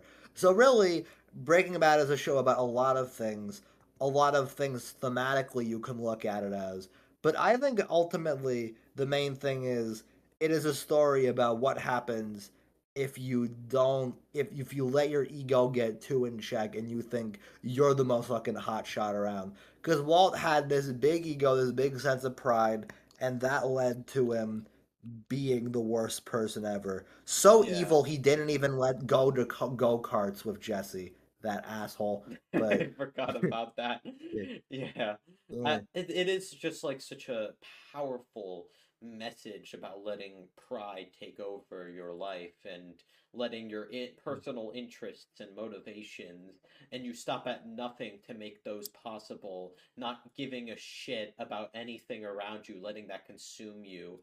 And then like it all leads to the question, was it worth it for you? Like was that worth it from your perspective? And then Walt's question is like essentially it's like a Walt's essentially answering that question through that big smile at the end when he's on that floor. Mhm. It's it's so Yeah, good. yeah. Such a perfect Also, ending to this show, yeah, genuinely. yeah, yeah. And also, if you look into it, I got that music choice of the Baby Baby Blue, blue. which depending on when I don't know, depending on how it goes, this may or may not be outdated because I might use that as the song I do for the intro for this one. But I guess you'll know if you're listening to this, everybody. But thematically, those lyrics, I think, if you, I've done this with Better Call Saul too, and I'll do that when we eventually get around to that episode. But the song choice here, if you actually listen to what it's saying, it's beyond this. Oh, the song sounds cool. There are a lot of stuff you can kind of interpret as lyrics that relate to Walt's character because it starts off with "Guess I got what I deserved, kept you waiting there He did too get what he long, deserved. my love." Yeah, he did get what he deserved, and then all that time without a word, referring to how Walt spends so much time In hiding his all life. the shit about his past. Yeah, exactly. Did you even think that I'd forget and regret the special love I have for you? And then goes Baby Blue and talks about this more about how. And then, like, all the days became so long. Did you really think I'd do you wrong when I let you go? Thought you realized that I would know, I would show the special love I have for you, my baby blue. I've This seen all multiple relates to interpretations Walt's of this. life, Yeah, in my opinion. I think yeah, that's how exactly. I see it. Although, yeah, I see it. I've seen people interpret baby blue as like the baby blue referring to as Skylar. I look at it more as the blue as because well, his meth is blue, but ultimately I the feel like baby that has blue something refer. to do with it, yeah. Yeah, that was what I looked at it as, but ultimately even more so how the fucking how that song like again like the blue again how it's like yeah, but Walt was like he could have just forgot facade of it, but he wasn't gonna forget all the shit that the fucking meth business brought him, all the days like all the shit he was doing. Did you really think he would do that life wrong? And the special love he has for it, and then and like the fucking this part I think might lead more into the Skylar shit because the whole what can I do? What can I say? Da, da, da. Except I want you by my side. Da, da, da, da, da, da, da, da, da, da. How can I show you? Show me the way. Da, da, da, da. Don't you know? Times have tried, and that stuff is kind of like I'm referring to again how Walt is like he's trying to prove himself, prove that he's beyond the reputation he's kind of had for him. How he's considered the sort of pushover little bitch as his high school chemistry teacher. Like, what can he do? What can he say to prove otherwise? Want you by my side? I interpret that as well. Walt kind of wants these two sides of his life, right? The fucking mess side and the average family man. He wants both of those, but it doesn't like work out. And then and then the final bit is kind of self-explanatory. Guess that's all I have to say. Except the feeling just grows stronger every day. Just one thing before I go. Take good care, baby. Let me know. Let it grow. The special love you have for me. Literally taking good care. And he's letting them know by dying in the fucking meth lab that started everything. Perfect loop around. Bravo, Vince.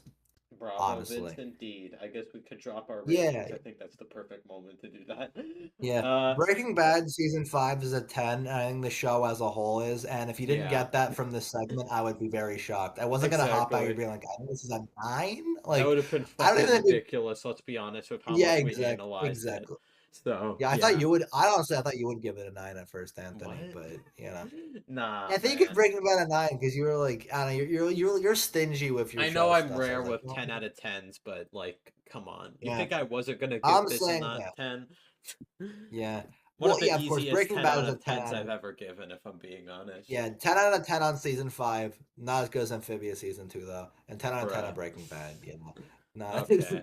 All No. right. Yeah. Yeah, I know that was something. But before we end things off, a little bit of a epilogue, if you could say. Let's talk a bit Yeah. about El So in Camino. 2019, El Camino. In 2019, El Camino dropped in the middle of Better Call Saul was, I believe, on season 5 at this point, in between season 4 or season 5.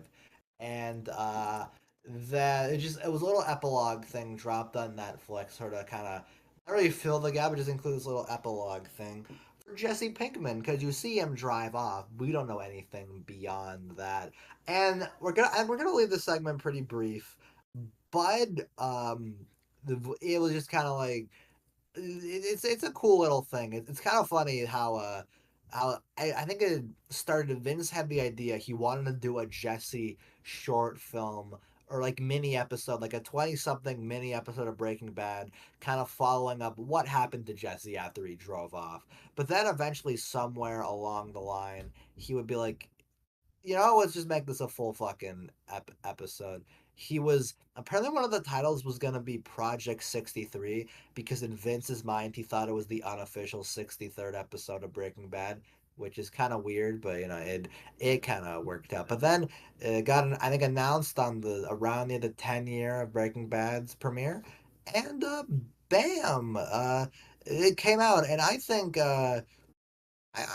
El Camino It's a is pretty solid. ending It, in some way for Jesse's character. yeah, I think the thing is, El Camino is kind of just a lot of little meandering and bits where not in a bad way, just kind of a lot of it is kind of just finding. You see Jesse, he escapes, and it's a lot of just him walking around, him trying to find his way back until we eventually get the conclusion of, oh, he's free and in Alaska, and that's It's great. like I love a lot of the little. I love a lot of the little bits on his journey. We have a little bit with Badger and Skinny Pete, which nice. Badger is high key one of my favorite Breaking Bad characters because he's not like involved in any of the huge shit, but he's just a genuinely supporting force to Jesse, him, and Skinny Pete. Like even Yeah, he's during all good. this shit, he's still respected, and I appreciate a lot. Yeah, of it's nice that. seeing them like kind of trying to help Jesse in this way. I thought that was really nice. And in general, Mhm. one can argue like this didn't need to happen, but at the same time, like, come on, how are you not gonna like seeing Jesse get that happy ending when he ends up like moving to Alaska? I also like how we find out why he wanted to go to Alaska, and that was because of a conversation with Mike. I liked that. Mhm. I Yeah, also I love that Mike scene at the beginning too, which Good we way to didn't talk open about the it much, movie. but I really like the dynamic Mike and Jesse have in the show, where Mike kind of sees Jesse as a younger version of him and like gives him a bit of the ropes. He certainly Yeah, respects it's a good Jesse, connection even though between he them. fucking hates Walt. So and there's a great bit there with yeah. And then I honestly just kind of like the flashbacks are just the best parts of El Camino. I think my favorite scene in the movie is this one part where where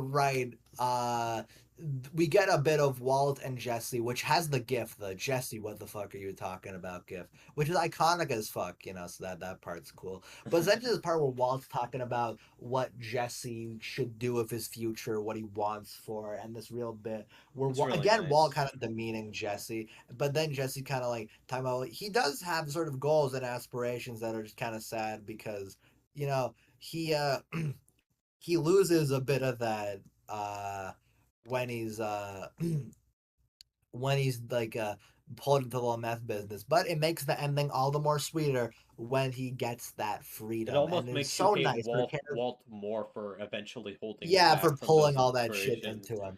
It's such a bitch. But you Aspirations, know what? yeah. It is ultimately very satisfying that by the end he gets to go out, leave, and he just has a good life, and it is Yeah, great. And it's he just nice to see enjoys that. it.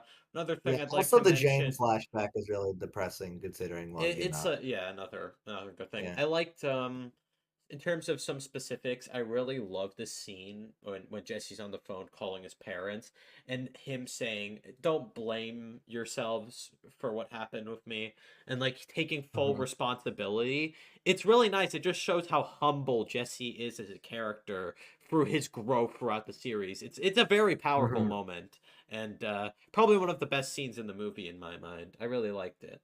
It was a great The thing to add to his character. This thing where he Mhm. tries to get the guys who stole all of Todd's money was a good scene right there. I don't know. It's Mhm. well made. the Cinematography's good. Really like certainly. that. Certainly. It's Uh, very well shot. I will say, one thing this is a nitpick, but this applies even more to Better Call Saul when they get to Breaking Bad events and they have like Jesse slightly involved in that. But that's not a spoiler. They were public about that. But the point is, it's just kind of like I can't buy at this point that Aaron Paul is playing like a fucking high schooler in some scenes when he's like fucking 40. It's not that like a negative because you can't really go around it, but it's just like, well, you know. You know what I mean? It's It's not a just. huge deal. I still bought him in the role, and he was still doing a good And job. it wasn't like he was unconvincing because he gives a fantastic performance as Jesse as usual. But it's kind of one of those things like I notice it a little bit, and Yeah, I they do a good understand that. job. Yeah, they do a good job disguising it more of Walt actually Yeah, because Walt you did notice great. Like he looks just like his yeah, season 2 yeah, variation.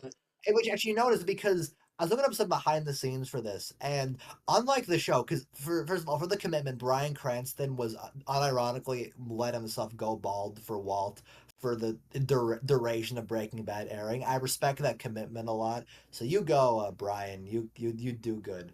But for this, I think Cranston was shooting something else at the same time, so he couldn't quite do that. So he has a bald cap instead for fucking all that stuff. Which by the there's this one. This is a side note, but they do like a flashback in season 3, I think, of Walt before like buying the house, and apparently that's a wig, and that's so unnoticeable that they'd sell that really well Oh, too. yeah, The point is, some good he doesn't. makeup It's the there. point is, yeah, exactly. But in this fucking thing, Walt has a fucking bald cap on, but they do such a good job that you can barely even tell that it's Yeah, not I Cranston didn't just tell bald it. again. That's cool. Yeah, exactly. And I think that is super cool that he respects that. And honestly, I think Cranston would have gone bald again if he could, but I think it's funny. They, I think at the time they were like, well, El Camino, this might be one of the last Breaking Bad things other than Better Call Saul. And then Cranston puts on the fucking bald cap again for the Popcorners commercials, and those are the last Breaking Bad things. Oh yeah, I love Uh, that commercial. Best Breaking Bad Say episode. their name. It's it's just basic chemistry. Like Ozymandias wishes. legit. It's so cool. Yeah. Yeah, Anyways, yeah, this like this much more mostly. alchemy though. Like One that last was. thing, the flashbacks with Todd. What did you think of those? Thought they Oh, were I thought they were fun. really like Good. just getting more of Jesse's captivity is really sad. Kind of seeing that whole thing. Makes I you hate sympathize how with him a bit more, yeah. I hate how casual Todd is. That whole thing. That fucking bitch. But yeah, Yeah. you know what? Again, It it all also makes the serves as the. moment where he chokes him to death make more sense, and like, and it shows like Yeah, because you know what? it makes it more powerful now that we know more Yeah, about it. Like the scene because where you he know has a what? He gun would. and is gonna He shoot would. him, but then like refuses to at the thought of Brock getting hurt. It's Yeah. sad, but yeah, Mm-hmm. Mm-hmm. And then it all services that, and it's like, yeah, technically not a needed movie, and that you can fill in the blanks after Felina of, oh yeah, well, you he can. It could probably be like up for ran off and interpretation, and saved if it. I'm being honest, it just like it's not really anything I think is like amazing, I guess, but it's still like it's still good. It's still good, you know? Yeah, I think it serves it like, and it answered a lot of the stuff I was kind of thinking, where you can kind of naturally be like, okay, well, Jesse's leaving. You kind of doubt like he has less like he has more of a plausibility to get out of it than Walt, so he can kind of be like, yeah, I can settle into just this quiet role. So, he gets a nice little breather in Alaska, and he gets to enjoy just the quiet peace, and that ends his character really well. And both of the Walt and Jesse's conclusions fit their characters so much. It's just so sweet, so genuinely really nice, and that concludes his part of like the thing very well. Like, love El Camino. Honestly, it's not an amazing movie. I feel like it's very solid. I'd go a solid 8 on El I'm Camino gonna for give it me a personally. high 7 on this one. You know, I didn't quite like it as much, but I did definitely enjoy it. Like a lot of it is Yeah. meandering in that way, and like I do enjoy some of it, but overall it's just pretty Mhm. good and nothing I'd say is amazing. But regardless, it's still pretty good. You know, it's hard not to get something out of this for me. Just at the thought of someone who suffered so much as Jesse, but yeah, so good. Anyways, Mm. that brings the 50th Campy Cast episode to its conclusion. Thank you for tuning in for another episode. I know this was another big, long 4-hour one. But regardless, yeah, we had a good time. And I don't know when Yeah. we'll do Better Thank Call you Saul. everyone for tuning into this nice big long boy. And where is it? The fucking this was a really cool show episodes I know I have some show bias, but those often become some of my favorites to do, and I'm really glad we did this one here. When we eventually get to Better Call Saul, it'll be more than worth it, even though it's gonna be a long, long ass boy. It might, But yeah, it might top this one if I'm being honest. it might honestly, it could enter 2023 video levels. We will see when it comes to that. But you know what? We'll take our time on that because we don't. Anthony's won't he can't watch for the content grind. He has to watch it for. Yeah, I'm gonna He knows try it's my a good best thing. to. I won't rush it. But I won't like. I'll Well, try my best it's not to like take the it's like too the long. it's like the Whiplash quote. You can't rush it, but you can't drag it. You know, Yeah, like yeah. This is easily some of the best and like some of my favorite and just the straight up best in terms of the stuff we talked about on this podcast and had a fun time eh, dissecting and breaking it down. So breaking it down, haha, Breaking Bad. So Breaking funny. Bad. Yeah. Anyways, yeah, thank you for tuning in once again, and bye bye.